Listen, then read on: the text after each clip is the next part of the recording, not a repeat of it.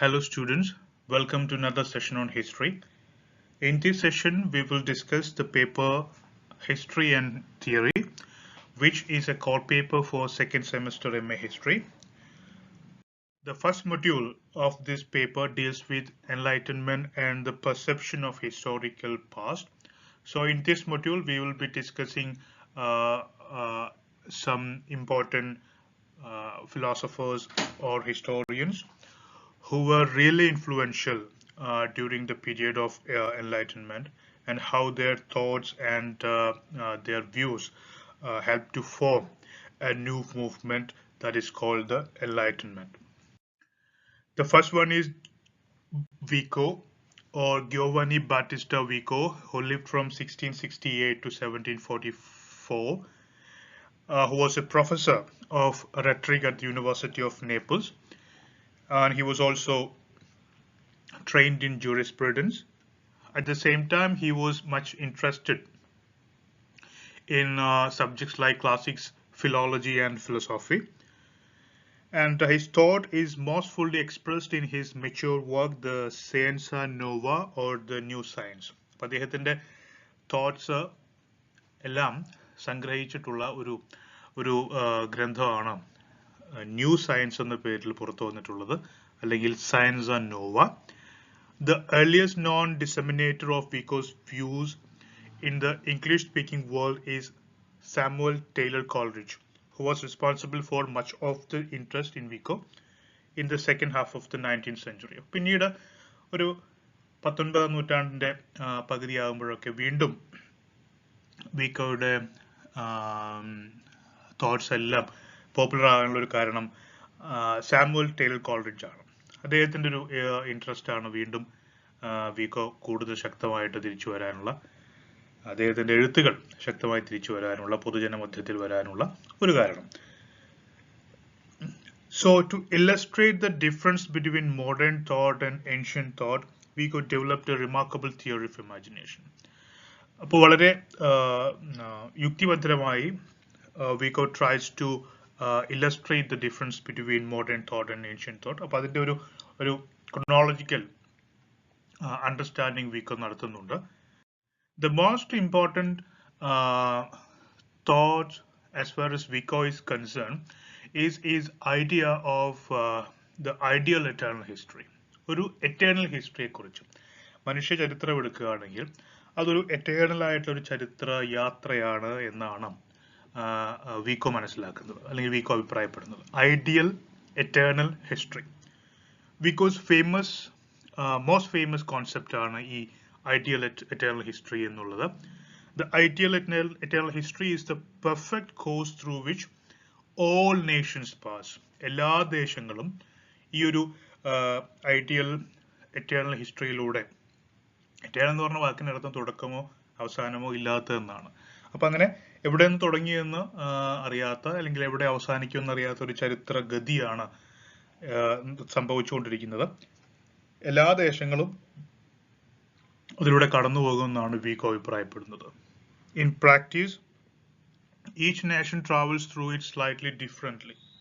എല്ലാ ദേശങ്ങളുടെയും ചരിത്രം ഒരുപോലെയല്ലെന്ന് നമുക്കറിയാം. അതുകൊണ്ട് തന്നെ ചെറിയ ഡിഫറൻസ് ഒക്കെ ഓരോ ദേശങ്ങൾക്കും ഉണ്ടാകും, ഓരോ പ്രദേശങ്ങൾക്കും ഉണ്ടാകും, അല്ലെങ്കിൽ ഓരോ സംസ്കാരങ്ങൾക്കും ഉണ്ടാകും. പക്ഷെ ഈ ഒരു എറ്റേണൽ ഹിസ്റ്ററി തന്നെയാണ് എല്ലായിടത്തും സംഭവിക്കുന്നത് എന്നാണ് വിക്കോ പറയുന്നത്. Vico divides the ideal eternal history into 3 stages. അപ്പോൾ ആ ചരിത്രത്തെ വിക്കോ 3ആയിട്ട് തരംതിരിച്ചിട്ടുണ്ട്. അതിൽ ആദ്യത്തെ സ്റ്റേജിന് എല്ലാ ദേശങ്ങളും അല്ലെങ്കിൽ എല്ലാ സംസ്കാരങ്ങളും കടന്നു പോകുന്ന ആ ഒരു എറ്റേണൽ ഹിസ്റ്ററിക്ക് 3 സ്റ്റേജസ് ഉണ്ടെന്നാണ് വിക്കോ പറയുന്നത്. The first one is the age of gods, the second one is the age of heroes, and the third one age of humans. അപ്പൊ age of gods, age of heroes and age of humans. ഇനി എന്താണ് ഈ വ്യത്യസ്തങ്ങളായിട്ടുള്ള ages എന്ന് നോക്കാം. Age of gods, the first age. In this age poetic wisdom is very strong. Poetic wisdom ആണ് ഈ ഒരു ഏജിലെ ഏറ്റവും ശക്തമായിട്ട് നിലനിൽക്കുന്നത്. ഇപ്പൊ പോയറ്റിക് വിസ്ഡം എന്നുകൊണ്ട് ഉദ്ദേശിക്കുന്നത് ഈശ്വരനിൽ വിശ്വസിക്കുന്ന, അല്ലെങ്കിൽ ഒരു ഈശ്വരൻ ഉണ്ടെന്നും ആ ഈശ്വരന്റെ ഇച്ഛ അനുസരിച്ചാണ് ലോകത്ത് കാര്യങ്ങളൊക്കെ നടക്കുന്നതെന്നും ശരിയും തെറ്റും അതിനടിസ്ഥാനത്തിൽ നമ്മൾ കാണണമെന്നും ശരിക്കും തെറ്റിനും ഈശ്വരൻ ശരിയായ ശിക്ഷയും മറ്റും അല്ലെങ്കിൽ റിവാർഡ് നൽകുമെന്നൊക്കെയുള്ള വിശ്വാസങ്ങളാണ് ഈ പോയറ്റിക് വിസ്ഡം എന്ന് പറയുന്നത്. അത് ഈ കാലഘട്ടത്തിൽ ഉണ്ടായിരുന്നു, ഏജ് ഓഫ് ഗോഡ്സിന്റെ കാലഘട്ടത്തിൽ ഉണ്ടായിരുന്നു എന്നാണ് വിക്കോ പറയുന്നത്. There is an aristocracy of fathers who know how to control themselves and others through religion. മാത്രമല്ല പുരോഹിതന്മാരുണ്ടായിരുന്നു. ഈ പുരോഹിതന്മാര് മതം ഉപയോഗിച്ച് അല്ലെങ്കിൽ വിശ്വാസ പ്രമാണങ്ങൾ ഉപയോഗിച്ച് അവരുടെ സഭയെയും അതുപോലെ തന്നെ മറ്റുള്ളവരെയും ജനങ്ങളെയും ഒക്കെ നിയന്ത്രിച്ചിരുന്നു. These fathers, which Vico calls theological poets, rule over small asylums and the family who are wandering outsiders who come to them seeking protection. അപ്പൊ ഈ ഫാദേഴ്സ്, ഈ പുരോഹിതന്മാര്, അവരെ വിക്കോ വിളിക്കുന്ന പേര് തിയോളജിക്കൽ പോയറ്റ്സ് എന്നാണ്. Theological poets. They rule over small asylums and the family who are wandering outsiders who come to them seeking protection. അപ്പൊ അവർക്ക് ചെറിയ ചെറിയ പ്രിൻസിപ്പാലിറ്റീസ് ഉണ്ട്, അവരുടെ അധികാരം നിലനിൽക്കുന്ന സ്ഥലങ്ങളുണ്ട്, ഒരു സഭയോ ഒക്കെ പോലെ. മാത്രമല്ല അവിടേക്ക് ധാരാളം ആളുകൾ ഇങ്ങനെ പ്രൊട്ടക്ഷൻ ആവശ്യപ്പെട്ട് വരാം. അപ്പൊ അവരെയും ഒക്കെ കൺട്രോൾ ചെയ്യാനുള്ള ഈ അധികാരം അവർക്കുണ്ടായിരുന്നു. വാണ്ടറിങ് ഔട്ട്സൈഡേഴ്സിനെ വിളിച്ചിരുന്ന ഒരു പേര് കൊടുത്തിരുന്ന, വിക്കോ വിളിക്കുന്ന പേരാണ് family. The family is the term Vico now uses for those who wandered into the lands of the fathers in the universal law. Okay, അപ്പോൾ ഇത്തരം പോയറ്റിക് വിസ്ഡം ഒക്കെ ഉപയോഗിച്ച്, റിലിജൻ എല്ലാം ഉപയോഗിച്ച് അധികാരം നടപ്പിലാക്കിയിരുന്ന ആളുകളുടെ അടുത്തേക്ക് വരുന്ന വാണ്ടറേഴ്സിനെയാണ് ഫാമിലി എന്ന് വിളിച്ചിരുന്നത്. അപ്പോൾ ഇവരൊക്കെ അടങ്ങുന്ന ഒരു കാലഘട്ടം ആണ് ഏജ് ഓഫ് ഗോഡ്സ്. പേര് സൂചിപ്പിക്കുന്ന പോലെ തന്നെ ദൈവമാണ് ഏറ്റവും പ്രധാനപ്പെട്ടത്. ദൈവത്തിലാണ് എല്ലാം അർപ്പിച്ചിരിക്കുന്നത്. ദൈവത്തിലുള്ള വിശ്വാസത്തിന്റെ പേരിലാണ് നിത്യേനയുള്ള കാര്യങ്ങളും മൊറാലിറ്റി, മറ്റ് കൾച്ചർ, ഇങ്ങനെയുള്ള കാര്യങ്ങളൊക്കെ നടന്നു പോയിരുന്നത്.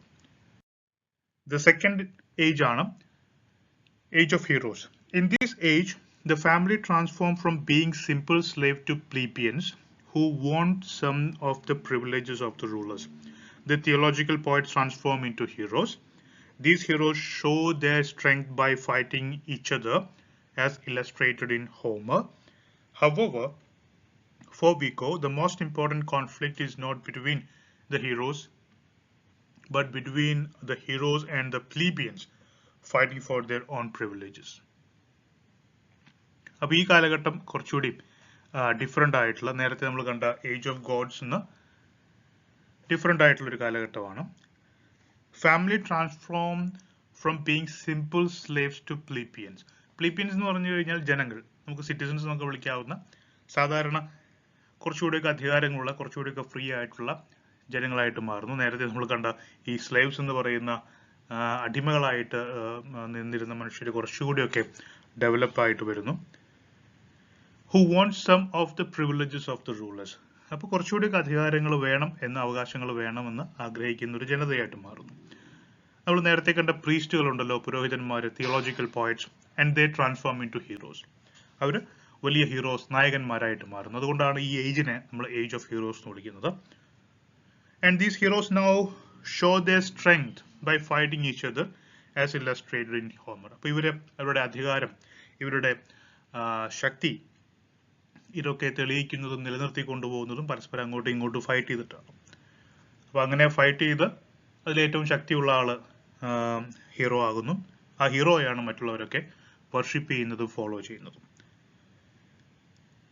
The most important conflict is not between the heroes but between the heroes and the plebeians fighting for their own privileges. അപ്പോൾ ഇവിടെ ഈ ഒരു കാലഘട്ടത്തിൽ മറ്റൊരു കോൺഫ്ലിക്റ്റ് നടക്കുന്നതായിട്ട് വീക്ക പറയുന്നു. അതായത് നമ്മുടെ ഈ അധികാരമുള്ള ഒരു നായകന്മാരുടെ ഒരു വർഗവും അതുപോലെ തന്നെ ജനങ്ങൾ, സാധാരണക്കാരായ ജനങ്ങൾ, പ്ലീബിയൻസ് എന്ന് വിളിക്കാം, ആ പ്ലീബിയൻസ് തമ്മിൽ കണ്ടിന്യൂസ് ആയിട്ടൊരു ഫൈറ്റ് വേറെ വഴിക്ക് നടക്കുന്നുണ്ട്. അത് വേറെ ഒന്നിനുമല്ല, ഈ പ്ലീബിയൻസ്, ഈ ജനങ്ങൾ കുറച്ചുകൂടിയൊക്കെ അവരുടെ അവകാശത്തിലും മറ്റുമൊക്കെ ബോധവാന്മാരാണ്. അപ്പൊ കൂടുതൽ അവകാശങ്ങൾ ലഭിക്കാനുള്ള ഒരു പോരാട്ടം ഈ കാലഘട്ടത്തിൽ ഹീറോസും പ്ലീബിയൻസും തമ്മിൽ നടക്കുന്നുണ്ട്. ഇതാണ് സെക്കൻഡ് ഏജ്, മനുഷ്യൻ കടന്നു വന്നിട്ടുള്ള രണ്ടാമത്തെ കാലഘട്ടം. മൂന്നാമത്തെയാണ് ഏജ് ഓഫ് ഹ്യൂമൻസ് എന്ന് പറയുന്നത്. മനുഷ്യരുടെ കാലഘട്ടമാണ്. മനുഷ്യനാണ് ഡോമിനേറ്റ് ചെയ്യുന്നത്. The third age is the age of humans. Divine providence orchestrates the class wars so that the heroes inadvertently undermine themselves by conceding certain powers to the plebeians. Okay, അപ്പോൾ ഒരുപാട് നമ്മൾ നേരത്തെ ഒരു ക്ലാസ് വാറിനെ കുറിച്ച് പറഞ്ഞിരുന്നു, പ്ലീബിയൻസും അതുപോലെ തന്നെ ഹീറോസും തമ്മിൽ.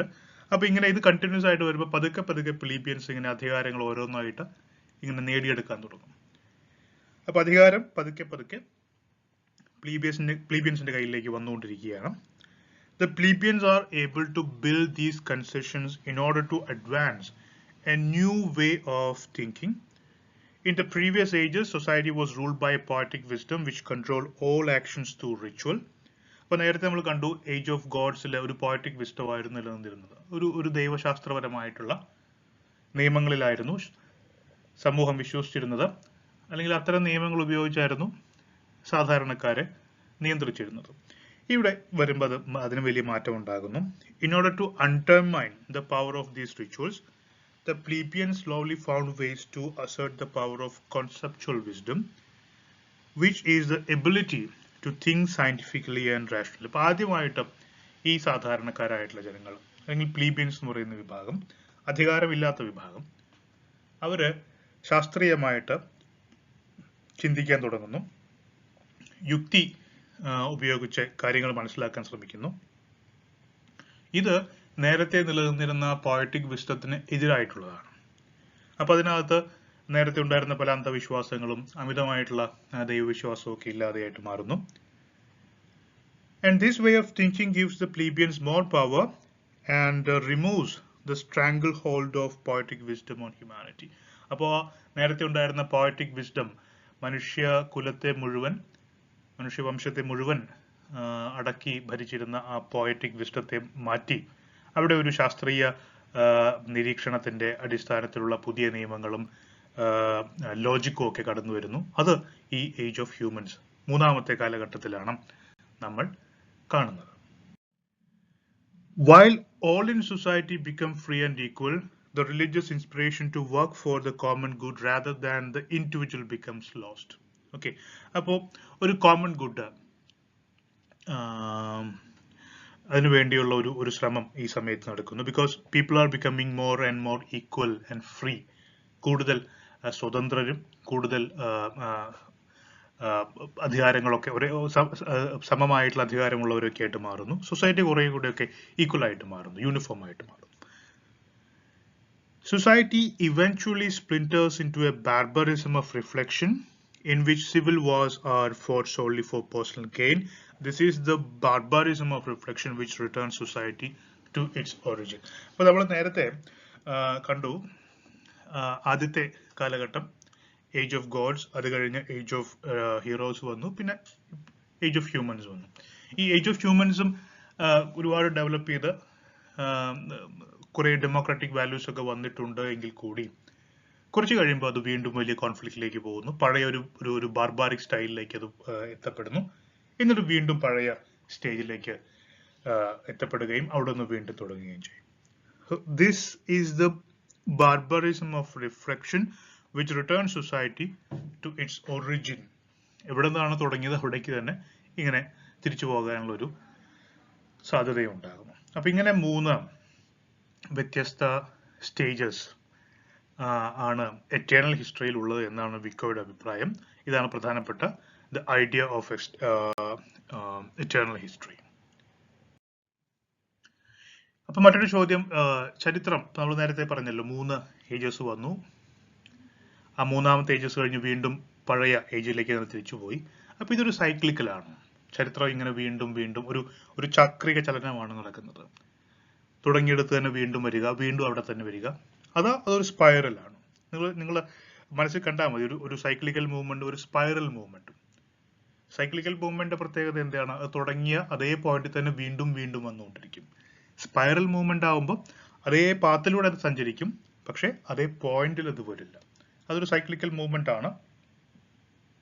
നേരത്തെ ഉണ്ടായിരുന്ന ഒരു പ്രത്യേക പ്രദേശത്തൂടെയൊക്കെ അത് ഒരു കോണ്ടെക്സ്റ്റിലൂടെ അത് കടന്നു പോകാൻ സാധ്യതയുണ്ട് സ്പൈറൽ മൂവ്മെന്റിലാകുമ്പോൾ. പക്ഷെ അതേ എക്സാക്ട് പോയിന്റിലേക്ക് വരാൻ സാധിക്കില്ല. So one of the major debates about the ideal eternal history is whether it is a circle or a spiral. Okay, those who suggest that it is a spiral hold that each time a nation goes through the ideal eternal history, it improves. Okay, അപ്പോൾ ചിലർ പറയുന്നു history സ്പൈറലാണ്, ഒരേ പോയിന്റിലേക്ക് വരുന്നില്ല, ഓരോ തവണ അത് ഇങ്ങനെ കറങ്ങിക്കൊണ്ട് വരുമ്പോഴേക്കും എന്താണ് സംഭവിക്കുന്നത്, കൂടുതൽ ഇംപ്രൂവ് ആവുന്നു. പഴയതുപോലെ വിക്കോ പറഞ്ഞതുപോലെ ഏറ്റവും അവസാനത്തെ ആദ്യത്തെ ഒറിജിനിലേക്ക് തന്നെ പോകുന്നില്ല. It gets improved each time. In each circle it gets improved. And those who suggest it is a circle hold that each cycle of the ideal eternal history really does reduce it back to its beginning. അപ്പോൾ അവർ പറയുന്നത് ഇതൊരു cyclical movement ആണെന്ന് പറയുന്നവർ, they believe that each cycle of the ideal eternal history really does reduce it back to the beginning. തുടക്കത്തിലേക്ക് തന്നെ പോകുന്നു, പഴയ barbarian അവസ്ഥയിലേക്ക് പോകുന്നു, വീണ്ടും ഡെവലപ്പ് ചെയ്ത് വരുന്നു, പിന്നെ അത് തകർന്ന് പോകുന്നു. നമ്മൾ പല ഹിസ്റ്റോറിയൻസും ഇത് പറയുന്നത് കണ്ടിട്ടുണ്ട്. ഫോർ എക്സാമ്പിൾ, നമ്മൾ ഇബ്നു ഖൽദൂനെ കുറിച്ച് നേരത്തെ ക്ലാസ്സുകളിൽ പഠിച്ചപ്പോഴും ഇതേപോലെയുള്ള ഒരു എല്ലാ സിവിലൈസേഷൻസും ഉണ്ടാകുന്നതും നശിച്ചു പോകുന്നതും ഒക്കെ പറഞ്ഞിട്ടുണ്ട്. അപ്പൊ അതിന്റെ വേറൊരു വേർഷൻ ഒന്ന് ഇതിനെ കണ്ടാൽ മതി. അപ്പൊ സൈക്ലിക്കൽ ആണെന്നും സ്പൈറൽ ആണെന്നുമുള്ള രണ്ട് വാദഗതികളുണ്ട്, അത് ഓർത്തിരിക്കുക. Next one is David Hume. From 1711 to 1776, he was a product of Scottish Enlightenment and was associated with the anti-Cartesianism begun by Vico. He demonstrated that history was a legitimate and valid type of knowledge because history did not promise more than it could perform, and it did not depend on any metaphysical hypothesis. അപ്പോൾ വിക്കോയുടെ തന്നെ അഭിപ്രായക്കാരനായിരുന്നു David Hume. അദ്ദേഹം he was against Descartes. നമ്മൾ കാർട്ടേഷ്യനിസം അതുപോലെ ഡെക്കാർത്തിയുടെ policies ഒക്കെ നമ്മൾ നേരത്തെ പഠിച്ചിട്ടുണ്ടാവും. അപ്പോൾ അതിൽ ഡെക്കാർത്തെ വാസ് ആന്റി ഹിസ്റ്ററി. അദ്ദേഹം ഹിസ്റ്ററി ഒരു വാലിഡ് നോളജ് സിസ്റ്റമായിട്ടോ ഒരു സബ്ജക്റ്റ് ആയിട്ടോ ഒരിക്കലും ആക്സെപ്റ്റ് ചെയ്തിട്ടുണ്ടായിരുന്നില്ല. അപ്പൊ അദ്ദേഹത്തിന്റെ ഒരു ഐഡിയോളജിയെ നമ്മൾ വിളിക്കുന്നതാണ് കാർട്ടേഷ്യനിസം. അപ്പൊ കാർട്ടേഷ്യനിസം ഫോളോ ചെയ്തിരുന്ന ആൾക്കാരൊന്നും they never accepted history as A valid or A scientific subject or even A subject. But David Hume says that history was a legitimate and valid type of knowledge. എന്താന്ന് വെച്ചാൽ ഹിസ്റ്ററി ഒരിക്കലും അത് promise ചെയ്യുന്നതിനപ്പുറത്തേക്കുള്ള ഒന്നും അത് ചെയ്യാൻ പോകുന്നില്ല. But it gives what it promises. Okay, did not promise more than it could perform, and it did not depend on any metaphysical hypothesis. History, according to David Hume, is based on real facts. It never comes up with some metaphysical hypothesis and form conclusions based on such hypothesis. It's based on facts. അതാണ് David Hume പറയുന്നത്. And in his essay on the study of history, Hume refers to history as an agreeable entertainment, more interesting than fiction. So he says that history is an agreeable entertainment and it's more interesting than fiction. He applied his principles of philosophy to historical knowledge and showed that historical knowledge is a system of reasonable beliefs based on testimony. But testimony എന്ന് പറയുമ്പോൾ നമുക്ക് മലയാളത്തിൽ തന്നെ സത്യപ്രസ്താവന എന്നൊക്കെ വിളിക്കാം. Based on truth. Okay. അപ്പോൾ നമ്മൾ പലയിടത്തും പോയി ഒരു പ്രത്യേക historical ഫാക്റ്റിനെ കണ്ടുപിടിക്കുമ്പോൾ it should be based on truth. There must be evidence for that. അതിന്റെ വെറാസിറ്റി കണ്ടുപിടിക്കാൻ നമുക്ക് കഴിയണം. There should be something that you can use some kind of tools or a system to check its veracity. Only after that due process you accept it as something true, as something a historical fact. So according to David Hume, history is a legitimate subject. He applied his principles of philosophy to historical knowledge and showed that historical knowledge is a system of reasonable beliefs based on testimony.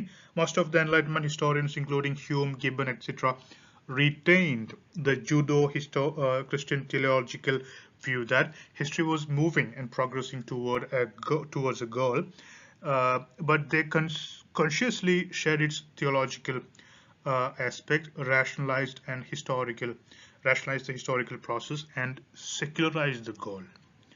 അപ്പോൾ വളരെ പ്രധാനപ്പെട്ട ഒരു കാര്യം ഈ enlightenment historians, ഭൂരിഭാഗം ആളുകളും, including David Hume, they believed teleological view of history. അപ്പോൾ teleological view എന്ന് പറയുമ്പം അത് ഒരു ചരിത്രം is moving and progressing towards a goal. അപ്പോൾ ചരിത്രത്തിന് ചരിത്രത്തിന്റെ മുന്നോട്ടുള്ള ഗതി, അതിനൊരു ലക്ഷ്യമുണ്ട്.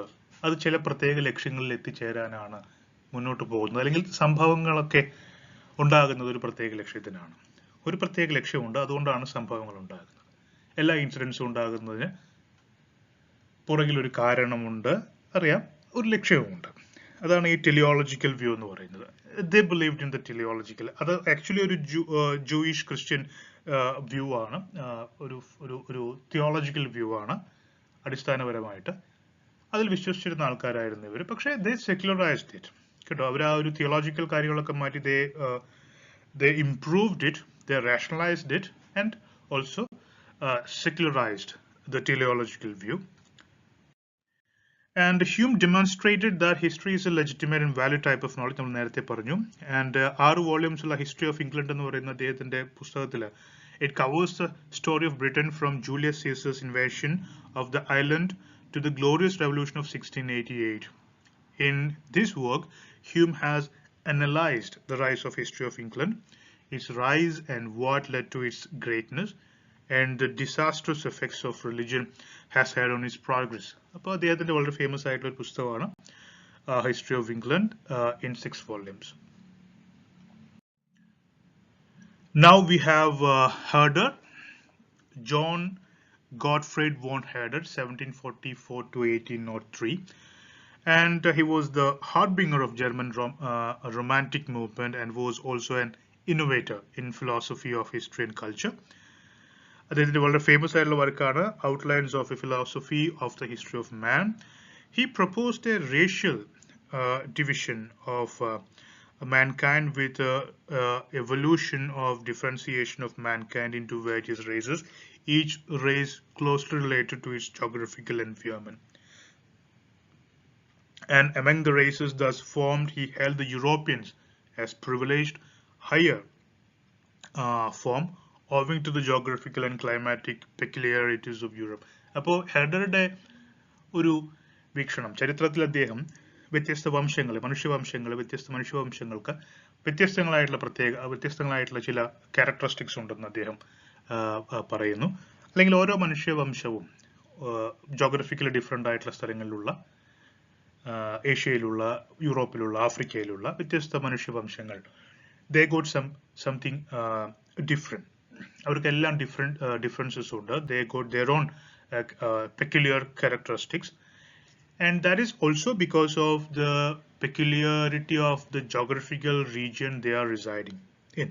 Okay, അപ്പോൾ യൂറോപ്പിലുള്ള പ്രത്യേകത, യൂറോപ്യൻ കാലാവസ്ഥ, ആഫ്രിക്കൻ കാലാവസ്ഥ, ഏഷ്യൻ കാലാവസ്ഥ, അവിടുത്തെ ഭൂപ്രകൃതി, അതൊക്കെ അവിടെ ഉണ്ടായിട്ടുള്ള, അവിടെ നിവസിക്കുന്ന മനുഷ്യവംശങ്ങളെ സ്വാധീനിക്കുന്നു എന്നാണ് പറയുന്നത്. And he also says that Europeans are the privileged form of race. ഏറ്റവും privileged ആയിട്ടുള്ള റേസ് യൂറോപ്യൻസ് ആണ്. കാരണം അദ്ദേഹം പറയുന്നു is because of the geographical and climatic peculiarities of Europe. His philosophy of history and culture caused a ferment of fundamental thinking in Germany known as the Romanticism, and sowed the seeds of cultural nationalism nurtured later by Goethe, Kant, Hegel, etc. And Herder's philosophy of national culture and national character was rooted in Romanticism. അപ്പോൾ നമുക്ക് നോക്കാം, ഹെഡറുടെ ഒരു view വരുന്നിങ്ങനെയാണ്. Header പറയുന്നു ഓരോ റേസും അത് നിവസിക്കുന്ന സ്ഥലവുമായിട്ട് അഭേദ്യമായി ബന്ധപ്പെട്ട് കിടക്കുന്നു. അവിടുത്തെ ഭൂമിശാസ്ത്രപരമായിട്ടുള്ള പ്രത്യേകത, അവിടുത്തെ കാലാവസ്ഥ, ഇതൊക്കെ അവിടെ ഉണ്ടാകുന്ന ഒരു മനുഷ്യവംശത്തെ, അതിന്റെ സ്വഭാവം, അതിന്റെ ബുദ്ധിശക്തി, അതിന്റെ കാര്യക്ഷമത, ഇതിനെയൊക്കെ സപ്പോർട്ട് ചെയ്യുന്നുണ്ട് അല്ലെങ്കിൽ ഇൻഫ്ലുവൻസ് ചെയ്യുന്നുണ്ട്. അതുകൊണ്ട് തന്നെ നേഷൻ ഒരു ആ പ്രകൃതിയുമായി ചേർന്ന് നിൽക്കുന്ന അവസ്ഥയെ ഒരുപാട് ഗ്ലോറിഫൈ ചെയ്തിരുന്ന ഒരാളാണ് ഹെഡർ. അപ്പൊ അത് പിന്നീട് ദേശം, ദേശീയത, നേഷൻഹുഡ് തുടങ്ങിയിട്ടുള്ള കുറേയൂടെയൊക്കെ റൊമാൻറ്റിക് ആയിട്ടുള്ള കാൽപ്പനികത നിറഞ്ഞ ആശയങ്ങൾക്ക് വളമിക്കുന്ന രീതിയിലുള്ള തോട്ട്സ് ആയിരുന്നു ഹെഡർ മുന്നോട്ട് വെച്ചത്. അതുകൊണ്ട് തന്നെ ഈ റൊമാൻറ്റിസിസം പിന്നീട് റൊമാൻറ്റിസിസത്തിന്റെയൊക്കെ ഫണ്ടമെന്റൽ തിങ്കിങ് കാരണക്കാരനാകുന്നത്, ഈ റൊമാൻറ്റിക് മൂവ്മെന്റിന്റെ ഫണ്ടമെന്റൽ തിങ്കിങ്ങിന് കാരണക്കാരനാകുന്ന ഒരാള് ഹെഡറാണ്. അദ്ദേഹത്തിന്റെ ഫിലോസഫി, ഹിസ്റ്ററി ആൻഡ് കൾച്ചർ, പിന്നീട് വരുന്ന കൾച്ചറൽ നാഷണലിസം, ഒരു പ്രത്യേക പ്രദേശത്തുള്ള ആളുകളുടെ സംസ്കാരം, അത് ഒരു ദേശീയതയായിട്ട് വളരുക, അല്ലെങ്കിൽ ദേശീയതയ്ക്ക് വളം കൊടുക്കുന്നത് ഈ അവിടുത്തെ കൾച്ചറായി മാറുക. ഇത്തരം കാര്യങ്ങളൊക്കെ പിന്നീട് നമ്മൾ കാണുന്നു, ലോക ചരിത്രത്തിൽ കാണുന്നു. അതിനൊക്കെ തുടക്കം, ഫിലോസോഫിക്കൽ ആയിട്ടുള്ള തുടക്കം ഹെഡറിൽ നിന്നാണെങ്കിൽ പറയാവുന്നതാണ്. And his philosophy of national culture and national character was rooted in Romanticism. അപ്പൊ ഈ ദേശവും ദേശത്തെ ആളുകളും അതിന്റെ ചുറ്റുപാടും പ്രകൃതിയും ഒക്കെ അതിനെയൊക്കെ ഒരു കാൽപ്പനികമായ മനോഭാവത്തോടു കൂടി സമീപിക്കുമ്പോൾ it becomes Romanticism. Heidegger's nationalism was actually based on Romanticism. He declared that all true culture or civilization must rise from his native roots and the walk and not from the cosmopolitan life of the upper classes. അപ്പോൾ അദ്ദേഹം VOLK ഒരു German വാക്കാണ്, Fox അല്ലെങ്കിൽ ജനങ്ങൾ എന്ന് നമുക്ക് പറയാം. ഉച്ചരിക്കേണ്ടത് ഏതാണ്ട് ഫോക്സ് എന്ന് ആണ്. അതിന്റെ അർത്ഥം എല്ലാ കൾച്ചറും അതിന്റെ ഒരു റൈസ്, അതിന്റെ ഒരു ശക്തിപ്പെടൽ സംഭവിക്കേണ്ടത് അതിന്റെ റൂട്ട്സിൽ നിന്നാണ്, വേരുകളിൽ നിന്നാണ്. അപ്പോൾ ഒരു കൾച്ചറിന്റെ വേരെന്ന് പറയുമ്പോൾ നമ്മൾ ഈ സിറ്റികളിൽ മറ്റൊന്നും കാണുന്നതായിരിക്കില്ല. കുറെ കൂടിയൊക്കെ അകത്ത് ഗ്രാമങ്ങളിലോ അല്ലെങ്കിൽ കൂടുതൽ റൊമാൻറ്റിക് ആയിട്ടുള്ള പ്രകൃതിയോടൊക്കെ ഇണങ്ങി ചേർന്ന് നിൽക്കുന്ന പ്രദേശങ്ങളിലായിരിക്കും. സോ കോസ്മോപൊളിറ്റൻ അപ്പർ ക്ലാസസ് എന്നല്ല, it should come from the roots, താഴേക്കിടയിലുള്ള ആ പ്രദേശവുമായിട്ട് ചേർന്ന് ജീവിക്കുന്ന സംസ്കാരത്തിന്റെ ഉറവിടമായിട്ടുള്ള സ്ഥലങ്ങളിൽ നിന്നായിരിക്കും അത് ഉണ്ടാകേണ്ടത്. Each civilization, according to him, is a biological and spiritual entity, a planned and organized organism with its own birth, maturity, decline and death. അപ്പോൾ അദ്ദേഹത്തിന്റെ അഭിപ്രായത്തിൽ ഒരു സിവിലൈസേഷൻ എന്ന് പറയുന്നത്, ഒരു സംസ്കാരം എന്ന് പറയുന്നത് ഒരു ജീവനുള്ള വസ്തുവിനെ പോലെയാണ്. അത് ഒരേ സമയം ബയോളജിക്കലുമാണ്, സ്പിരിച്വലുമാണ്. അതിന് ഒരു ആത്മീയ തലമുണ്ട്, അതിനൊരു ഭൗതിക തലമുണ്ട്, അതിനൊരു ജൈവിക തലമുണ്ട്. ഈ ജൈവികവും ആത്മീയവുമായിട്ടുള്ള തലങ്ങളിലൂടെ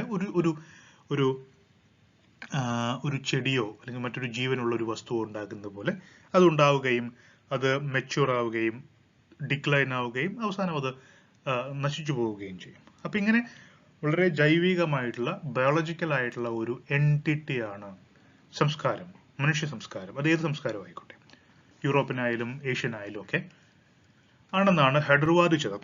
each national culture is a unique entity with its own inherent character, its own language, religion, moral code, literature and art. നമുക്കറിയാവുന്ന കാര്യമാണ്. It is this national culture that molds national character and determine the history of the people. ഇത്തരം അവിടുത്തെ ഭാഷ, അവിടുത്തെ മതം, അവിടുത്തെ സംസ്കാരം, ആളുകളുടെ സ്വഭാവം, ഇങ്ങനെയുള്ള ധാരാളം കാര്യങ്ങൾ, പ്രകൃതി, കാലാവസ്ഥ, ഇതൊക്കെയാണ് അവിടുത്തെ ഒരു നാഷണൽ കൾച്ചർ ഉണ്ടാക്കുന്നത് അദ്ദേഹം പറയുന്നു. And that influences the history of the people. ആ ഒരു പ്രത്യേക ജനതയുടെ ചരിത്രവും ഇൻഫ്ലുവൻസ് ചെയ്യപ്പെടുന്നത് ഈ ഒരു നാഷണൽ കൾച്ചറിന്റെ അടിസ്ഥാനത്തിലാണ്. He exhorted historians to sympathize with the nation and feel themselves into it. He went against the Enlightenment historians and asserted that everything is relatively right into its own historical context. Okay, so he wanted the historians to feel their national roots. So he was like romanticizing the origin and the sustenance of nation, and he wanted everyone, especially the historians, to understand and appreciate the values of their own respective cultures or civilizations for that matter. His ideas on race and cultural nationalism were later used in assertion of superiority of Europeans and imperialism. അപ്പോൾ പിന്നീട് ഈ ഹെർഡർ പറഞ്ഞു വെച്ച പല കാര്യങ്ങളും ചില negative ഉദ്ദേശങ്ങളോടുകൂടി ലോക ചരിത്രത്തിൽ ഉയർത്തിക്കൊണ്ടുവന്നിട്ടുണ്ട്. ഫോർ എക്സാമ്പിൾ യൂറോപ്യൻസിന്റെ സുപ്പീരിയോറിറ്റി, യൂറോപ്യൻസ് വംശം സുപ്പീരിയർ ആയിട്ടുള്ള മനുഷ്യവംശമാണെന്നുള്ള വാദം, ഇമ്പീരിയലിസം സാമ്രാജ്യത്വം, ഇതിനൊക്കെ അടിസ്ഥാനപ്പെടുന്ന അതിനൊക്കെ സഹായിക്കുന്ന വാദങ്ങളായിട്ട് പലപ്പോഴും ഹേർഡറുടെ വാദങ്ങളെ പിന്നീട് ഉയർത്തിക്കൊണ്ടുവന്നിട്ടുണ്ട്. So let's get into this Romanticism. So what is Romanticism? The expression romantic became popular during its own time, roughly in 1780 to 1850. Okay, the philosophers of the Enlightenment held a conception of human nature as something uniform and unchanging, and treated certain ages of the past like Middle Ages as primitive and barbaric. അപ്പോൾ ഈ Enlightenment സമയത്ത് ഉണ്ടായിരുന്ന ഫിലോസഫേഴ്സിനെയാണ് നമ്മൾ philosophers എന്ന് വിളിച്ചിരുന്നത്. നമുക്കറിയാവുന്ന കാര്യമാണ് philosophers. ഈ ഫിലോസഫേഴ്സ് വിചാരിച്ചിരുന്നത് അവർക്ക് വളരെ റേഷണൽ തിങ്കിങ് ഉണ്ടായിരുന്നല്ലോ. So they believe that human nature എല്ലാം യൂണിഫോം ആണ്, എവിടെ നോക്കിയാലും മനുഷ്യരെല്ലാം ഒരുപോലെയാണ്, അവരുടെ രീതികളൊക്കെ അൺചേഞ്ചിങ് ആണെന്നൊക്കെയായിരുന്നു അവർ വിചാരിച്ചിരുന്നത്. And they called the middle ages as primitive and barbaric. അപ്പോൾ ഈ മിഡിൽ ഏജസിനെ അവർ വിളിച്ചിരുന്നത് ഡാർക്ക് ഏജസ് എന്നും ബാർബാരിക് ഏജസ് എന്നൊക്കെയാണ്, നമുക്കറിയാവുന്ന കാര്യമാണ്. So Romanticism appeared in conflict with such ideas of the Enlightenment. It is said to have shook the comfortable 18th century philosophy out of their intellectual single-mindedness. The Romanticists looked upon life and its interpretation as based more on feeling than thought. ഏറ്റവും പ്രധാനപ്പെട്ട point ഇതാണ്, more on feeling than thought. അപ്പോൾ ചിന്തകൾക്ക് കൂടുതൽ പ്രാധാന്യം കൊടുക്കാതെ ഫീലിംഗ്സിനാണ് romanticist പ്രാധാന്യം കൊടുത്തത്. According to them enlightenment stifled imagination, sensitivity, feelings, spontaneity and freedom. അപ്പോൾ അവരുടെ അഭിപ്രായത്തിൽ എൻലൈറ്റൻമെന്റ് എന്ന് പറയുന്നത് മനുഷ്യന്റെ ഇമാജിനേഷനെയും സെൻസിറ്റിവിറ്റിയെയും ഫീലിംഗ്സിനെയും വിചാരങ്ങളെയും ഒക്കെ ഇല്ലാതെയാക്കുന്ന മൂവ്മെന്റ് ആണ് എൻലൈറ്റൻമെന്റ് മൂവ്മെന്റ് എന്നാണ് റൊമാന്റിസിസ്റ്റുകൾ പറയുന്നത്. So they were actually talking against or pitting themselves against Enlightenment. For the Romanticists, the medium of thought itself was failing. Okay, the medium of thought itself was failing for the Romanticists. The skepticism, rationalism, intellectualism of the age of reason came to be challenged everywhere by faith and feeling, imagination and mystery, sentiment, romance. ഇതൊക്കെയാണ് റൊമാൻറ്റിസിസത്തിന്റെ അടിസ്ഥാനങ്ങൾ. ഇതൊക്കെയാണ് romance, sentiment, imagination, mystery, faith, feeling. ഇതൊക്കെ വെച്ചാണ് റൊമാന്റിസിസ്റ്റുകൾ ആർക്കെതിരെ fight ചെയ്യുന്നത്? Enlightenment ഫിലോസഫേഴ്സിനെതിരെ ഫൈറ്റ് ചെയ്യുന്നത്. അപ്പൊ എൻലൈറ്റൻമെന്റ് ഫിലോസഫേഴ്സ് റേഷണാലിറ്റിയും സയന്റിഫിക് മെത്തഡോളജിയും ഒക്കെയാണ് അവർ മുന്നോട്ട് കൊണ്ടുപോകുന്നതെങ്കിൽ അവിടെ അതായത് എൻലൈറ്റൻമെന്റിലെ ആളുകൾക്ക് ഫിലോസഫേഴ്സിന് തോട്ടാണ് പ്രധാനമെങ്കിൽ റൊമാന്റിസിസ്റ്റിന് ഫീലിംഗ്സ് ആണ്. That is the fundamental difference between romanticist and a philosopher, Enlightenment philosopher. So we have Jean-Jacques Rousseau. Jean-Jacques Rousseau was the inspirer and messiah of the Romantic movement, and Romanticism was Rousseau's call back to naturalness and freedom, a call for originality, for direct experience and unhindered expression. Okay, but Rousseau ഒരു റൊമാന്റിസിസ്റ്റ് ആയിരുന്നു, and he wanted everybody to go back and understand and experience the freedom, the naturalness, the originality, etc. The Romantic tide swept Europe between Rousseau and Darwin. A literature of feelings, sentiment and passion flowed from Germany, England and France. Self-consciousness appears as one of the key elements of Romanticism itself. So self-consciousness is very important. Self-consciousness, you have to go back to your roots. You have to be identified with your surroundings, the beauty of the surroundings, the geography, the nature, the culture, your language, everything that is related to your grounding as a human being or a member of your society. So that was Romanticism. The romantic love of the mysterious and unknown contributed to a new interest in strange and distant societies and civilizations such as Chinese, Arab, Indian, Persian and Egyptian. അപ്പോൾ ഇവിടെ യൂറോപ്പിലെ മാത്രമല്ല ഈ romantic ആശയങ്ങളുള്ളവരെ യൂറോപ്പിന് പുറത്തുള്ള മറ്റ് പഴയ ancient സിവിലൈസേഷൻസിലേക്ക് നോക്കാൻ തുടങ്ങി. So they got interested in civilizations like Chinese, Arab, Indian, Persian and Egyptian. Unlike the Enlightenment historians who viewed the past ages with contempt and disgust, Romanticists regarded it with sympathy and respect. So, മുൻകാലങ്ങൾ, for example, Middle Ages തന്നെ നമുക്ക് പറയാം. Middle Agesനെ സംബന്ധിച്ചിടത്തോളം Enlightenment thinkersനെ Middle Ages എന്ന് പറയുന്നത് ഒരു ഇരുണ്ട കാലഘട്ടമായിരുന്നു. അന്ധവിശ്വാസങ്ങളും മറ്റുമൊക്കെയുള്ള ഒരു കാലഘട്ടമായിരുന്നു. But Romanticists, they valued each and every achievement of human beings. അപ്പോൾ അവരൊരിക്കലും അതിനെ തള്ളിക്കളയാൻ ഒരുക്കമല്ലായിരുന്നു. മനുഷ്യ ചരിത്രത്തിലെ ഒരു വളരെ പ്രധാനപ്പെട്ട ഒരു കാലഘട്ടമായിട്ട് തന്നെയാണ് അവർ മിഡിൽ ഏജസിനെ അല്ലെങ്കിൽ പാസ്റ്റിനെ കണ്ടത്. Romanticist sympathy for primitive times and for the Middle Ages became an asset which vastly enriched the historical outlook. And according to Collingwood, this love for the past did not develop into a futile nostalgia for the past as such, owed to another conception of Romanticism, the conception of history as a progress and development of human reason or the education of mankind. So there was love for the past. It's a kind of an, for example, Middle Ages. അത് നേരത്തെ ഒരു ഇരുണ്ട കാലഘട്ടമായിട്ടാണ് scientific തോട്ടുള്ള ആൾക്കാരൊക്കെ ചിന്തിച്ചിരുന്നെങ്കിൽ now romanticists are calling it something that should be appreciated. Then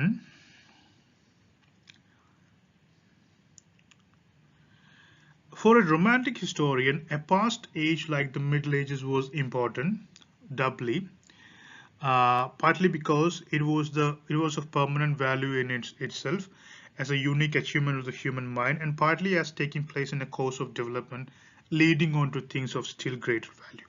അപ്പോൾ romantic historians സംബന്ധിച്ചിടത്തോളം Middle Ages important ആണ്, because that was there. അത് reality ആണ്. It was there. It was a specific or a distinct, if you may call so, part of human development. The idea of progress ഉണ്ടല്ലോ, idea of progress. മനുഷ്യൻ മുന്നോട്ട് പോയിക്കൊണ്ടിരിക്കുന്നു. ഓരോ ഘട്ടത്തിലും ഓരോ കാലഘട്ടത്തിലും മനുഷ്യൻ കൂടുതൽ അഭിവൃദ്ധിപ്പെട്ടുകൊണ്ടിരിക്കുന്നു എന്നുള്ള ഒരു കോൺസെപ്റ്റ്, എന്നുള്ള ഒരു വിശ്വാസത്തിന്റെ അടിസ്ഥാനത്തിൽ they were accepting it. They were ready to accept it, and they were actually asking others to accept the same. So romantic historiography, unlike Enlightenment historiography, thought of the whole past as one, and therefore no part of it was neglected as unworthy of study. അപ്പോൾ കഴിഞ്ഞ കാലഘട്ടത്തെ മുഴുവനായിട്ട് തള്ളിക്കളയാൻ ആര് തയ്യാറായിരുന്നില്ല? Romantic historians തയ്യാറായിരുന്നില്ല, unlike the Enlightenment historians.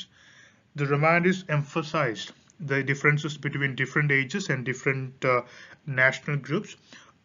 Rousseau and Herder laid the emotional and philosophical basis of nationalist creed.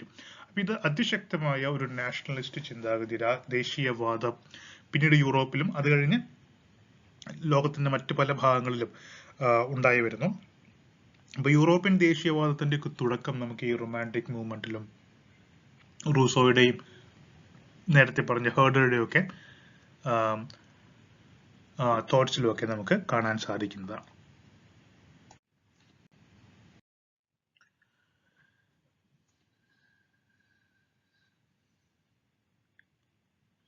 And this sympathy and admiration felt by the Romanticists for the Middle Ages led to an imitation of the mystic and capricious standards of those past centuries. So they wanted to imitate it. Okay, നേരത്തെ കഴിഞ്ഞു പോയ പഴയ കാലഘട്ടത്തിലെ പല മിസ്റ്ററീസും ഒക്കെ they wanted to have it experienced once again. Romanticist insistence on feeling and passion linked literature and historiography more than ever. This also became the cause for criticism as well. Instead of being investigators of truth, some romanticists in a way mystified human life and history. So this mystification of human life and history, romanticization of reality, അതൊക്കെ ആ സമയത്തുള്ള രചനകളിലും കഥകളിലും മറ്റുമൊക്കെ കവിതകളിലും ഒക്കെ നമുക്ക് കാണാൻ സാധിക്കും. They try to make history attractive by indulging in fanciful depictions and compromised in pursuit of rational causes in history. പലപ്പോഴും ഈ റൊമാൻറ്റിക് കാൽപ്പനിക മനോഭാവത്തിന്റെ അടിസ്ഥാനത്തിൽ ചരിത്രം എഴുതുമ്പോൾ they miss something. For example, rational ആയിട്ടുള്ള കാര്യങ്ങളൊക്കെ പലപ്പോഴും മിസ്സാകാറുണ്ടായിരുന്നു. The romanticist nationalist view of history propped up dangerous theories of race and culture, which provided the ideological basis for the phenomena of modern imperialism. It led to led to the notion of Aryan superiority and the civilizing mission of the non-whites and justification for colonialism. അപ്പോൾ ഈ ഒരു racial superiority പിന്നീട് ഉണ്ടാകുന്ന നമ്മൾ European രാജ്യങ്ങൾ മറ്റ് രാജ്യങ്ങളെ കോളനികളാക്കി മാറ്റുന്നത് ആര്യൻ വംശത്തിന്റെ സുപ്രീമസി അത് പിന്നീട് ജർമ്മനിയിൽ ഹിറ്റ്ലർ അത് എടുത്തുപയോഗിക്കുന്നു മറ്റ് എസ്പെഷ്യലി അഗെയിൻസ്റ്റ് ദ ജ്യൂസ്. അപ്പൊ ഇങ്ങനെ വളരെ ഡേഞ്ചറസ് ആയിട്ടുള്ള പല ആശയങ്ങളും ഈ ഒരു റൊമാൻറ്റിക് മൂവ്മെന്റിൽ നിന്നാണ് ഉണ്ടായിട്ടുള്ളത്. ഈ ഒരു കാൽപ്പനികതയുടെ അല്ലെങ്കിൽ ഒരു glorification of the nation, glorification of there surroundings നിന്നാണ് ഇതൊക്കെ പിന്നീട് ഉണ്ടായിട്ടുള്ളത് എന്നുള്ളത് വളരെ പ്രധാനപ്പെട്ട ഒരു കാര്യമാണ്. Then origin of nation. Okay, so there are two important theories regarding the origin of nation. One is primordialism and the second one is constructivism. So what is this primordialism? It is the theory that nations have a national identity embedded. Okay, nations are rooted in a common cultural heritage and language and often trace the origin of nation to the pre-modern period. Primordial എന്ന് വെച്ചാൽ ഒരുപാട് മുൻപുള്ളതാണ്, ഒരുപാട് പ്രാചീനമായിട്ട് ഉള്ളതാണ്, നേരത്തെ ഉള്ളതാണ്.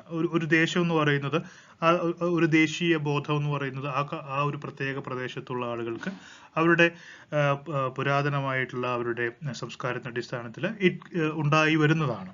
Okay, അങ്ങനെ ഒരു nation ഉണ്ടാകും എന്നുള്ള ആശയമാണ് primordialism കൊണ്ട് ഉദ്ദേശിക്കുന്നത്. The next one is constructivist theory. Okay, according to this theory work upon the theory that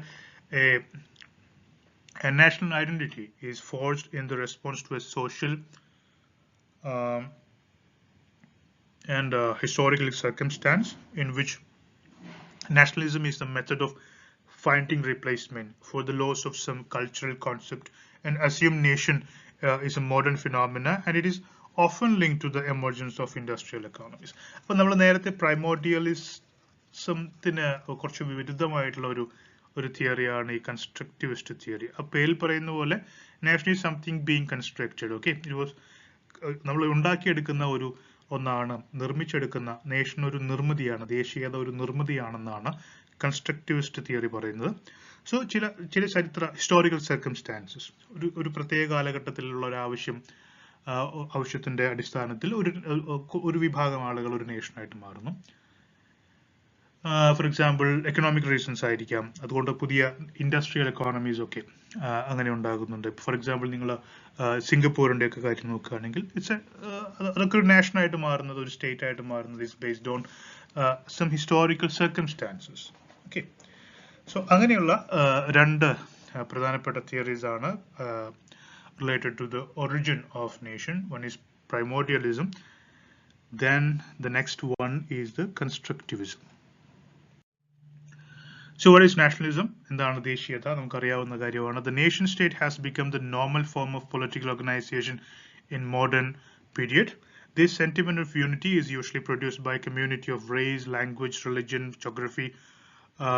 geographic unity, common political aspirations and above all common historical development. അപ്പൊ എങ്ങനെയാണ് ഒരു പ്രത്യേക സ്ഥലത്തുള്ള ആളുകൾ ഒരു പ്രത്യേക ദേശമാകുന്നത്, ദേശീയ ബോധം ഉണ്ടാകുന്നത്? നമ്മൾ ഭാരതീയർക്ക് ഒരു ദേശീയ ബോധം ഉണ്ടാകുന്നത് കൊണ്ടാണ്. ഇങ്ങനെയുള്ള എന്തെങ്കിലും വേണം. ഫോർ എക്സാമ്പിൾ ഒരു പ്രത്യേക റേസിൽ പെടുന്ന ആളുകളായിരിക്കണം, അല്ലെങ്കിൽ ലാംഗ്വേജ് ഉണ്ടാകാം, religion, geographical unity, common political aspirations ഉണ്ടാകാം, അല്ലെങ്കിൽ ഒരു കോമൺ ഹിസ്റ്റോറിക്കൽ ഡെവലപ്മെന്റ്. ഓക്കെ, ഒരു പ്രത്യേക ചരിത്ര പശ്ചാത്തലം നമുക്ക് ഒരു പ്രത്യേക കാലഘട്ടത്തിൽ ഉണ്ടാകാം. നമ്മൾ നേരത്തെ പറഞ്ഞ പ്രൈമോഡിയൽ ആവണമെന്നില്ല, കൺസ്ട്രക്റ്റിവിസ്റ്റ് ആകാനും സാധ്യതയുണ്ട്. The deep emotional basis of Romanticism not only stimulated nationalism but linked literature and historiography closely. The Romantic historians were good at evoking the spirit of nations past. They treated each nation as a unit of human culture. Okay, വളരെ പ്രധാനപ്പെട്ട ഒരു point ആണ്. The Romantic historians treated each nation as a unit of human culture. The prominence given to the history of separate nations gradually stressed the superiority of one nation over the other. In nationalist historiography, national glorification often ended up in worship of the state power and glorification of war. അപ്പോൾ ഇങ്ങനെ ഉണ്ടാകുന്ന nationalist feelings പലപ്പോഴും ഹിസ്റ്ററിയിലേക്ക് വരുമ്പോൾ ഈ nationalist ഹിസ്റ്റോറിയോഗ്രഫിയിൽ പലപ്പോഴും നമ്മൾ കാണുന്ന ചില ഫ്ലോസ് ആണ്. For example, over glorification of your state. Okay, നമ്മുടെ സ്വന്തം ദേശീയതയെ കുറച്ചുകൂടി പെരുപ്പിച്ചു കാണുക, അതിന്റെ പ്രാധാന്യം കുറച്ച് കൂട്ടിക്കാട്ടുക. സംടൈംസ് ഇറ്റ്സ് ഒരു കോൺഫ്ലിക്റ്റിലേക്ക് എത്തുന്ന പോലെ മറ്റൊന്നിനെ ചെറുതാക്കി കാണുക, മറ്റുമായിട്ട് കമ്പയർ ചെയ്ത് വലുതേത് ചെറുതേത് പറയുന്ന കമ്പാരിസൺസ് നടത്തുക. അപ്പൊ ഇങ്ങനെ ഒരു കോൺഫ്ലിക്റ്റ് മോഡിലേക്ക് വളരെ പെട്ടെന്ന് സ്ലിപ്പ് ആവാനുള്ള സാധ്യത ഈ nationalist ഫീലിങ്സിനുണ്ട്. Then nation and state. In modern times, people tend to take nation and state for granted, and moreover tend to take them to be more or less the same thing because they appear as very nearly the same. ഇപ്പോൾ nation and state, നമ്മുടെ രാഷ്ട്രവും രാജ്യവും അല്ലെങ്കിൽ നമ്മുടെ ദേശവും നമ്മുടെ ഈ രാജ്യവും, അത് രണ്ടും രണ്ട് വ്യത്യസ്ത എൻറ്റിറ്റീസ് ആണ്. പലപ്പോഴും നമ്മുടെ ഈ ആധുനിക കാലഘട്ടത്തിൽ സാധാരണ വ്യവഹാരത്തിലൊക്കെ നമ്മളത് ഒന്നായിട്ടാണ് കാണുന്നെങ്കിൽ കൂടി. For this coming together of state and nation, there are clearly three pre-nationalism conditions. Okay, അപ്പോൾ ഒരു നേഷൻ സ്റ്റേറ്റ് ഉണ്ടാകുന്നത് എങ്ങനെയാണ് നോക്കാം. There should be a state. Of course, there should be a state. There should be a nation. ഒരു nation ഉണ്ടാകണം, ഒരു state ഉണ്ടാകണം. And finally, there should be nationalism. There should be nationalism to tell the other two that they are mean for each other and cannot live without each other. അപ്പോൾ ഈ ഒരു state ഉണ്ടാകുക, നമുക്കൊരു government ഉണ്ടാകുക, ഗവൺമെന്റിന്റെ ഒരു bureaucracy ഉണ്ടാകുക, army ഉണ്ടാകുക, ഇതൊക്കെ ഒരു സ്റ്റേറ്റിന്റെ ഒരു പ്രദേശം ഉണ്ടാകുക, ടെറിട്ടറി ഉണ്ടാകുക, ബൗണ്ടറീസ് ഉണ്ടാകുക, ഇതൊക്കെ സ്റ്റേറ്റ് ആണ്. അതിനകത്തുള്ള ജനത അവരുടെ ദേശീയതയാണ് നേഷൻ എന്ന് പറയുന്നത്. ഇത് രണ്ടും നമുക്കുണ്ടെന്ന് വിചാരിക്കാം. ഇത് രണ്ടും ഉണ്ടെങ്കിൽ അത് രണ്ടും ഒരേ സമയം ഉണ്ടാവുകയും അല്ലെങ്കിൽ ഒരേ സമയം നിലനിൽക്കണമെങ്കിൽ വേണ്ട മൂന്നാമത്തെ കണ്ടീഷനാണ് നാഷണലിസം ഉണ്ടാകണം.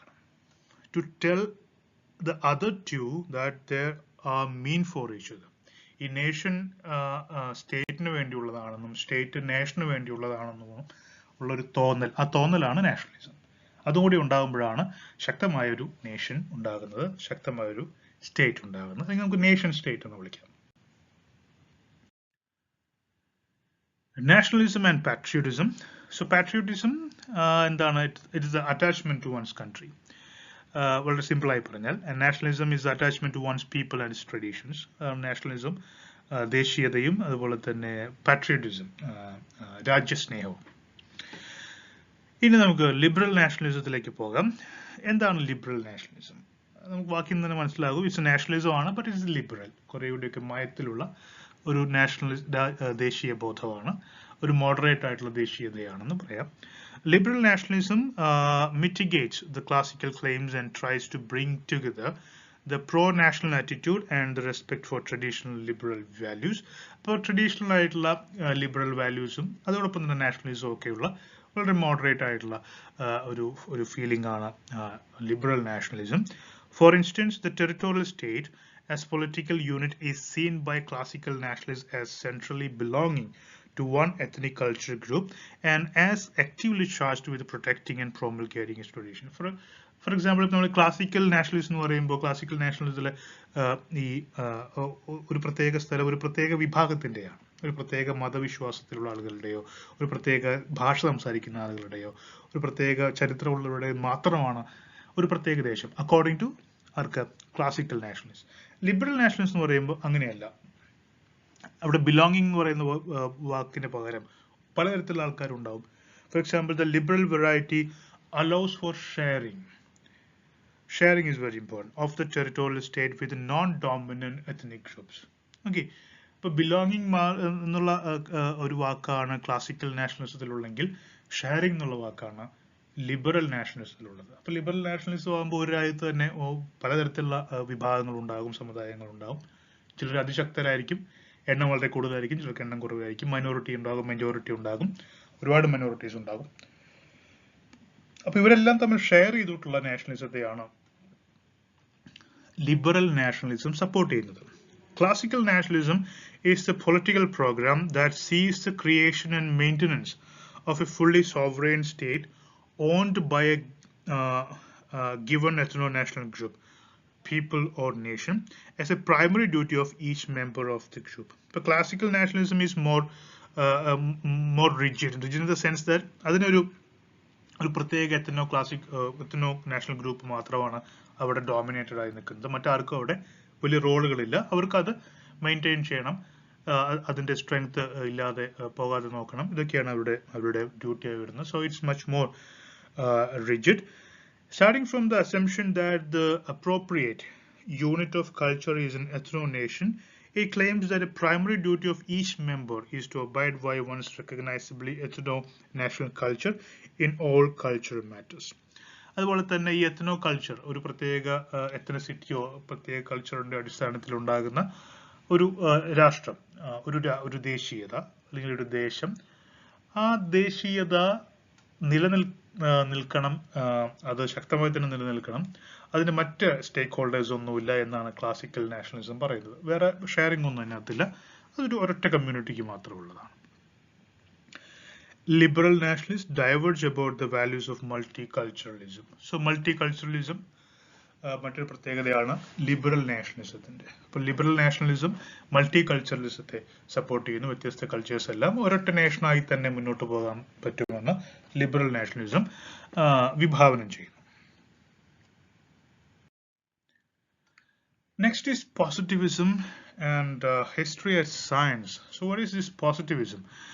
Positivism is a philosophical system recognizing only that which can be scientifically verified or which is capable of logical or mathematical proof, and therefore rejecting metaphysics and theism. അപ്പോൾ positivism എന്ന് പറയുന്നത് it's a philosophical system which recognizes only that which can be scientifically verified. ശാസ്ത്രീയമായി verify ചെയ്യാൻ കഴിയുന്നതിന് മാത്രം accept ചെയ്യാം, ബാക്കി എല്ലാത്തിനും തള്ളിക്കളയാം. ഫോർ എക്സാമ്പിൾ മെറ്റാഫിസിക്സ്, അതുപോലെ തന്നെ തീയിസം, ഈശ്വരവിശ്വാസം, ദൈവവിശ്വാസം, അങ്ങനെയുള്ള സയന്റിഫിക്കലി നമുക്ക് തെളിയിക്കാൻ കഴിയാത്തതിനെയെല്ലാം തള്ളിക്കളഞ്ഞ് ശാസ്ത്രീയമായിട്ട് നമുക്ക് തെളിയിക്കാൻ പറ്റുന്നതിൽ മാത്രം വിശ്വസിക്കുക. ഫോർ എക്സാമ്പിൾ ഒരു സയന്റിഫിക് ഔട്ട്ലുക്ക് ഉണ്ടാക്കുക എന്നുള്ളതാണ് പോസിറ്റിവിസം. പോസിറ്റിവിസത്തിന്റെ തന്നെ അടിസ്ഥാനം എന്ന് പറയുന്ന ഒരു സയന്റിഫിക് ഔട്ട്ലുക്ക് ആണ്. It's based on science. Then Auguste Comte from 1798 to 1857 is considered to be the founder of positivism, and he saw the contradiction between the two social forces of the period, the theological, military, and scientific or industrial. And he felt that this contradiction could be resolved only by the triumph of the scientific or industrial society. He believed that positivist or scientific knowledge was the inevitable outcome of progressive growth of the individual mind as well as the historical development of human knowledge. Okay, so ഈ ഒരു theological ഗ്രൂപ്പിന്റെയും അതിനപ്പുറത്തേക്കുന്ന scientific ഗ്രൂപ്പിന്റെയും ഒക്കെ ഒരു വലിയ conflict നടക്കുന്നത് കോംറ്റ് വിലയിരുത്തുന്നു. അതിന്റെ അടിസ്ഥാനത്തിൽ positivism ആണ് വേണ്ടത്. You need to verify everything, each and everything that comes across you on the basis of science. That is positivism.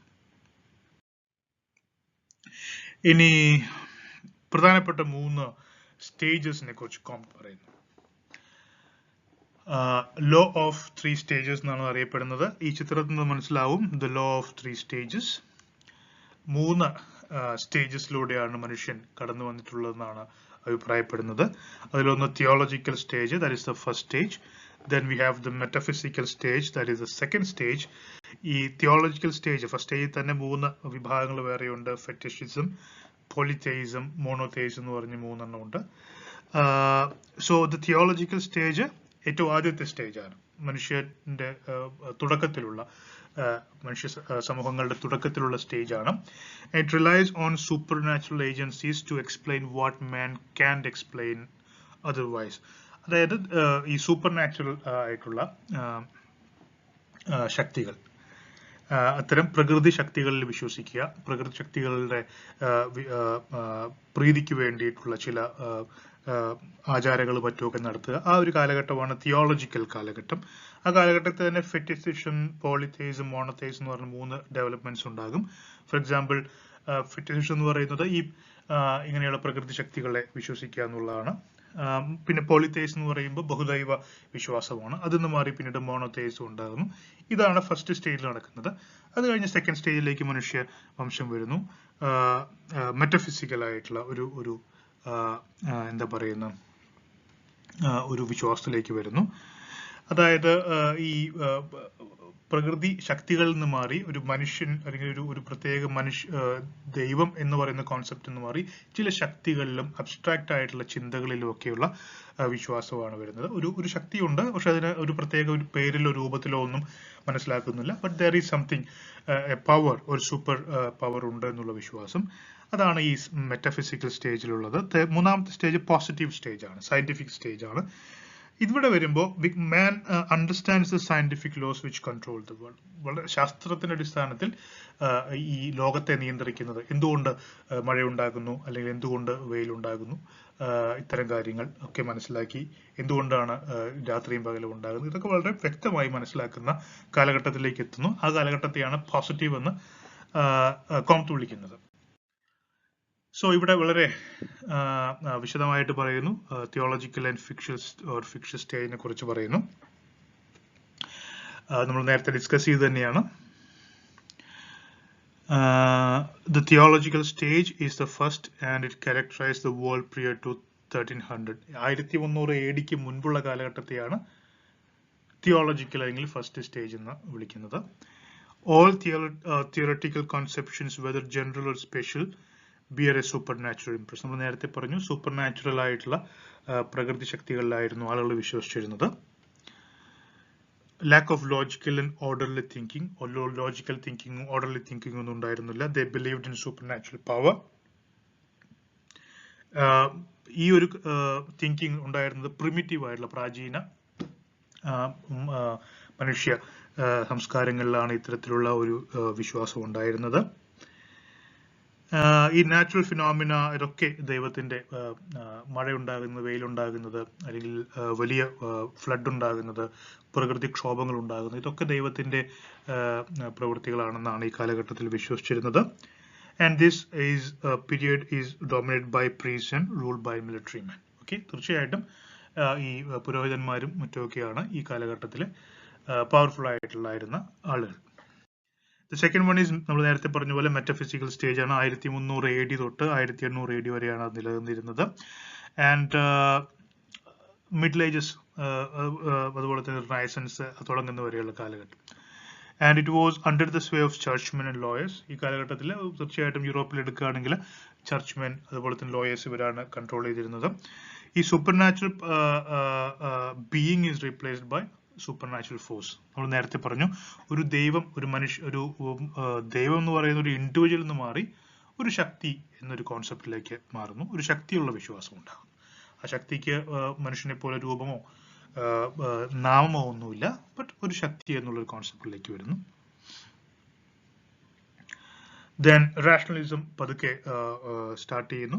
ഇതും ഇവിടുത്തെ ഒരു പ്രത്യേകതയാണ്. ദെൻ ഫൈനൽ സ്റ്റേജ് ആണ് പോസിറ്റിവിസ്റ്റിക് സ്റ്റേജ്, 1800 ശേഷമുള്ളത്. And it represents the scientific way of thinking. Positive thought ആണ് ഈ സമയത്തുള്ളത്. It's also an industrial age.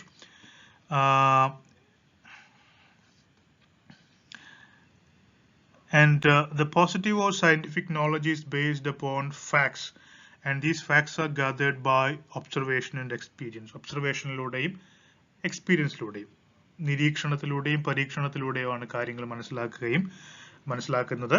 അങ്ങനെയാണ് ശാസ്ത്രീയമായിട്ടുള്ള അറിവുകൾ നേടുന്നത്. The scientific thinking is thoroughly rational and there is no place for any belief or superstition in it. This stage is governed by industrial administrators and scientific moral guides. Okay, men reject all supposed explanations in terms of either gods or essence or the useless or as useless. നമ്മൾ നേരത്തെ ഒന്നാമത്തെ സ്റ്റേജിൽ കണ്ടിരുന്ന God, രണ്ടാമത്തെ സ്റ്റേജിൽ കണ്ടിരുന്ന essence, ഇങ്ങനെയുള്ള കാര്യങ്ങളൊന്നും മനുഷ്യൻ വിശ്വസിക്കുന്നില്ല. ഒരു പ്യുവർ ആയിട്ടുള്ള സയന്റിഫിക് ബീയിങ് ആയിട്ട് മാറുന്ന കാലഘട്ടമാണ് പോസിറ്റീവ് സ്റ്റേജ്. ഈ ടേബിളിൽ നമുക്ക് കാണാം നമ്മൾ ഇത്രയും നേരം ഡിസ്കസ് ചെയ്ത 3 സ്റ്റേജസ്, കാലഘട്ടം, അതിൻ്റെയൊക്കെ പ്രത്യേകതകളാണ് ഈ സ്റ്റേജ് നമ്മൾ ഈ ടേബിളിലുള്ളത്.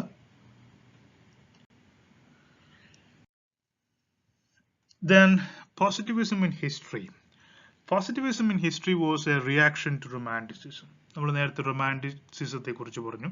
എങ്ങനെയാണ് റൊമാൻറ്റിസിസം ഈ നാഷണലിസത്തെയും അതുപോലെ തന്നെ പ്രകൃതിയെയും മറ്റ് ഫീലിങ്സിനെയും ഒക്കെ സപ്പോർട്ട് ചെയ്തിരുന്നത്. അതിനെതിരെയുള്ള ഒരു റിയാക്ഷൻ എന്ന രീതിയിലാണ് ചരിത്രത്തിൽ പോസിറ്റിവിസം വരുന്നത്. 2 പ്രത്യേക കാര്യങ്ങൾ നമുക്ക് പറയാം. റൊമാൻറ്റിസിസം നോക്കൂ. Romanticism made historical work more imaginative. At the same time, positivism viewed all facts and events of the past in their evolutionary order. Okay, ഒരു കാൽപ്പനികമായ സമീപനമായിരുന്നു റൊമാൻറ്റിസിസത്തിന് ചരിത്രത്തോട് ഉണ്ടായിരുന്നത്.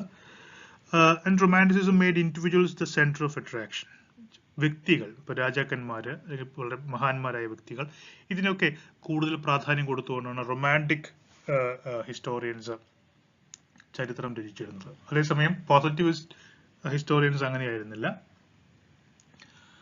അവര് events, they viewed all facts and events of the past in their evolutionary order. ഒരു പരിണാമ പ്രക്രിയയുടെ അടിസ്ഥാനത്തിൽ ആ ഒരു രീതിയിലാണ് അവർ ചരിത്രത്തെ കണ്ടത്. And positivism rejected individualism. ഇത് വളരെ പ്രധാനപ്പെട്ട പ്രത്യേകതകളാണ്, വ്യത്യാസങ്ങളാണ് പോസിറ്റിവിസവും റൊമാൻറ്റിസിസവും തമ്മിലുള്ളത്. And positivism boasted that it made history a science and that it stands for actual, absolute, dependable knowledge derived by application of scientific methods of inquiry. നമ്മൾ നേരത്തെ കണ്ടതാണ്, ഈ നാച്ചുറൽ സയൻസസ് പോലെ അല്ലെങ്കിൽ നമ്മുടെ ഫിസിക്സ്, കെമിസ്ട്രി ഒക്കെ പോലെ തന്നെ ശാസ്ത്രീയമായ തെളിവുകളുടെ അടിസ്ഥാനത്തിൽ തന്നെ ചരിത്രവും എഴുതണം എന്നാണ് പോസിറ്റിവിസ്റ്റ് ഹിസ്റ്റോറിയൻസ് മനസ്സിലാക്കിയിരുന്നത്. And the influence of positivism on history could be best seen in the growth of a kind of history marked by meticulous care for details. The result was an unprecedented increase of detailed and carefully sifted historical material. അപ്പോൾ ഈ positivism വന്നതുകൊണ്ട് ചരിത്രത്തിലുണ്ടായ മാറ്റം എന്ന് പറയുന്നത് വളരെ ശാസ്ത്രീയമായിട്ട് വളരെയധികം നിരീക്ഷണ പരീക്ഷണങ്ങളിലൂടെ കണ്ടെത്തുന്ന വസ്തുതകളുടെ അടിസ്ഥാനത്തിൽ ചരിത്രം എഴുതുന്ന ഒരു രീതി ഉണ്ടായി എന്നുള്ളതാണ് ഏറ്റവും പ്രധാനപ്പെട്ട പോസിറ്റിവിസത്തിന്റെ ചരിത്രത്തിലുള്ള പങ്ക് അല്ലെങ്കിൽ ചരിത്രം എഴുത്തിലുള്ള പങ്ക്. Then വളരെ പ്രധാനപ്പെട്ട മറ്റൊരു പോയിന്റാണ് റാങ്കിയൻ positivism. So Leopold von Ranke, 1795 to 1886, a 19th century German historian, he is generally considered as the founding father of empirical historiography. Empirical എന്ന് പറഞ്ഞ വാക്കിന്റെ അർത്ഥം നമ്മുടെ പരീക്ഷണങ്ങളുടെ അടിസ്ഥാനത്തിൽ നടത്തുന്ന ഡാറ്റയാണ്, നമ്മൾ കൊണ്ടുവരുന്ന ഡാറ്റയെ നമ്മൾ എംപിരിക്കൽ എന്ന് പറയുന്നു. അല്ലെങ്കിൽ എംപിരിക്കൽ എന്ന് പറഞ്ഞാൽ it's based on some kind of scientific enquiry at least. അപ്പൊ അങ്ങനെ ഈ നിരീക്ഷണങ്ങളുടെ അടിസ്ഥാനത്തിൽ എഴുതപ്പെടുന്ന പോസിറ്റിവിസ്റ്റ് രീതിയിലുള്ള ചരിത്രം, അതാണ് empirical historiography. It was Ranke who must be credited with the beginning of the modern historiography. In 1824, he published his first book, The History of the Latin and Teutonic Nations, and in the book he wrote the passage which became the foremost justification of empirical historiography. റാങ്കയുടെ positivism is very famous. Objectivity എന്ന് പറയുന്ന ഒരു concept ചരിത്രത്തിൽ കൊണ്ടുവരുന്ന റാങ്കയാണ്. അപ്പോൾ റാങ്കയുടെ വളരെ famous ആയിട്ടുള്ള ഒരു കൊട്ടേഷൻ താഴെ കൊടുത്തിരിക്കുന്നത്. To history has been assigned the task of judging the past, of instructing the present for the benefit of the future ages. To such lofty functions this work does not aspire. Its aim is to merely to show how it really was. വളരെ basic ആയിട്ട് അതിന്റെ അർത്ഥം പറഞ്ഞു കഴിഞ്ഞാൽ ചരിത്ര എഴുത്തിന്റെ ലക്ഷ്യം എന്ന് പറയുന്നത് എന്താണോ നടന്നത് അത് അതുപോലെ യാതൊരു തരത്തിലുള്ള ഭയസുമില്ലാതെ വളരെ വ്യക്തമായി സത്യം എന്താണോ അത് അറിയിക്കുക എന്നുള്ളതാണ് ചരിത്രത്തിന്റെ ലക്ഷ്യം, മറ്റൊന്നുമല്ലെന്നാണ് റാങ്കെ പറയുന്നത്. The Rankian approach to history writing. Ranke believed that the past should be understood in its own terms and not those of the present. കഴിഞ്ഞ കാലഘട്ടം ആ കാലഘട്ടത്തിന്റെ കോണ്ടെക്സ്റ്റിലാണ് മനസ്സിലാക്കേണ്ടത്, അല്ലാതെ ഇന്ന് നമ്മൾ എങ്ങനെയുണ്ട് അതുമായി കമ്പയർ ചെയ്യല്ല വേണ്ടത്. You have to understand history or a particular historical incident or time in that historical context only. And Ranke was an empiricist who believed that the knowledge is derived only through the sense of experience. So you need to experience it. To experience the knowledge, you need to go after the evidences or the facts in order to write history. Ranke was also critical towards the sources and did not have a blind faith in them. Criticize ചെയ്യാൻ ഓരോ സോഴ്സിനെയും scientific ആയിട്ട് criticize ചെയ്തതിനു ശേഷം മാത്രമേ you have to accept the truth and you need to deny or you need to reject what is not true. And Ranke also emphasized the importance of providing references. References വേണം, നിങ്ങൾക്ക് എവിടുന്നാണ് ഈ ഒരു പ്രത്യേക source കിട്ടിയിട്ടുള്ളത്. You need to indicate that reference, from where you got this and how you managed to get it verified. All these things should be referenced duly. And Ranke differentiated between facts and interpretations. He emphasized on the primacy of facts which were supported by the evidences based on the sources. For factsum interpretationsum തമ്മിലുള്ള വ്യത്യാസം അദ്ദേഹം പ്രത്യേകം പറഞ്ഞിരുന്നു. He emphasized on the primacy of facts which were supported by the evidence based on sources. So he gave primary importance to the facts and not to the interpretations.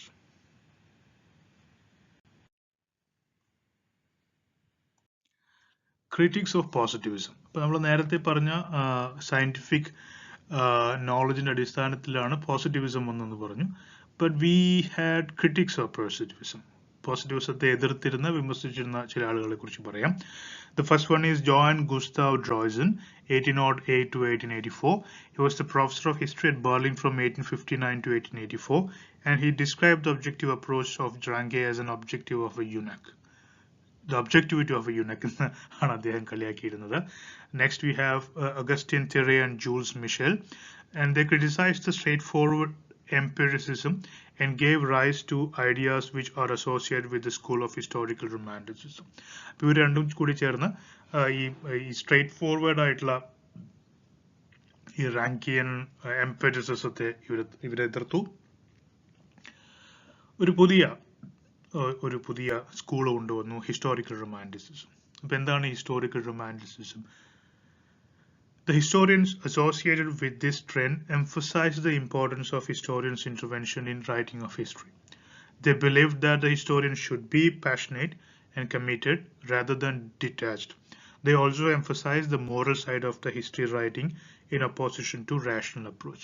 അപ്പോൾ ഇവർ പറയുന്നത് historian should be passionate and committed rather than detached. അപ്പോൾ റാങ്കയുടെ ഒരു രീതി എന്താണ്? ചരിത്രകാരന്റെ യാതൊരു അഭിപ്രായവും ബയസും പക്ഷപാതവും ഒന്നും ചരിത്രമെഴുത്തിൽ വരാൻ പാടില്ല. വളരെ ഡിറ്റാച്ച്ഡ് ആയിട്ട് വേണം ചരിത്രം എഴുതാൻ. ഇവിടെ ഒരു പറയുന്ന അങ്ങനെയല്ല. Historian should be passionate and committed. മാത്രമല്ല, they also emphasized the moral side of history writing in opposition to rational approach. ചരിത്രം എഴുതുന്നതിന് ഒരു മോറൽ സൈഡും കൂടി വേണം. നമ്മൾ നേരത്തെ കണ്ട ഈ മുൻപ് നമ്മൾ ഈ ഗ്രീക്ക് ഹിസ്റ്റോറിയോഗ്രഫി ഒക്കെ പഠിക്കുന്ന സമയത്ത് നമ്മൾ പഠിച്ചിട്ടുണ്ട്, ഈ ഡൈഡാക്റ്റിക് ആയിട്ടുള്ള ചരിത്രം എഴുതുന്നതിനൊരു ലക്ഷ്യം. ആ ചരിത്രം വായിക്കുന്നവർക്ക് ചില നല്ല മോറൽ അധ്യായങ്ങളും പാഠങ്ങളൊക്കെ കൊടുക്കാൻ പറ്റുന്ന രീതിയിൽ ചരിത്രം എഴുതുക. ആ രീതിയിലൊക്കെ ഒരു മോറൽ സൈഡ് കീപ്പ് ചെയ്യണം എന്നാണ്, ചരിത്രത്തിൽ വേണമെന്നാണ് ഈ ഹിസ്റ്റോറിക്കൽ റൊമാൻറ്റിസിസ്റ്റുകൾ വാദിക്കുന്നത്.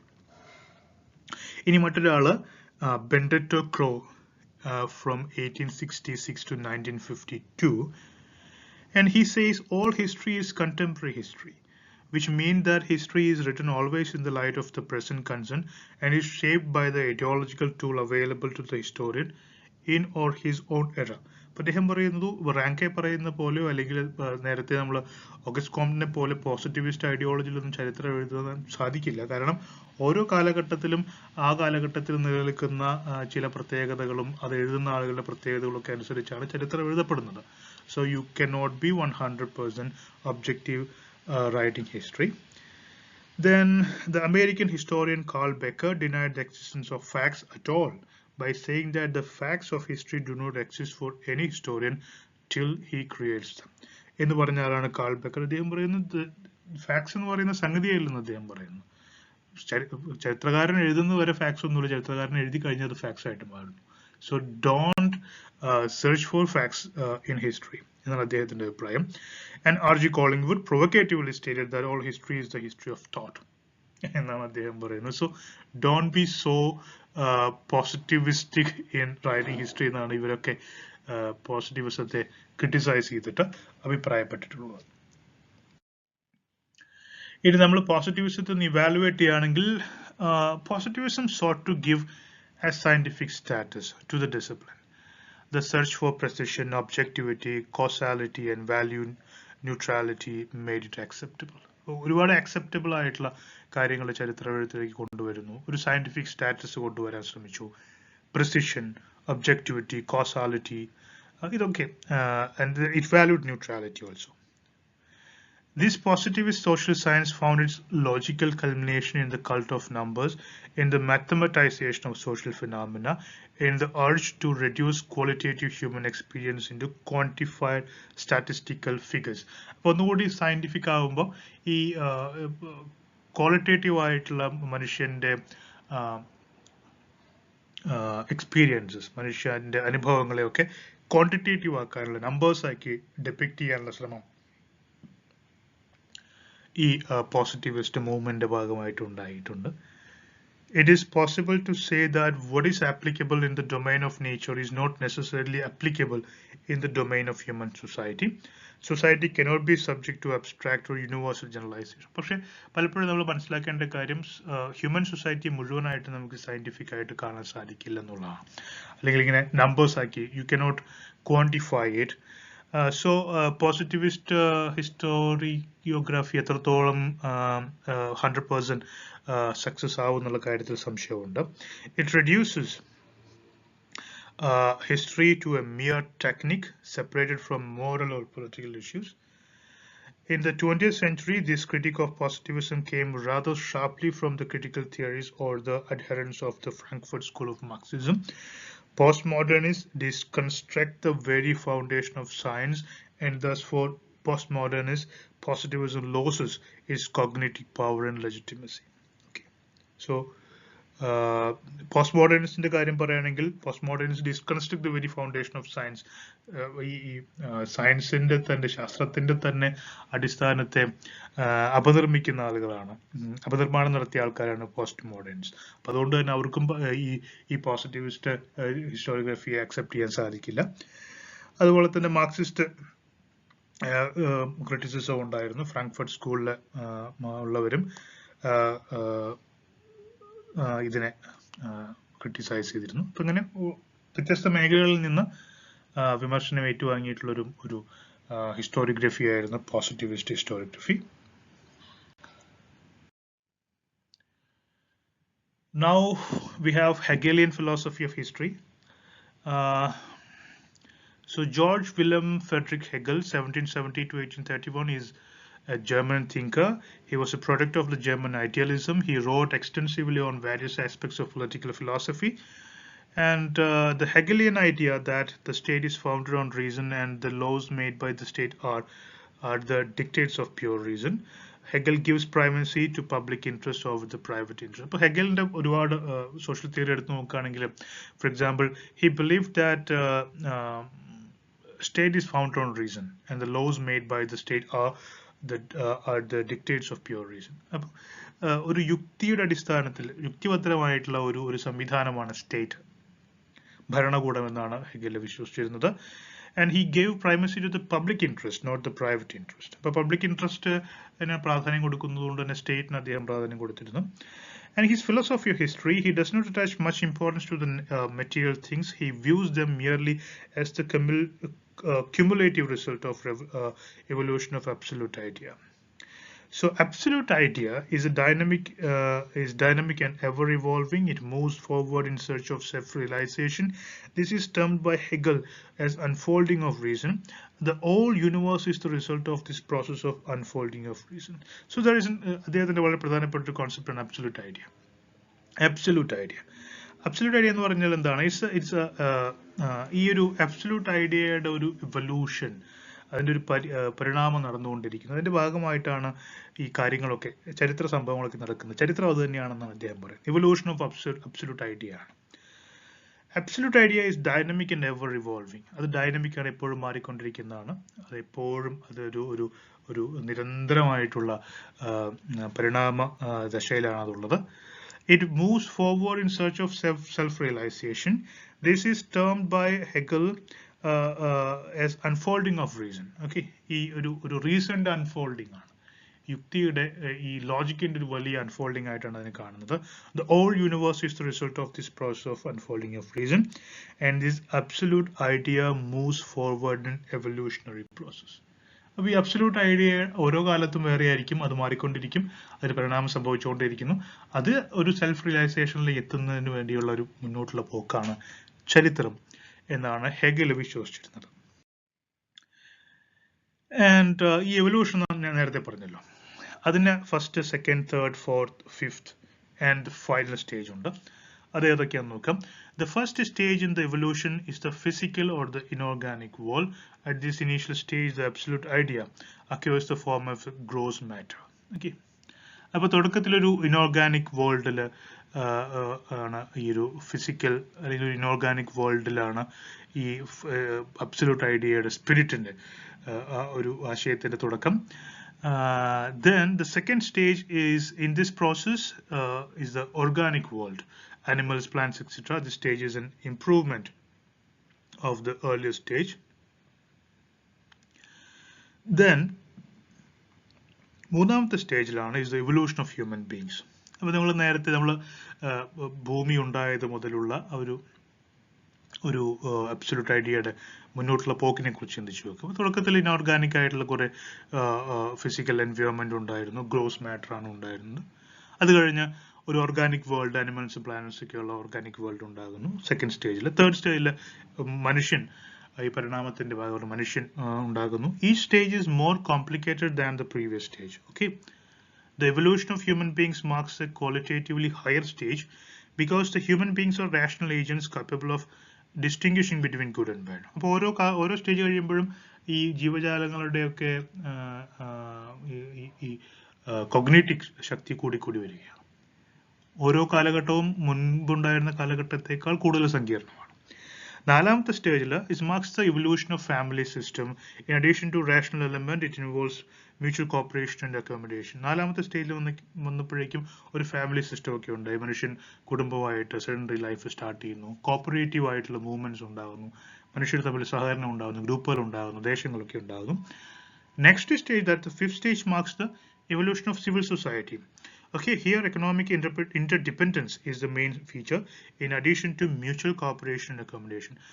അഞ്ചാമത്തെ സ്റ്റേജ് ആകുമ്പോഴേക്കും ഒരു സിവിൽ സൊസൈറ്റി ഉണ്ടാകുന്നു, ഒരു പൊതുസമൂഹം ഉണ്ടാകുന്നു. പൊതുസമൂഹം എന്ന് പറയുമ്പോൾ അങ്ങോട്ടും ഇങ്ങോട്ടും പരസ്പരം സഹായിച്ചും സഹകരിച്ചുമാണ് പൊതുസമൂഹം നിലനിൽക്കുന്നത്. അപ്പോൾ അതിനകത്ത് നിയമങ്ങൾ ഉണ്ടാകുന്നു, പരസ്പരം കാര്യങ്ങൾ നടത്താനുള്ള ചില സംവിധാനങ്ങളും ചിട്ടകളും ഉണ്ടാകുന്നു. അതാണ് അഞ്ചാമത്തെ stage. The last and the highest stage witnesses the evolution of the state which represents the perfect moral order. അവസാനത്തെ ഹയസ്റ്റ് സ്റ്റേജിലാണ് ഭരണകൂടം ഉണ്ടാകുന്നത്, സ്റ്റേറ്റ് ഉണ്ടാകുന്നത്. അപ്പൊ മനുഷ്യന്റെ അല്ലെങ്കിൽ നമ്മൾ ഈ അബ്സല്യൂട്ട് ഐഡിയ എന്ന് പറയുന്നതിന്റെ തുടക്കം അതൊരു ഇനോർഗാനിക് ഫിസിക്കൽ എൻവയോൺമെന്റിൽ തുടങ്ങി ഓർഗാനിക് ആയിട്ടുള്ള ചെടികളും മൃഗങ്ങളും ഒക്കെയുള്ള ഒരു സ്റ്റേജിലേക്ക് വന്ന് മനുഷ്യനുണ്ടായി, മനുഷ്യന്റെ തന്നെ സാംസ്കാരികമായിട്ടുള്ള ഉന്നതി ഉണ്ടായി. അങ്ങനെ ഓരോ സ്റ്റേജും കടന്ന് ഫാമിലി ഉണ്ടായി, പൊതുസമൂഹം ഉണ്ടായി, അവസാനം ഏറ്റവും ഉയർന്ന തലത്തിലെത്തിയപ്പോൾ അത് സ്റ്റേറ്റ് ഉള്ള ഒരു കാലഘട്ടമായി മാറി. അതുകൊണ്ടാണ് നേരത്തെ സ്റ്റേറ്റ് ആണ് അബ്സല്യൂട്ട് ആയിട്ടുള്ള ഈ പറയുന്ന ഒരു മാനിഫെസ്റ്റേഷൻ എന്ന് ഹെഗൽ പറയാനുള്ള കാരണമെന്ന് നമ്മൾ നേരത്തെയുള്ള സ്ലൈഡിൽ പറഞ്ഞത്. അപ്പൊ ഈ സ്ലൈഡ്സ്, ഈ സ്റ്റേജസ് ഓർത്തു വെക്കുക. He argues that family symbolizes unity, civil society symbolizes particularity, and the state symbolizes universality. വളരെ പ്രധാനപ്പെട്ട ഒരു ആർഗ്യുമെന്റ് ആണ്. ഫാമിലി എന്ന് പറയുന്നത് യൂണിറ്റിയാണ്, സിവിൽ സൊസൈറ്റി പർട്ടിക്കുലാരിറ്റി, ഒരു പ്രത്യേക രീതിയിലുള്ള സംഘാടനമാണ് civil society, and state symbolizes universality, uniformity ആണ് സ്റ്റേറ്റ് എന്ന് പറഞ്ഞാൽ. അപ്പോൾ ഇത്തരം ഒരു ഡെവലപ്മെന്റിലേക്ക് മനുഷ്യ സമൂഹം എത്തുമ്പോഴാണ് അതിന്റെ പൂർണ്ണതയാകുന്നതെന്നാണ് ഹെഗൽ പറയുന്നത്. The unity of the family, particularity of the civil society is realized with the appearance of the state as the actuality of the universal order. ഈ സ്റ്റേറ്റ് ഉണ്ടാകുക അല്ലെങ്കിൽ മനുഷ്യന്റെ സാമൂഹ്യ ബോധം ഉയർന്ന് അതൊരു ഭരണകൂടത്തിന്റെ നിലയിലേക്ക് എത്തുക എന്ന് പറയുന്നത് വളരെ പ്രധാനപ്പെട്ട ഒരു കാര്യമാണ് എന്ന് ഹെഗൽ പറയുന്നു. And the most significant aspect of his political philosophy is his theory of the state, which is based on the axiom that what is rational is real and what is real is rational. So state is rational, so state is real, state is real, so it is rational.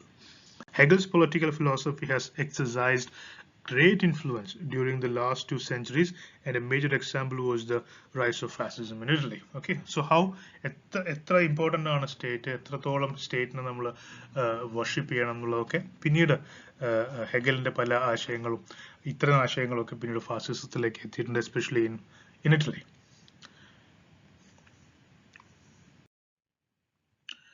Then module 2, history and classical social theory. So what is social theory?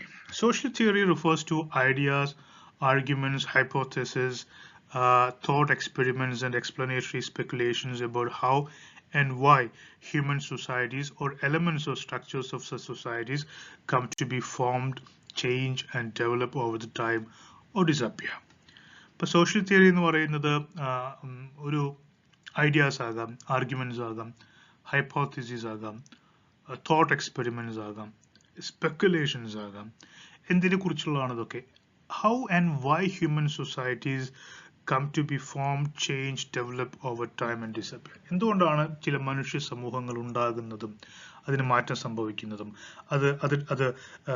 അതിന് പലതരത്തിലുള്ള development stages ഉണ്ടാകുന്നതും കുറെ കാലം നിലനിൽക്കുന്നതും ചിലപ്പോൾ അത് disappear ചെയ്യുന്നത് എന്തുകൊണ്ടാണ് എന്നതിനെ കുറിച്ചുള്ള ഐഡിയാസും ആർഗ്യുമെന്റ്സിനെയൊക്കെയാണ്, ഹൈപ്പോത്തസിസിനെയൊക്കെയാണ് നമ്മൾ സോഷ്യൽ തിയറി എന്ന് വിളിക്കുന്നത്.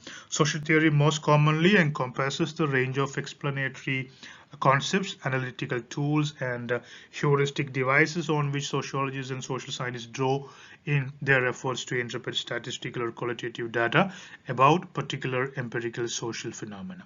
അപ്പോൾ അതിനെ സംബന്ധിച്ച് ധാരാളം മെത്തേഡ്സ് ഉണ്ട്, കോൺസെപ്റ്റ്സ് ഉണ്ട്, അനലിറ്റിക്കൽ ടൂൾസ് എല്ലാം ഉപയോഗിച്ച് ഫോർ എക്സാമ്പിൾ സോഷ്യോളജിസ്റ്റുകളും മറ്റുമൊക്കെ പഠിക്കുന്നു. സോ ധാരാളം സോഷ്യൽ തിയറികളുണ്ട്, പലപ്പോഴും പഠനങ്ങൾ പുതിയ സോഷ്യൽ തിയറികളിലേക്ക് എത്തിക്കുന്നു. ഇങ്ങനെ ഒരു കണ്ടിന്യൂസ് ആയിട്ടുള്ള പ്രോസസ്സാണ് സോഷ്യൽ തിയറികളുടെ കാര്യത്തിൽ സംഭവിച്ചുകൊണ്ടിരിക്കുന്നത്. First, we will discuss Max Weber. From 1864 to 1920, he was born in Prussia. He studies into history as generally categorized as the developmental history of Western rationalism, universal history of national rationalist culture. പ്രധാനമായിട്ടും അദ്ദേഹത്തിന്റെ ചരിത്രവുമായി ബന്ധപ്പെട്ട പഠനങ്ങളെയൊക്കെ നമ്മൾ western developmental history എന്നാണ് വിളിക്കുന്നത്. അദ്ദേഹത്തിന് വളരെ പ്രധാനപ്പെട്ട ഒരു കാര്യം, his theorization of bureaucracy and rationalization of the control over social and political life of the people is most vivid. അപ്പോൾ നേരത്തെ നമ്മൾ ഹെഗലിൽ കണ്ടതുപോലെ സ്റ്റേറ്റിനെ സപ്പോർട്ട് ചെയ്യുന്ന പോലെ സ്റ്റേറ്റ് ഏറ്റവും റാഷണൽ ആയിട്ടുള്ള കാര്യമാണെന്ന് പറയുന്ന പോലെ ഈ ബ്യൂറോക്രസിയെ വളരെയധികം സപ്പോർട്ട് ചെയ്യുകയാണ് മാക്സ് വെബർ പറയുന്നത്. അത് എത്രത്തോളം റിഫൈൻഡ് ആണെന്നും എത്രത്തോളം പവർഫുൾ ആണെന്നും മാക്സ് വെബർ പറയുന്നു. Then he says the development of the modern form of organization concurs in all sectors with the development and continuous expansion of bureaucratic administration, because the bureaucratic administration is always observed under the equal conditions and from a formal and technical perspective the most rational type. അപ്പം ഈ ഏത് പുതിയ ഓർഗനൈസേഷനും ഏത് ആധുനിക കാലഘട്ടത്തിലുള്ള ഏത് organisation എടുത്ത് നോക്കുമ്പോൾ അതിൽ ഏറ്റവും ഡെവലപ്മെന്റൽ സ്റ്റേജിൽ എത്തുന്ന ബ്യൂറോക്രാറ്റിക് അഡ്മിനിസ്ട്രേഷൻ ആണെന്നാണ് വെബർ അഭിപ്രായപ്പെടുന്നത്. അതിന് പല കാരണങ്ങളുണ്ട്. അതിന് കാരണമായിട്ട് പറയുന്നത് main source of superiority of bureaucratic administration lies in the role of technical knowledge. കാരണം പലപ്പോഴായിട്ട് ഇത്തരം ബ്യൂറോക്രാറ്റിക് ഉദ്യോഗസ്ഥ ഭരണത്തിൽ വരുന്ന അല്ലെങ്കിൽ ആ ഒരു സെറ്റപ്പിലേക്ക് പലപ്പോഴായിട്ട് വരുന്ന ആ പുതിയ ടെക്നോളജിക്കൽ ഇന്നോവേഷൻസ് അത് അപ്രോപ്രിയേറ്റ് ചെയ്യാനുള്ള അവർക്ക് കഴിവ് അതിനുള്ള സോഴ്സസ് ഒക്കെ ഉള്ളത് കൊണ്ട് ഇറ്റ് ബിക്കംസ് എന്താ പറയുന്നത് ഈ ബ്യൂറോക്രാറ്റിക് അഡ്മിനിസ്ട്രേഷൻ ഈസ് വളരെ സക്സസ്ഫുൾ ആയിട്ടുള്ള മോഡേൺ ഫോം ഓഫ് ഓർഗനൈസേഷൻ ആയിട്ട് മാറുന്നു. Bureaucratic organizations or those in power who use it tend to become even more powerful by the knowledge that comes from the practice that they attain in the function.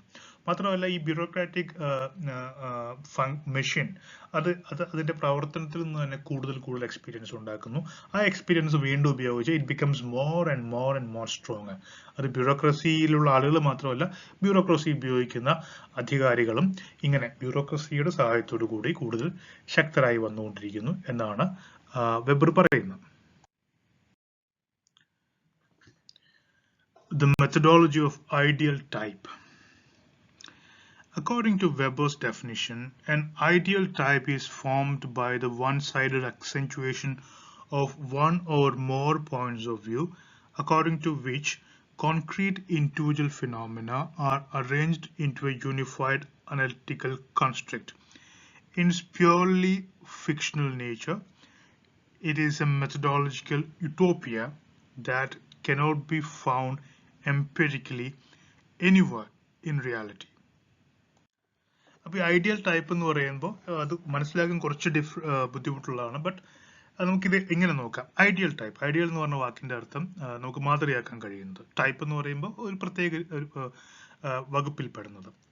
അപ്പോൾ ഒരു മാതൃകയാക്കാൻ പറ്റുന്ന ഒരു model, ആ മോഡലിനെയാണ് അദ്ദേഹം ideal type എന്ന് പറയുന്നത്. So an ideal type is formed by one-sided accentuation of one or more points of view. Okay, അപ്പൊ ശക്തമായിട്ടുള്ള ചില പോയിന്റ്സ് ഓഫ് വ്യൂസ്, ഒരു പ്രത്യേക കാര്യം ഒരു പ്രത്യേക രീതിയിലായിരിക്കണം എന്ന് വാദിക്കുന്ന ചില ആശയങ്ങളുടെ അടിസ്ഥാനത്തിൽ ചില മാതൃകകൾ ഉണ്ടായി വരുന്നു. ചില മാതൃകകൾ അത് ഐഡിയലാണ്, ഏറ്റവും മികച്ചതായിട്ടുള്ള മാതൃകകളാണ്. ആ മികച്ച മാതൃകകളെ നമ്മൾ മുൻനിർത്തി മറ്റു മാതൃകകൾ എത്രത്തോളം മികച്ചതാണെന്ന് നമ്മൾ എന്ത് ചെയ്യുന്നു? നമ്മൾ എക്സാമിൻ ചെയ്ത് പരിശോധിക്കുന്നു. അപ്പോൾ നമുക്കത് പരിശോധിക്കണമെങ്കിൽ അല്ലെങ്കിൽ 4 or 5 മാതൃകകൾ നമ്മുടെ കയ്യിലുണ്ട്. അത് ശരിയാണോ? അത് എത്രത്തോളം ശരിയാണ്? അല്ലെങ്കിൽ അത് ഇവാലുവേറ്റ് ചെയ്യുമ്പോൾ അവയ്ക്ക് എത്രത്തോളം മാർക്ക് കൊടുക്കാം എന്നൊക്കെ നമുക്ക് കണ്ടെത്തണമെങ്കിൽ ഐഡിയൽ ആയിട്ടുള്ള ഒരു ടൈപ്പ് നമ്മുടെ കയ്യിൽ വേണം. ഏറ്റവും മാതൃകാപരമായിട്ടുള്ള ഒരു സംഗതി അല്ലെങ്കിൽ ഒരു ഉദാഹരണം നമ്മുടെ കയ്യിൽ വേണമല്ലോ.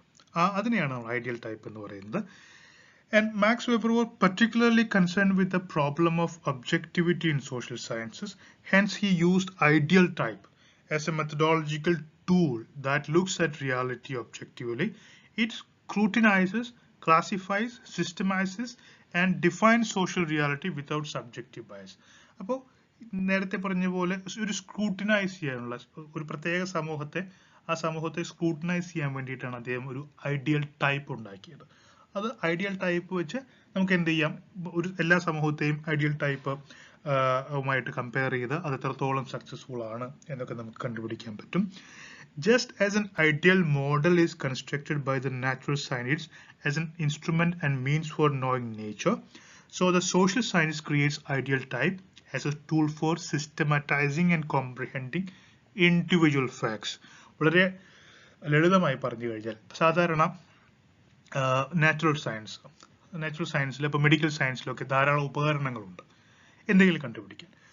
ഒരു പ്രത്യേക ബ്ലഡ് പ്രഷർ അളക്കാനോ അല്ലെങ്കിൽ ബ്ലഡിലെ ഷുഗർ ലെവൽ നോക്കാനോ ഒക്കെ ധാരാളം മെഷീൻസും ഒക്കെ ഉണ്ട്. അങ്ങനെ ഒരു ഇൻസ്ട്രുമെന്റ് ഉണ്ട്, ഒരു ടൂളുണ്ട്. സോഷ്യൽ സയൻസിൽ അങ്ങനെ ഒരു ടൂൾ നമുക്ക് കൊണ്ടുവരാൻ പറ്റുമോ എന്നുള്ളതാണ്. അങ്ങനെ കൊണ്ടുവരേണ്ട ടൂളുകളെയാണ് ഒരു ഐഡിയൽ ടൈപ്പായിട്ട് മാക്സ് വെബർ കൊണ്ടുവരുന്നത്. ഫോർ എക്സാമ്പിൾ, നമ്മൾ ഡെമോക്രസിയാണ് അളക്കുന്നത് വിചാരിക്കുക, ജനാധിപത്യം. അപ്പോൾ ഏറ്റവും ഉയർന്ന രീതിയിലുള്ള ജനാധിപത്യമായിരിക്കണം നമ്മുടെ ഐഡിയൽ ടൈപ്പ്. അപ്പോൾ ഒരു രാജ്യത്ത് 100% ജനാധിപത്യം ഉണ്ടെന്ന് വിചാരിക്കുക. അപ്പോൾ അതിനെ നമ്മൾ എന്ത് ചെയ്യുന്നു? ഐഡിയൽ ടൈപ്പായിട്ട് എടുക്കുന്നു. ഈ ഐഡിയൽ ടൈപ്പായിട്ടുള്ള ജനാധിപത്യം നമ്മൾ എന്തായിട്ടാണ് ഉപയോഗിക്കുന്നത്? ഒരു ഇൻസ്ട്രുമെന്റ് ആയിട്ടാണ്, ഉപകരണമായിട്ടാണ് ഉപയോഗിക്കുന്നത്. മറ്റു രാജ്യങ്ങളിലെ ജനാധിപത്യത്തെക്കുറിച്ചൊക്കെ നമ്മൾ പഠിക്കുമ്പോൾ നമുക്ക് എന്ത് ചെയ്യാം? നമ്മൾ ഈ 100% ജനാധിപത്യമുള്ള ജനാധിപത്യത്തെ ഐഡിയൽ ടൈപ്പായിട്ട് എടുക്കുന്നു. എന്നിട്ട് മറ്റു രാജ്യങ്ങളുമായിട്ട് കമ്പയർ ചെയ്യുന്നു. എന്നിട്ട് പറയുന്നു ഇത്ര ശതമാനം അല്ലെങ്കിൽ ഇത്രത്തോളം ശരിയാണ്. ഈ ഐഡിയൽ ടൈപ്പുമായി ബന്ധപ്പെടുത്തി നോക്കുമ്പോൾ ആ രാജ്യത്ത് ജനാധിപത്യം 50%-ഓളം ഉണ്ട്, 60%-ഓളം ഉണ്ട്, അല്ലെങ്കിൽ 10%-മേ ഉള്ളൂ എന്നൊക്കെ പറഞ്ഞ് നമുക്ക് കൊണ്ടുവരാൻ പറ്റും. അതിനെയാണ് ഐഡിയൽ ടൈപ്പായിട്ട് വെബർ ഉയർത്തി കാണിക്കുന്നത്. അപ്പൊ ഇങ്ങനെയുള്ള ഐഡിയൽ ടൈപ്സ് നമുക്ക് സോഷ്യൽ സയൻസിൽ കൊണ്ടുവരാൻ സാധിക്കുമെന്നും അത്തരം ഐഡിയൽ ടൈപ്സ് വെച്ച് നമുക്ക് അളന്നു നോക്കാൻ സാധിക്കും, ഈ സോഷ്യൽ കോൺസെപ്റ്റുകളെ അളന്നു നോക്കാൻ സാധിക്കും എന്നുള്ളതാണ് ഐഡിയൽ ടൈപ്പ് കൊണ്ട് മനസ്സിലാക്കേണ്ട കാര്യം. ഇനി അടുത്ത ഇമ്പോർട്ടൻറ്റ് പേഴ്സണാലിറ്റിയാണ് Emile Durkheim. And he was born in April 1858 in France, and he argued that all elements of society are part of the natural world and can be studied scientifically. എല്ലാ സമൂഹത്തെ നമുക്ക് ഇപ്പോൾ സയൻസ് പഠിക്കുന്ന പോലെ തന്നെ സമൂഹത്തിലെ എല്ലാ ആസ്പെക്റ്റിനെയും പഠിക്കാൻ കഴിയുന്നതാണ്, സോഷ്യൽ സയൻസിലെയും പഠിക്കാൻ പറ്റുമെന്നാണ് ഡർഖെയിം പറയുന്നത്.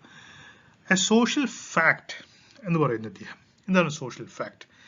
Social fact is a category of facts which represent very special characteristics like manners of acting, thinking and feeling external to the individual, which are invested with a coercive power by virtue of which they exercise control over him.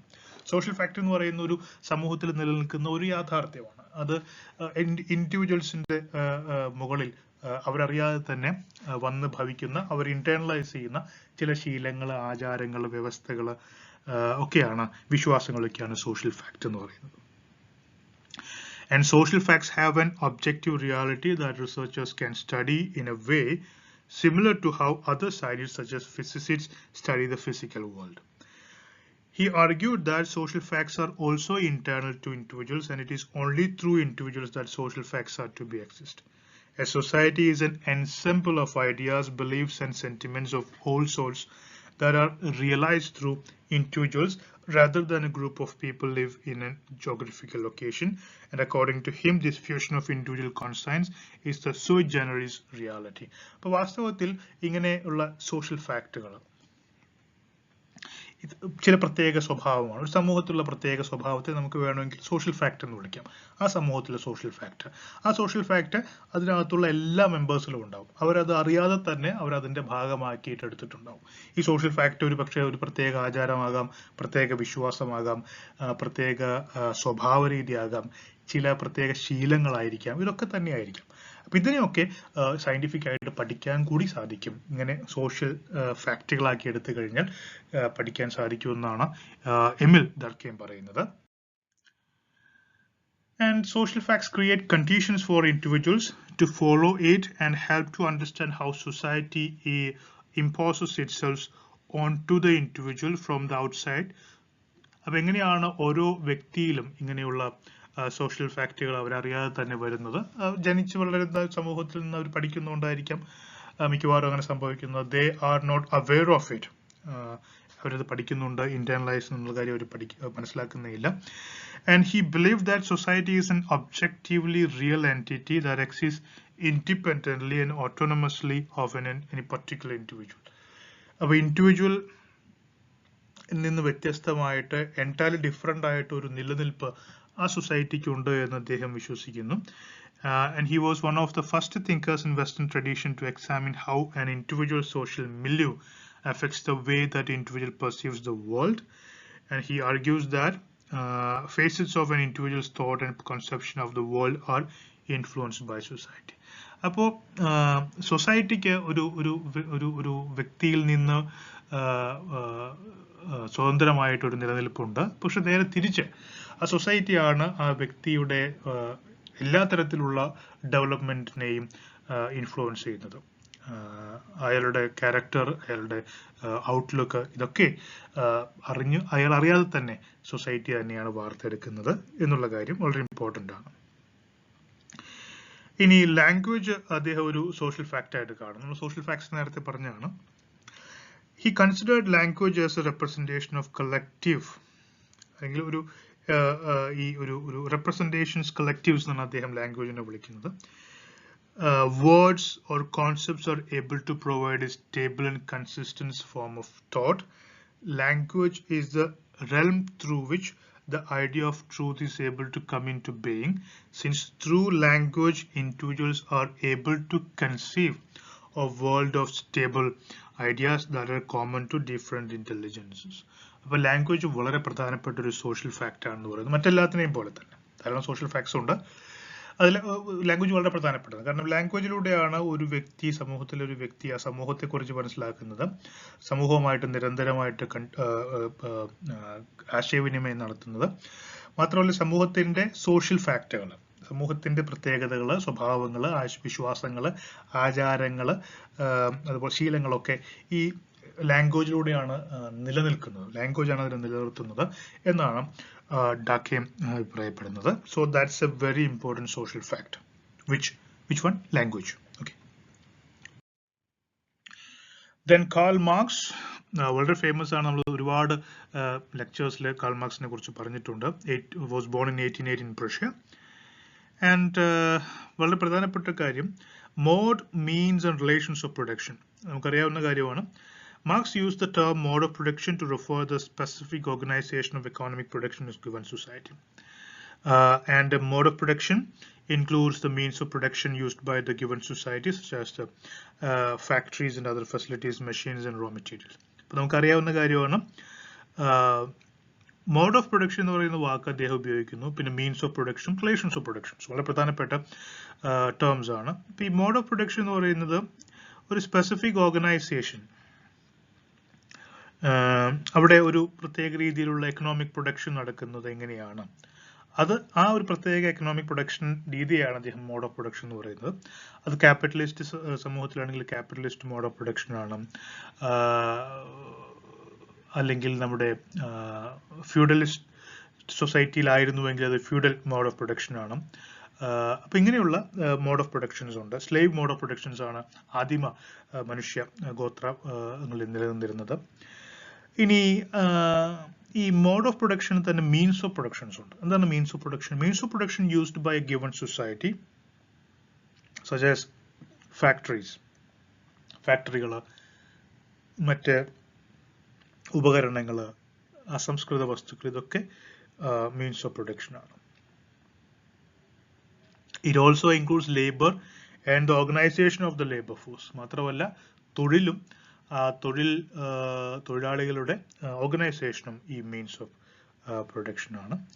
And the term relations of production refers to the relationship between those who own the means of production, that means the capitalists or the bourgeois, and those who do not. Okay, that is the workers and the proletariat. ഈ relationship എന്ന് പറഞ്ഞു കഴിഞ്ഞാൽ ഈ means of production കയ്യിലുള്ളവരും അല്ലാത്തവരുമായിട്ട് ആളുകൾ തമ്മിലുള്ള ബന്ധമാണ്, റിലേഷനാണ്. അതായത് തൊഴിലാളിയും മുതലാളിയും തമ്മിലുള്ള പ്രൊഡക്ഷൻ ബന്ധത്തെയാണ് നമ്മൾ റിലേഷൻസ് ഓഫ് പ്രൊഡക്ഷൻ പറയുന്നത്. ഈ മൂന്ന് ടേംസും വളരെ ഇമ്പോർട്ടൻ്റ് ആണ്, വളരെ പോപ്പുലർ ആയിട്ടുള്ള നമുക്ക് എല്ലാവർക്കും അറിയാവുന്ന പോയിന്റ്സ് കൂടിയാണിത്. ആൻഡ് ഹിസ്റ്ററിയിലേക്ക് വരികയാണെങ്കിൽ അക്കോർഡിംഗ് ടു മാർക്സ് ഹിസ്റ്ററി, നമ്മൾ നേരത്തെ പ്രൊഡക്ഷനെ കുറിച്ച് പറയാനുള്ള കാരണം ഈ മോഡ്സ് ഓഫ് പ്രൊഡക്ഷൻ വളരെ ഇമ്പോർട്ടൻ്റ് ആണ്. ഹിസ്റ്റോറിക്കൽ ഒരു മെറ്റീരിയലിസ്റ്റിക് ഹിസ്റ്റോറിക്കൽ വ്യൂ ആണ് മാർക്സ് കൊണ്ടുവന്നത്. അപ്പോൾ അതിന്റെ അടിസ്ഥാനം എന്ന് പറയുന്നത് ഈ മോഡ് ഓഫ് പ്രൊഡക്ഷൻ ആണ്. അതുകൊണ്ടാണ് നമ്മൾ നേരത്തെ പറഞ്ഞത്. And according to him, history evolves through the interaction between the mode of production and relations of production. ഇതാണ് ചരിത്രം എന്നാണ് മാർക്സ് പറയുന്നത്. മോഡ് ഓഫ് പ്രൊഡക്ഷനും അതുപോലെ തന്നെ റിലേഷൻസ് ഓഫ് പ്രൊഡക്ഷൻ തമ്മിലുള്ള ഇന്ററാക്ഷൻ ആണ്.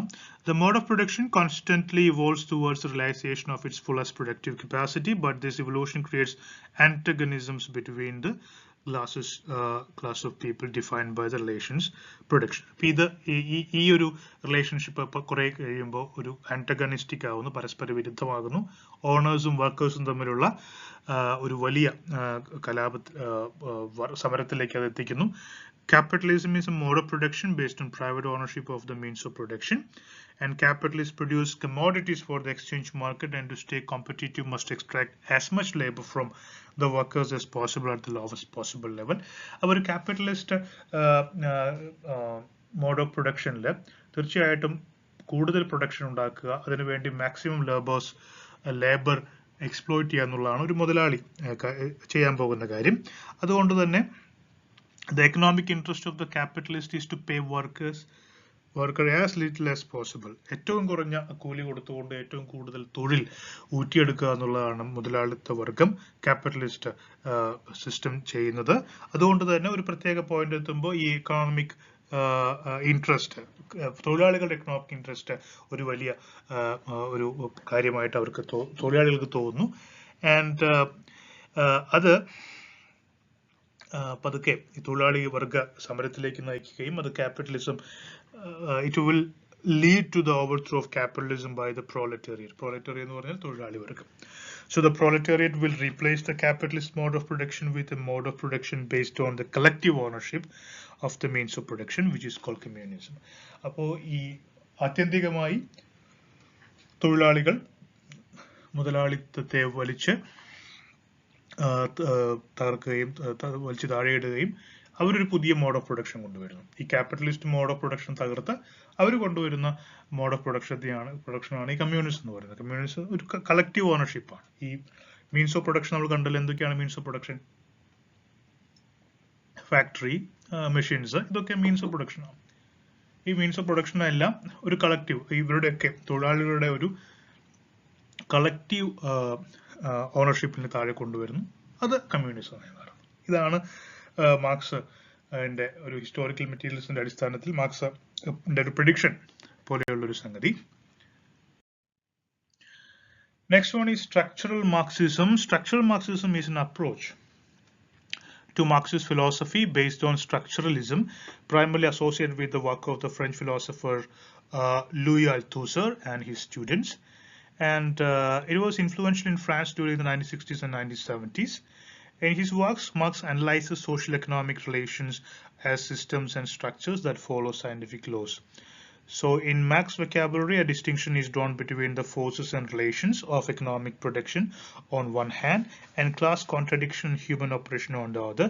The first terms are structural, the second historical and humanistic. അപ്പോൾ ഇവിടെ മാർക്സിന്റെ വീക്ഷണത്തിൽ നമ്മൾ നേരത്തെ കണ്ട രണ്ട് പ്രധാനപ്പെട്ട കാര്യങ്ങൾ, റിലേഷൻസും ഫോഴ്സസും, രണ്ട് വാക്കുകൾ മാർക്സ് ഉപയോഗിച്ചിട്ടുണ്ട്. അപ്പോൾ അദ്ദേഹത്തിൻ്റെ ഈ സിദ്ധാന്തങ്ങളിൽ ഈ ഫോഴ്സസും അതുപോലെ തന്നെ റിലേഷൻസും, ഈ ഫോഴ്സസ് എന്ന് പറയുമ്പോൾ ഈ നമ്മൾ നേരത്തെ കണ്ട എക്കണോമിക് പ്രൊഡക്ഷൻ നടക്കുന്ന സമയത്ത് ചില ഫോഴ്സസ് ഉണ്ട്, ചില ശക്തികളും ചില ബന്ധങ്ങളും ഉണ്ട്. ഈ ശക്തികളും ബന്ധങ്ങളും തമ്മിലുള്ള വ്യത്യാസമാണ് ഒരു സ്ട്രക്ചറൽ മാർക്സിസത്തിലേക്ക് നയിക്കുന്നത്. അതെന്താണെന്ന് നോക്കാം. For example,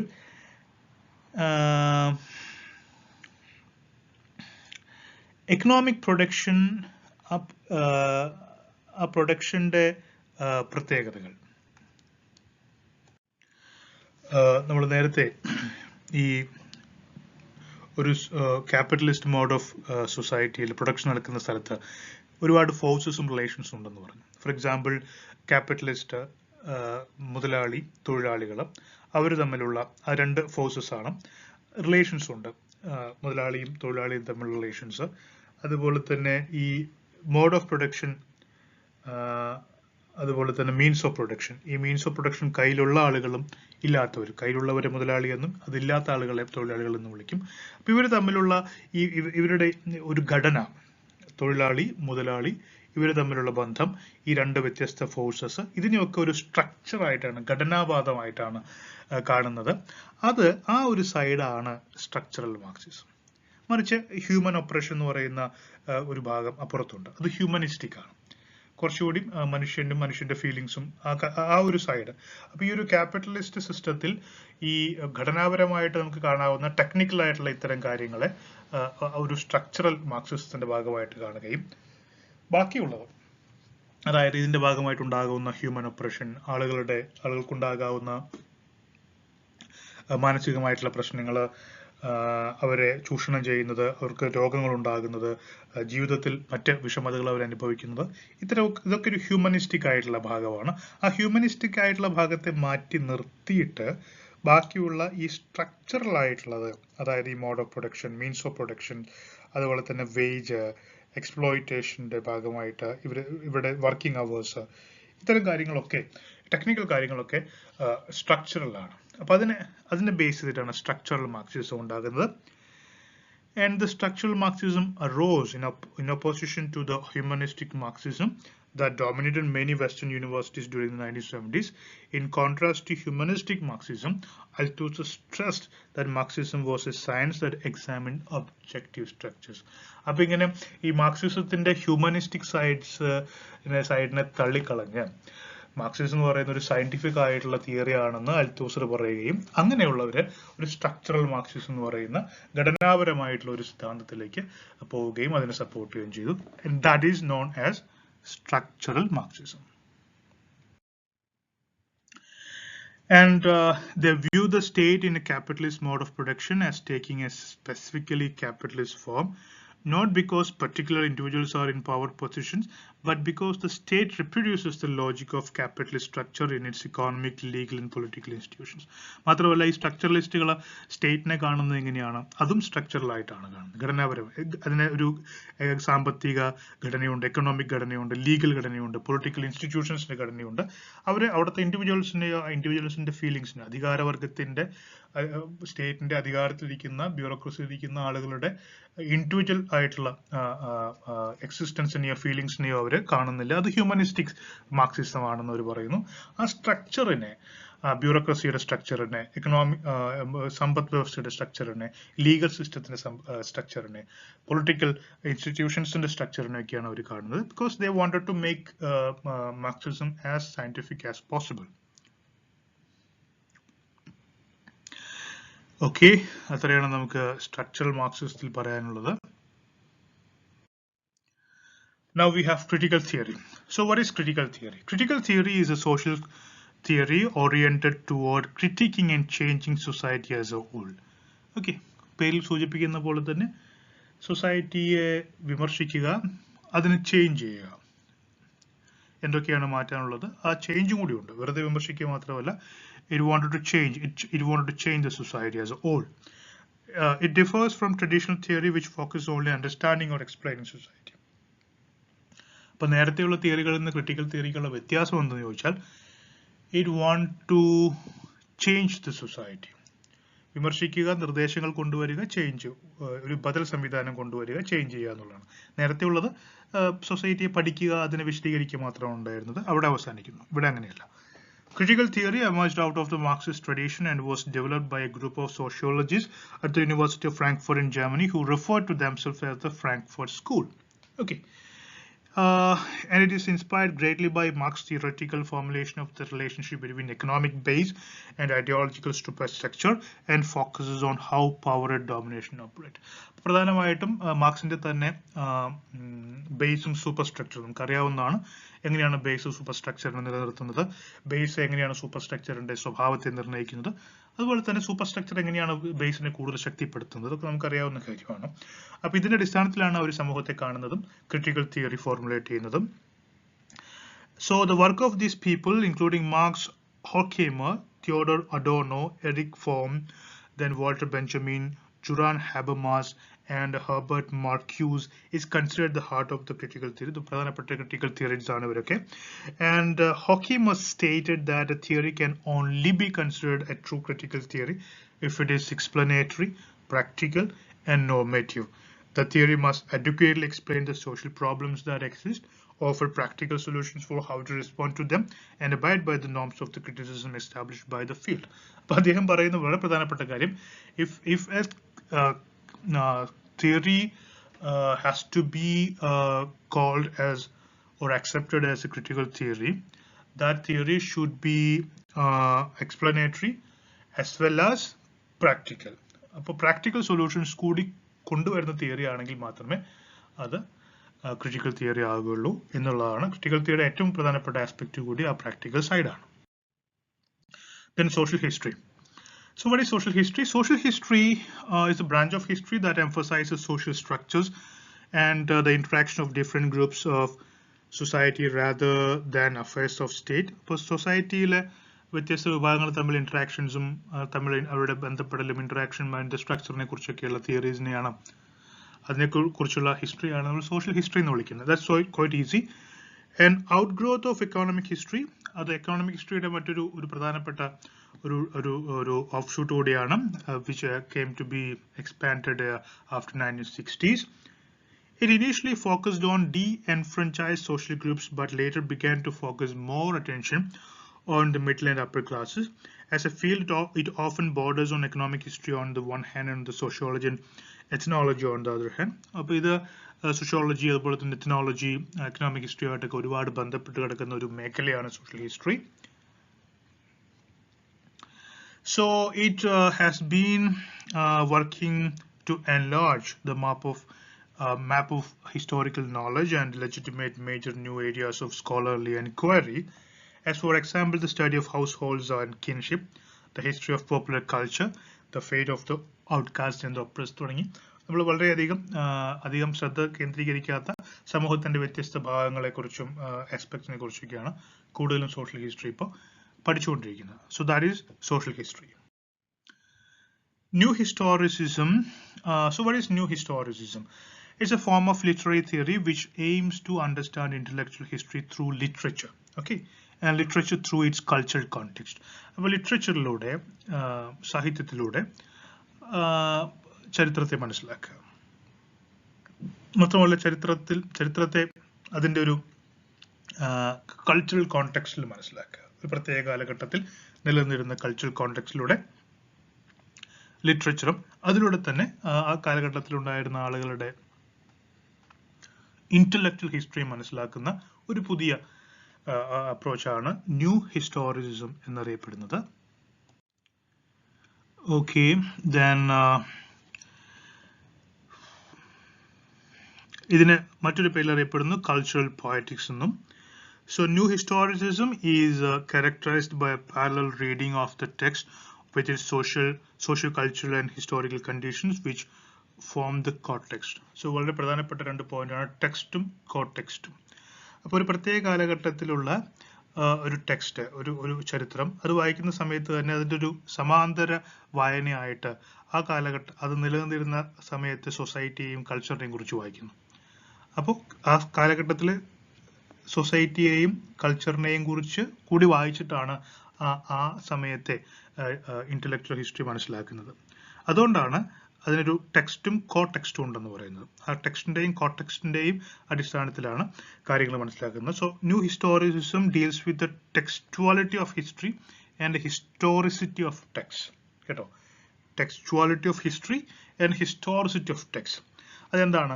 The textuality of history refers to the idea that history is constructed and fictionalized, and the historicity of text refers to its inevitable embedment within the socio-political conditions of its production and interpretation. ഇപ്പോൾ രണ്ട് terms നോക്കാം.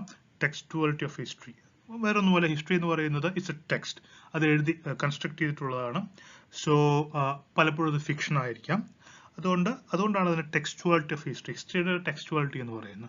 Historicity of text എന്ന് പറയുമ്പം ആ text ആ കാലത്ത് എഴുതപ്പെട്ടിട്ടുള്ള ഒരു പ്രത്യേക വർക്കിന്, ചരിത്രത്തിന് അതിനൊരു ഹിസ്റ്റോറിസിറ്റി ഉണ്ട്, അതിനൊരു സോഷ്യോ കൾച്ചറൽ മില്യൂ ഉണ്ട്, ഒരു സോഷ്യോ കൾച്ചറൽ കോണ്ടെക്സ്റ്റ് ഉണ്ട്. ആ കോണ്ടെക്സ്റ്റ് ആണല്ലോ ഇവർ മനസ്സിലാക്കാൻ ശ്രമിക്കുന്നത്.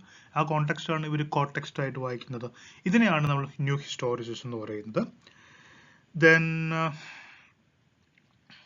New historicism their interpretation of a text begins with the identifying of literary and non-literary texts available and accessible to the public at the time of its production, followed by reading and interpreting the text in the light of the context. നമ്മൾ നേരത്തെ പറഞ്ഞ പോലെ ഒരു പ്രത്യേക കാലഘട്ടത്തിൽ ഉണ്ടായ ചരിത്രം, ആ ചരിത്രം വായിക്കുന്ന സമയത്ത് അത് സംഭവിച്ച സമയത്തുള്ള അവിടുത്തെ സോഷ്യൽ കൾച്ചറൽ ആസ്പെക്ട്സ് കൂടി നമ്മൾ കണക്കിലെടുക്കുന്നു. അപ്പൊ ആ ചരിത്രം എന്ന് പറയുന്ന ടെക്സ്റ്റും അതിനൊപ്പം ഉണ്ടായിരുന്ന സോഷ്യൽ കൾച്ചറൽ ആസ്പെക്ട് കോടെക്സ്റ്റുമാണ്. ഈ രണ്ടും ഒരുമിച്ച് വായിക്കുന്നതിനെയാണ് നമ്മൾ ന്യൂ ഹിസ്റ്റോറിസിസം എന്ന് വിളിക്കുന്നത്. അടുത്ത ഹ്യൂമൻ ജോഗ്രഫി. നമുക്കറിയാവുന്ന human geography concentrates on the spatial organisation and processes shaping the lives and activities of the people and their interactions with the places in nature. Okay, and human geography is more allied with the social sciences and humanities, sharing their philosophical approaches and methods. അതാണ് human geography എന്ന് പറയുന്നത്. ഒരു പ്രത്യേക പ്രദേശത്ത് ഉള്ള ജനവിഭാഗത്തിന്റെ ഭൂമി ശാസ്ത്രപരമായിട്ടുള്ള പ്രത്യേകതകൾ, ആ പ്രത്യേകതകൾ എന്തൊക്കെ ചേഞ്ചസ്, എന്തൊക്കെ ക്യാരക്ടറിസ്റ്റിക്സ് ആ ഒരു പ്രത്യേക ജനവിഭാഗത്തിന് കൊണ്ടുവരുന്നു, ഇതിനെക്കുറിച്ചുള്ള പഠനത്തെയാണ് നമ്മൾ ഹ്യൂമൻ ജോഗ്രഫി എന്ന് പറയുന്നത്.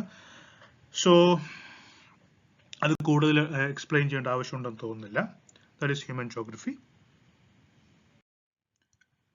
Then module 3, the annals. So the annals school of history is a historiographical trend emerged in 20th century. ഇപ്പൊ annals നമ്മൾ ധാരാളം ക്ലാസ്സുകൾ ഡിസ്കസ് ചെയ്തിട്ടുള്ളതാണ്. So the school had been led by a bunch of historians in France with a distinctive approach towards history, and Lucien Febvre and Marc Bloch were their founders. അത് നമുക്കറിയാവുന്ന കാര്യമാണ്. ഈ ഇങ്ങനെ ഒരു ഹിസ്റ്റോറിയോഗ്രഫിക്കൽ സ്കൂള് തുടങ്ങുന്നത് ഈ രണ്ടുപേരാണ്, Lucien Febvre and Marc Bloch. And ആ സ്കൂളിനെ വിളിക്കുന്ന പേര് അനാൽ സ്കൂൾ എന്നാണ്. അനാൽ സ്കൂൾ സ്ട്രെസ്ഡ്, ആൻഡ് ആ പേര് വരുന്ന ഒരു ജേണലിൽ നിന്നാണ് നമുക്കറിയാം. So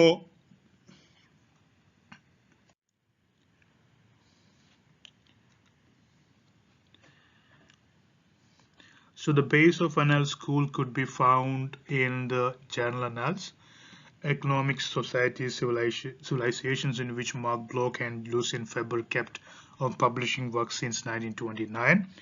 And they adopted a completely new form of approach towards writing history by deviating from event-based narrations. Annalsന്റെ ഏറ്റവും പ്രത്യേകത, they adopted a completely new form of approach towards writing history. ഒരു പുതിയ തരത്തിലുള്ള ചരിത്രം എഴുത്ത് തുടങ്ങി. സാധാരണ കാണുന്ന ചില സംഭവങ്ങളെ, ചരിത്ര സംഭവങ്ങളെ മാത്രം ചുറ്റിപ്പറ്റി എഴുതുന്ന ചരിത്രത്തിൽ നിന്ന് മാറി. And it stood for a wide and more human history because it rejected prevailing understanding of historical writing, such as the centering on diplomatic history, emphasizing on great men's life, war and state. അപ്പോൾ യുദ്ധങ്ങൾ, രാഷ്ട്രങ്ങൾ, മഹാന്മാരായ ആളുകൾ, രാജാക്കന്മാർ, അവരുടെ diplomatic history, ഇതിന്റെ അടിസ്ഥാനത്തിൽ ചരിത്രം എഴുതുന്ന മാറിയിട്ട് ഒരു പുതിയ ഹ്യൂമൻ ഹിസ്റ്ററി സ്റ്റാർട്ട് ചെയ്തു എന്നുള്ളതാണ് അനലിസിന്റെ പ്രത്യേകത. And they focused on the study of short periods, pattern of event narration and facts collection. ഇതൊക്കെ അവരുടെ പ്രത്യേകതയായിരുന്നു. Facts collection, event narration, short periods, വലിയ വലിയ കാലഘട്ടത്തിൽ നിന്ന് മാറി ചെറിയ ചെറിയ പീരിയഡ്സ് ഒക്കെ അവർ കൺസിഡർ ചെയ്യാൻ തുടങ്ങി. So 4 different stages of anal school ആണ് ഇവിടെ പറയുന്നത്. First 1920 to 45, then 45 to 68, 68 to 89, from 89 onwards. അപ്പോൾ ഇതിന്റെ പ്രത്യേകതകൾ, ഓരോ കാലഘട്ടത്തിലും ആരൊക്കെയായിരുന്നു പ്രധാനപ്പെട്ട ഹിസ്റ്റോറിയൻസ്, അതിന്റെ പ്രത്യേകതകൾ എന്തൊക്കെയാണെന്നുള്ളതാണ് ഈ ടേബിളിലുള്ളത്. So please read this table.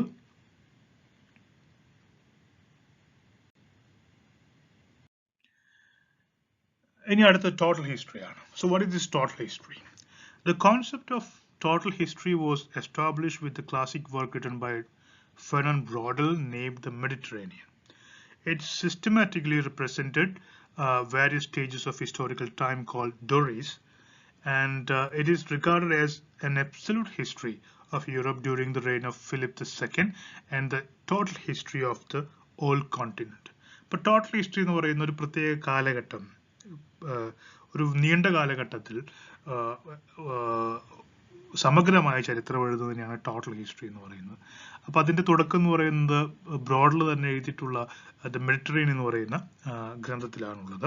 അപ്പൊ അതിനകത്ത് ഫിലിപ്പ് സെക്കൻഡിന്റെ സമയത്ത് യൂറോപ്പിന്റെ ചരിത്രമാണ് അദ്ദേഹം എഴുതിയിട്ടുള്ളത്. എൻറ്റയർ ഓൾ കോണ്ടിനെന്റിന്റെ ചരിത്രം തന്നെ പുസ്തകത്തിലുണ്ട്. So it is known as total history.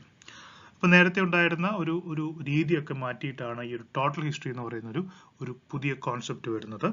That was brought by Brodel. Total history takes into account the incidents of a given time period. It discusses about the correlation between such incidents occurred within a particular time period. അപ്പോൾ ഡൊറി എന്ന് പറയുന്നത് വളരെ പ്രധാനം. കാലഘട്ടം, ഒരു പ്രത്യേക കാലഘട്ടം, ഒരു വലിയ കാലഘട്ടം, ആ കാലഘട്ടത്തെ എടുത്ത് ആ കാലഘട്ടത്തിലുള്ള സംഭവങ്ങളൊക്കെ പരസ്പരം ബന്ധപ്പെട്ട് കിടക്കുന്നത് എങ്ങനെയാണ്, ഇത്തരം കാര്യങ്ങളാണ് total ഹിസ്റ്ററിയിലുള്ളത്. It is argued that the idea of total history has a stress on coherency, and history is viewed as a series of notable events. As per that, one incident is followed by another in a consecutive manner. അപ്പോൾ ഇങ്ങനെയുള്ള ഒരു പ്രത്യേക കാലഘട്ടം, ആ കാലഘട്ടത്തിലെ സംഭവങ്ങൾ, പരസ്പരം ബന്ധപ്പെട്ട് കിടക്കുന്ന സംഭവങ്ങൾ, അതിന്റെ കാരണങ്ങൾ, അതിന്റെ ഫലങ്ങൾ, ഇതിനെക്കുറിച്ചൊക്കെ സമഗ്രമായിട്ട് അപഗ്രഥിച്ച് എഴുതുന്ന ചരിത്രമാണ് total history. So now we will discuss Fernand Braudel, 1902 to 1985, regarded as one of the prominent modern historians of the 20th century. Anel school വളരെ പ്രധാനപ്പെട്ട ഒരു ഫിഗർ ആയിരുന്നു. And his concept of long story instead of short term was the major means for historical inquiry, which introduced the new conception of historical time. He concentrated on the everyday life of regular people instead of great people's eventful life. നമ്മൾ നേരത്തെ കണ്ടു, everyday life of regular people ആണ് അദ്ദേഹത്തിന്റെ ചരിത്രത്തിന്റെ പ്രാധാന്യം. അല്ലെങ്കിൽ ഈ പറയുന്ന ഈവന്റ്ഫുൾ ലൈഫ്, രാജാക്കന്മാരുടെ ഈവന്റ്ഫുൾ ലൈഫിനെ കുറിച്ചായിരുന്നില്ല ചരിത്രം എഴുതിയിരുന്നത്, അല്ലെങ്കിൽ അതിനല്ല പ്രാധാന്യം കൊടുത്തിരുന്നത്. He highlighted the connection between environmental changes and economic conditions to mark the human history. വളരെ പ്രധാനപ്പെട്ട കാര്യം അദ്ദേഹത്തിന്റെ മെഡിറ്ററേനിയൻ എന്ന് പറയുന്ന പുസ്തകം, അതിനകത്ത് 2 വോള്യം ഉണ്ട്. വോള്യത്തിനകത്ത് എൻറ്റർ ആസ്പെക്ട്സ് ആണ്, ആ പ്രത്യേക കാലഘട്ടത്തിലെ ചരിത്രവുമായി ബന്ധപ്പെട്ട വ്യത്യസ്ത ആസ്പെക്ട്സ് അതിനകത്തുണ്ട്. അത് ജോഗ്രഫി, അഗ്രികൾച്ചർ, റിലീജിയൻ, ടെക്നോളജി, ഇതെല്ലാം ഉള്ള വളരെ ശക്തമായ ഒരു അണ്ടർസ്റ്റാൻഡിംഗ് ആണ്, ഒരു കോംപ്രഹെൻസീവ് നറേഷൻ ഓഫ് ഹിസ്റ്ററി ആണ് ദ മെഡിറ്ററേനിയനിലുള്ളത്. ആൻഡ് അദ്ദേഹത്തിന്റെ വളരെ പ്രധാനപ്പെട്ട മറ്റൊരു വർക്കാണ് civilization and capitalism, 15th to 18th century. 3 വോള്യൂംസിൽ 1979 പബ്ലിഷ് ചെയ്താണ്. And it gave importance to the role played by wide range of socio economic factors in the historiographical method. And he discusses about his emphasis on the economic state of every man, a universal approach to socio-economic history, and the procedure of capitalism and its geographical extent. ഇപ്പം ഇങ്ങനെ വളരെ serious ആയി detail ആയിട്ടുള്ള ഒരു ചരിത്ര എഴുത്ത് രീതിയാണ് അദ്ദേഹം സിവിലൈസേഷൻ ക്യാപിറ്റലിസം എന്ന് പറയുന്ന ടെക്സ്റ്റിൽ കൊണ്ടുവന്നിട്ടുള്ളത്. അതൊരു മറ്റൊരു പ്രധാനപ്പെട്ട വർക്കായിട്ട് ഓർത്തിരിക്കുക. ആൻഡ് അദ്ദേഹത്തിന്റെ concepts of structures, conjuncture and events വളരെ പ്രധാനപ്പെട്ട ഒരു കാര്യമാണ്. 3 പ്രധാനപ്പെട്ട കോൺസെപ്റ്റ്സ് അദ്ദേഹത്തിനുണ്ട്, ബ്രോഡലിനുണ്ട്. അതിലൊന്ന് സ്ട്രക്ചർ ആണ്, മറ്റൊന്ന് കോൺജക്ചർ ആണ്, മറ്റൊന്ന് ഇവന്റ്സ് ആണ്. എന്താണ് സ്ട്രക്ചർ എന്ന് നോക്കാം. ഇറ്റ് ഈസ് പ്രാക്ടിക്കലി ഇമ്മൊബൈൽ എൻവയോൺമെന്റൽ time or geological time. It consisted of infrastructure, physical structures like geography and social structures like organized behaviour, culture, convention, attitudes. Okay, വളരെ സ്ലോ ചേഞ്ചസ് നടക്കുന്ന ഒരു കാലഘട്ടമാണ്. അതിനകത്ത് സ്ട്രക്ചർ അല്ലെങ്കിൽ ലോങ് ഡ്യൂറി എന്ന് വിളിക്കും. അതാണ് സ്ട്രക്ചർ. ഒരു പ്രത്യേക കാലഘട്ടത്തെക്കുറിച്ച് ചരിത്രം എഴുതുമ്പോൾ അതിന്റെ ഘടന എന്ന് പറയുന്നതാണ്. ഫോർ എക്സാമ്പിൾ, ഒരു പ്രത്യേക മൗണ്ടൻ റേഞ്ചിന്റെ ചരിത്രം, ഒരു പ്രത്യേക ജോഗ്രഫിയുടെ ചരിത്രം, അല്ലെങ്കിൽ ഒരു പ്രത്യേക കൾച്ചറിന്റെ ഒക്കെ ചരിത്രം എടുക്കുകയാണെങ്കിൽ ഒരുപാട് കാലം നീണ്ടു നിൽക്കുന്ന ചരിത്രമാണ്, ഒരുപാട് കാലം എടുക്കുന്ന ചരിത്രമാണ്, ഒരുപാട് പഴക്കമുള്ള ദൈർഘ്യമുള്ള ചരിത്രമാണ്. ആ ദൈർഘ്യമുള്ള ചരിത്ര കാലഘട്ടത്തെ അദ്ദേഹം ലോങ് ഡ്യൂറി, വളരെ നീണ്ട കാലഘട്ടം എന്ന് പറയുന്ന സ്ട്രക്ചറിലാണ് ഉൾപ്പെടുത്തിയിട്ടുള്ളത്. അടുത്തത് കൺജക്ചറാണ്, മെയിൻ ഡ്യൂറി അല്ലെങ്കിൽ ഇടത്തരം കാലഘട്ടം എന്നാണ് അതുകൊണ്ട് അർത്ഥമാക്കുന്നത്. It is the medium time ആണ് of economies, societies and cultures. അതായത് ഒരു പ്രത്യേക കാലഘട്ടത്തിൽ നിലനിന്നിരുന്ന ഒരു പ്രത്യേക സോഷ്യൽ ഗ്രൂപ്പ്, എംപയറുകൾ, സിവിലൈസേഷൻസ് ഒക്കെ അതിനൊക്കെ ഒരു കാലഘട്ടമുണ്ടല്ലോ. നേരത്തെ നമ്മൾ കണ്ട ലോങ് ഡ്യൂറിയേക്കാൾ കുറഞ്ഞ കാലഘട്ടമാണുള്ളത്. അതൊക്കെ അദ്ദേഹം കൺജങ്ചേഴ്സിലാണ് ഉൾപ്പെടുത്തിയിട്ടുള്ളത്. അടുത്തത് നമ്മൾ ഇവന്റ് അല്ലെങ്കിൽ ഇവന്റ്മെന്റ് എന്ന് പറയുന്നതാണ്. വളരെ ചെറിയ കാലഘട്ടത്തിലുള്ള ചരിത്രം. It is the brief time of discrete events. It is the political and diplomatic time. It comprised of days, weeks, or in ഒരു വർഷം കൊണ്ടോ അല്ലെങ്കിൽ വർഷങ്ങൾ, വളരെ കുറഞ്ഞ വർഷങ്ങൾ, ദിവസങ്ങൾ, ആഴ്ചകൾ കൊണ്ടൊക്കെ നടക്കുന്ന സംഭവങ്ങളെയാണ് അദ്ദേഹം ഇവന്റ്മെന്റിൽ ഒരു സംഭവം എന്ന രീതിയിൽ ചെറിയ കാലഘട്ടത്തിൽ നടക്കുന്ന കാര്യമായിട്ട് കണ്ടത്. അപ്പൊ ഇങ്ങനെ നമ്മൾ നേരത്തെ കണ്ട ഒരുപാട് കാലം എടുക്കുന്ന അല്ലെങ്കിൽ ഒരു മീഡിയം കാലം എടുക്കുന്ന, ഇവിടെ നമ്മൾ കണ്ട ചെറിയ കാലം എടുക്കുന്ന, ഇങ്ങനെ വ്യത്യസ്ത കാലഘട്ടങ്ങളിൽ നടക്കുന്ന ചരിത്ര സംഭവങ്ങളുണ്ട്. ഇതൊക്കെ ഒരുപോലെ കൂട്ടിച്ചേർത്താൽ അദ്ദേഹം ഈ ടോട്ടൽ ഹിസ്റ്ററി എന്ന് പറയുന്ന ഒരു പുതിയ കോൺസെപ്റ്റ് കൊണ്ടുവന്നത്.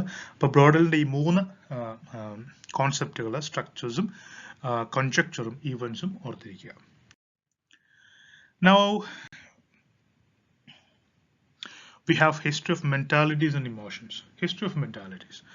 The history of mentalities is associated with the French intellectual history. In this new form of cultural history, aspects of private life, including childhood, sexuality, family, and death, became integral means of study by replacing geographical influences and socioeconomic structures. ഈ പറയുന്ന കാര്യങ്ങൾക്കാണ് history of മെന്റാലിറ്റീസിൽ പ്രാധാന്യം കൊടുക്കുന്നത്. ഏതൊക്കെയാണ്? Childhood, sexuality, family, death. ഇതൊക്കെ integral കാര്യങ്ങളാണ്. It opened up a distinct approach towards historical studies by incorporating the history of collective representations, myths and images. Okay, collective organizations, അതുപോലെ മിത്തുകൾ, ധാരാളം images, ഇതൊക്കെ ഇതിന്റെ ഭാഗമായിട്ട് വരുന്നു. It has been used by a number of historians from different schools of historical thought. അതിൽ ഏറ്റവും പ്രധാനപ്പെട്ടത് നമ്മൾ നേരത്തെ കണ്ട അനൽ സ്കൂളിൽ നിന്ന് തന്നെയാണ് ഹിസ്റ്ററി ഓഫ് മെന്റാലിറ്റീസ് വരുന്നത്. And the history of mentality is taken into account the approach of ordinary people towards the day-to-day affairs of life. സാധാരണക്കാരുടെ നിത്യജീവിതത്തിൽ ഉണ്ടാകുന്ന കാര്യങ്ങൾ, വളരെ പേഴ്സണൽ ആയിട്ടുള്ള കാര്യങ്ങൾ, പ്രൈവറ്റ് ആയിട്ടുള്ള കാര്യങ്ങൾ, അതെങ്ങനെ അവരെങ്ങനെയാണ് സൊസൈറ്റിയുമായിട്ട് ഇന്ററാക്ട് ചെയ്യുന്നത്, ഇത്തരം കാര്യങ്ങളൊക്കെ ഹിസ്റ്ററി ഓഫ് മെന്റാലിറ്റീസിൽ വരുന്നതാണ്. And psychological underpinning of human beings. Okay, മനുഷ്യന്റെ സൈക്കോളജിക്കൽ ആയിട്ടുള്ള അണ്ടർപിന്നിങ്സ്, ഇത്തരം കാര്യങ്ങൾ മെറ്റീരിയൽ ഫാക്ടറിനേക്കാൾ കൂടുതൽ ഈ സൈക്കോളജിക്കൽ അണ്ടർപിന്നിങ്സിനാണ് പ്രാധാന്യം കൊടുക്കുന്നത്. And Lucien Febvre and Mark Bloch were the pioneers in developing the methodological tool of history of mentalities. Okay. വളരെ പ്രധാനപ്പെട്ട ഒരു പുസ്തകം ലൂസിയൻ ഫെബറിന്റെ തന്നെയാണ്. The problem of unbelief in the 16th century, the religion of Rabelais is regarded as a classic work in the history of Annales. അപ്പോൾ ഇതിൽ റെബലൈസ്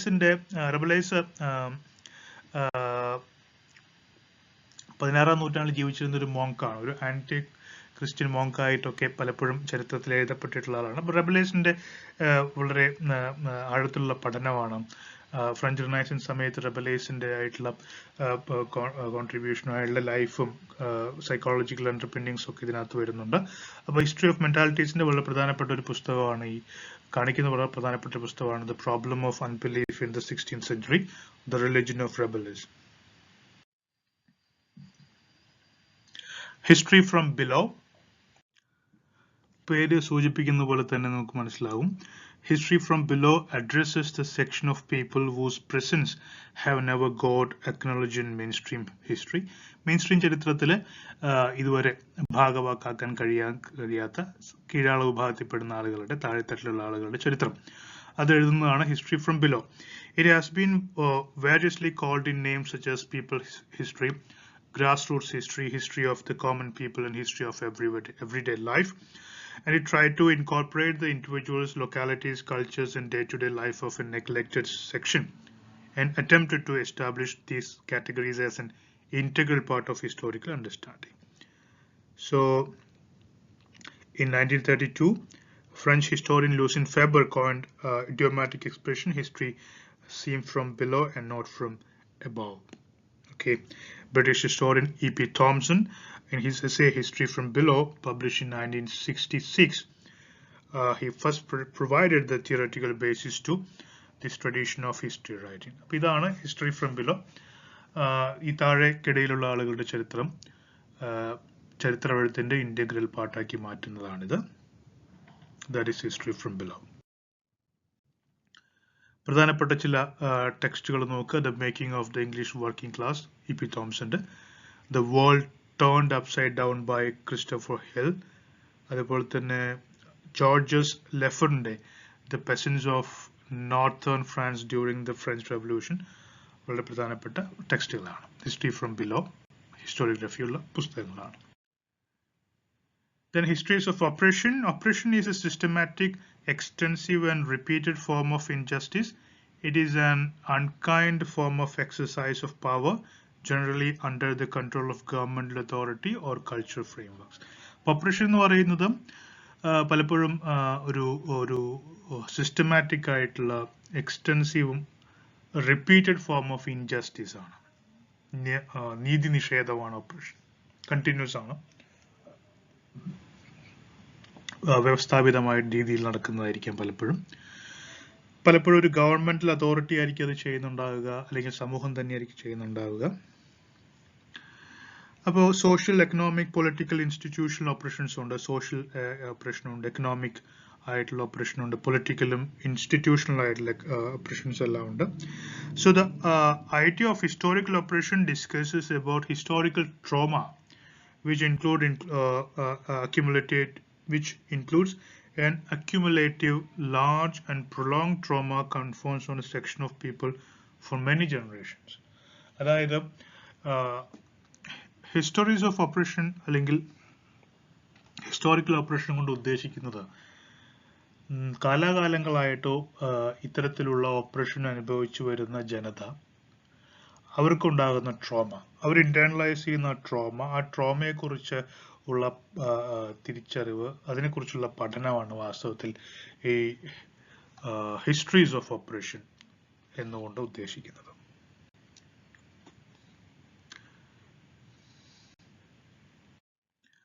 അടുത്തത് gender history. നമുക്കറിയാവുന്നതാണ്, gender history evolved as a response to the intellectual engagements and debates on women's history. പിന്നെ 1980s ശേഷമാണ് അതിനൊരു distinct shape ഉണ്ടാകുന്നത്. And gender history as a discipline views the past through the lens of gender. It aims to discuss how historical incidents and time periods differently affected women and men. അപ്പോൾ നമുക്ക് gender history gender ആണ്, women's history അല്ല actually. സ്ത്രീകളും പുരുഷന്മാരും അല്ലെങ്കിൽ വ്യത്യസ്ത ജെൻഡറിൽ പെടുന്ന ആളുകൾ ചരിത്രപരമായി അവർ എങ്ങനെയാണ് വന്നിട്ടുള്ളത്, എങ്ങനെയാണ് ചരിത്രം, ജെൻഡർ എങ്ങനെയാണ് ചരിത്രം രൂപപ്പെടുത്തിയിട്ടുള്ളത്, ചരിത്രത്തിൽ എങ്ങനെയാണ് ജെൻഡറുകൾ ഷോക്കേസ് ചെയ്യപ്പെട്ടുള്ളത്, അവരുടെ റിലേഷൻഷിപ്പ് എന്തൊക്കെയായിരുന്നു. For example, they also raise questions related to power, place, renaissance, time, agency, etc. ഇതെല്ലാം ഇതിന്റെ ഭാഗമായിട്ടുണ്ടാകുന്നു. American historian on France, John W. Scott, states that gender is a critical means by which power is expressed or legitimized. വളരെ പ്രധാനപ്പെട്ട ഒരു aspect ആണ് gender എന്ന് പറയുന്നത്. അധികാരം express ചെയ്യപ്പെടുന്നതും ന്യായീകരിക്കപ്പെടുന്നതും ഒക്കെ ജെൻഡറിന്റെ അടിസ്ഥാനത്തിലാണ് എന്നാണ് ജോൺ സ്കോട്ട് പറയുന്നത്. വളരെ ഫേമസ് ആയിട്ടുള്ള അവരുടെ പുസ്തകമാണ് gender, A useful category of historical analysis. So gender history is related to the study of gender roles, and gender history views each category of gender as an agent of history. Okay, പ്രധാനപ്പെട്ട ഒരു കാര്യമാണ് agent of history. Then history of slavery. Slavery, അടിമത്തം, അടിമ വ്യവസ്ഥ. Slavery is a condition in which an individual is owned by another individual by denying their human rights and individual liberty. അതാണ് slavery എന്ന് നമുക്കറിയാം. So slaves are considered as a movable or immovable property.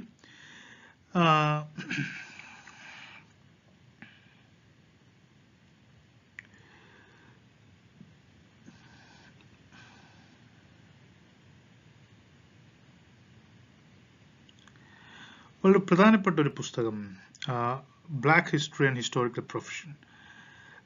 അപ്പോൾ തുടക്കത്തിൽ according to this book, the history of slavery originally was the history of government's laws and policies towards slavery and the political debates about. ഇപ്പോൾ തുടക്കത്തിൽ 1950 മുൻപ് എങ്ങനെയാണെന്ന് വെച്ച് കഴിഞ്ഞാൽ സ്ലേവറിയെ കുറിച്ചുള്ള ചരിത്രം ഗവൺമെന്റ് പോളിസീസിനെ കുറിച്ചുള്ള ചരിത്രമായിരുന്നു, സ്ലേവ്സിനെ കുറിച്ചുള്ള ചരിത്രമായിരുന്നില്ല.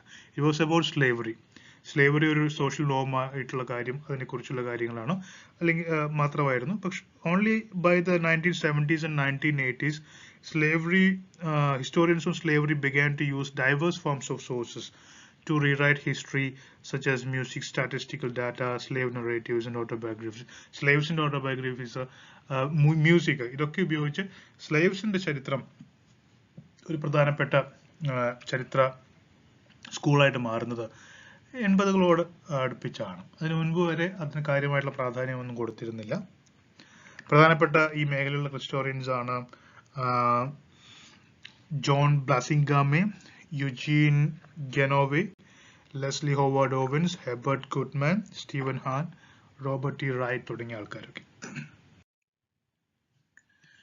Another one is history of South Asian caste system. South Asian caste system വളരെ പ്രധാനപ്പെട്ട ഒരു ഹിസ്റ്റോറിയോഗ്രഫി ഫോം ചെയ്തിട്ട് വന്നിട്ടുണ്ട്. The historiography of caste system in South Asia provide an overview of theoretical understanding and everyday practice of caste. എങ്ങനെയാണ് cast ഒരു practice ആയിട്ട് മാറുന്നത്, നിത്യജീവിതത്തിൽ അത് എങ്ങനെയൊക്കെ ഉണ്ടാകുന്നു, ഇതിനെക്കുറിച്ചൊക്കെയുള്ള ഒരു തിയററ്റിക്കൽ അണ്ടർസ്റ്റാൻഡിംഗ് ആണ് വരുന്നത്. ഓഫ് കോഴ്സ് റേഷ്യൽ ആന്റഗണിസം എങ്ങനെ ഉണ്ടായി, ഫോർ എക്സാമ്പിൾ ആര്യൻസ് വന്ന കാര്യം, ആര്യൻസിന്റെ ഡെവലപ്മെന്റ് വരവോട് കൂടിയാണ് ഉണ്ടായെന്ന് പറയുന്നു. പക്ഷെ അങ്ങനെയല്ല, ഇന്ത്യയിലെ തന്നെ, ഇന്ത്യൻ സബ് കോണ്ടിനെന്റിൽ തന്നെ, എസ്പെഷ്യലി സൗത്ത് ഇന്ത്യയിൽ തന്നെയുള്ള പല ട്രൈബൽ ഗ്രൂപ്പ്സും പിന്നീട് പതിയെ അതിന്റെ ഡെവലപ്മെന്റ് ഭാഗമായിട്ട് ആണ് കാസ്റ്റ് ഉണ്ടായെന്ന് പറയുന്ന വ്യത്യസ്ത അഭിപ്രായക്കാരുണ്ട്. മോർട്ടൺ ക്ലാസിന്റെ പുസ്തകത്തിൽ the emergence of South Asian caste സിസ്റ്റത്തിൽ അദ്ദേഹം ഈ റേഷ്യൽ ആര്യൻ ഇൻവേഷൻ ആണ് തിയറി, ഇറ്റ്സ് എ തിയറി, അത് ഒരിക്കലും പ്രൂവ് ചെയ്യപ്പെട്ടിട്ടില്ല, അത് ആണെന്നുള്ള വാദം അദ്ദേഹം തള്ളിക്കളയാണ് ചെയ്തത്. ഓക്കെ, മാരേജ് സർക്കിൾ തിയറിയൊക്കെയാണ് അദ്ദേഹം മുന്നോട്ട് കൊണ്ടുവരുന്നത് സൗത്ത് ഇന്ത്യയിൽ. ഇത്തരത്തിലുള്ള എങ്ങനെയാണ് ഒരു ഈ കാസ്റ്റ് ബൂൺസും അല്ലെങ്കിൽ ഡിവിഷൻസ് ഒക്കെ ഉണ്ടാകാനുള്ള കാരണമായിട്ട് അദ്ദേഹം കാണുന്നത് ഇത്തരത്തിലുള്ള മാരേജ് സർക്കിൾ തിയറീസ് ഒക്കെയാണ്. Module 4, methodological debates and contemporary trends. First, we will discuss methodological individualism and holism. So, what is methodological individualism and holism? Methodological individualism is about the enquiry and explanation of social phenomena. It tries to understand the role played by the individual and society in determining the order. അപ്പോൾ individual ആയിട്ടുള്ള ഒരു individual എങ്ങനെയാണ് സൊസൈറ്റിയിൽ influence ചെയ്യുന്നത്, അതാണ് methodological individualism എന്ന് പറയുന്നത്. The society includes individuals, but the idea of society is just conceptual. It does not have an objective nature. അപ്പോൾ സൊസൈറ്റി എന്ന് പറയുന്ന ഒരു ഐഡിയ, അതൊരു കോൺസെപ്റ്റ് മാത്രമാണ്, അതില്ലെന്നാണ് ഇവർ പറയുന്നത്. മെത്തഡോളജിക്കൽ ഇൻഡിവിജ്വൽസ് പറയുന്നത് ഇറ്റ്സ് ഇൻഡിവിജ്വൽസ്, ഓരോ വ്യക്തിയാണ് ചെയ്യുന്നത്, വ്യക്തികളുടെ തന്നെ പ്രവൃത്തിയാണ് ചരിത്രമായി മാറുന്നത്. ഇറ്റ്സ് നോട്ട് ദ സൊസൈറ്റി എന്ന് പറയുന്ന ഒന്നില്ല, സൊസൈറ്റിക്ക് ഒരു പ്രാധാന്യം കൊടുക്കുന്നില്ല.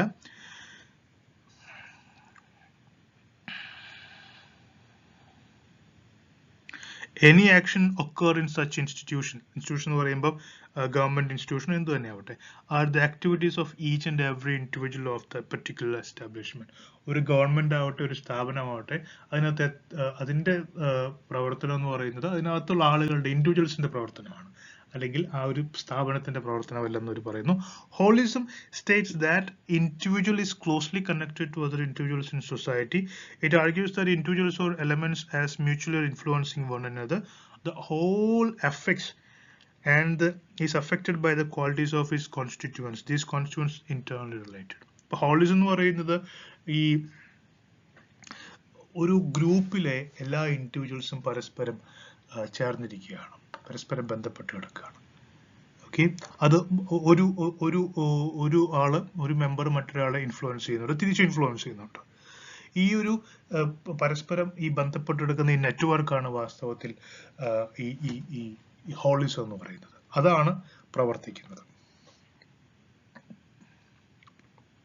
These constituents are internally related. The whole affects and is affected by the qualities of his constituents. അപ്പോൾ ഈ ഇൻഡിവിജ്വൽസ് മെമ്പേഴ്സ്. ഈ ഇൻഡിവിജ്വൽ മെമ്പേഴ്സ് ഈ ഗ്രൂപ്പിനെ ഇൻഫ്ലുവൻസ് ചെയ്യുന്നു. ഈ ഗ്രൂപ്പ് ഇൻഡിവിജ്വൽ മെമ്പേഴ്സിനെ ഗ്രൂപ്പ് ചെയ്യുന്നു. അങ്ങനെ ഒരു ഓൾ സിസ്റ്റം വർക്ക് ചെയ്യുന്നു എന്നാണ് ഹോളിസം പറയുന്നത്.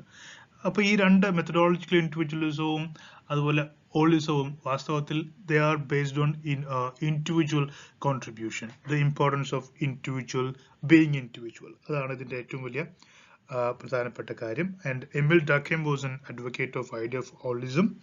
മാത്രമല്ല, the debate on ideas of methodological individualism and holism has developed along with the growth of social science, and these are visible in writings of Karl Marx, Spencer, Auguste Comte, and Hegel also.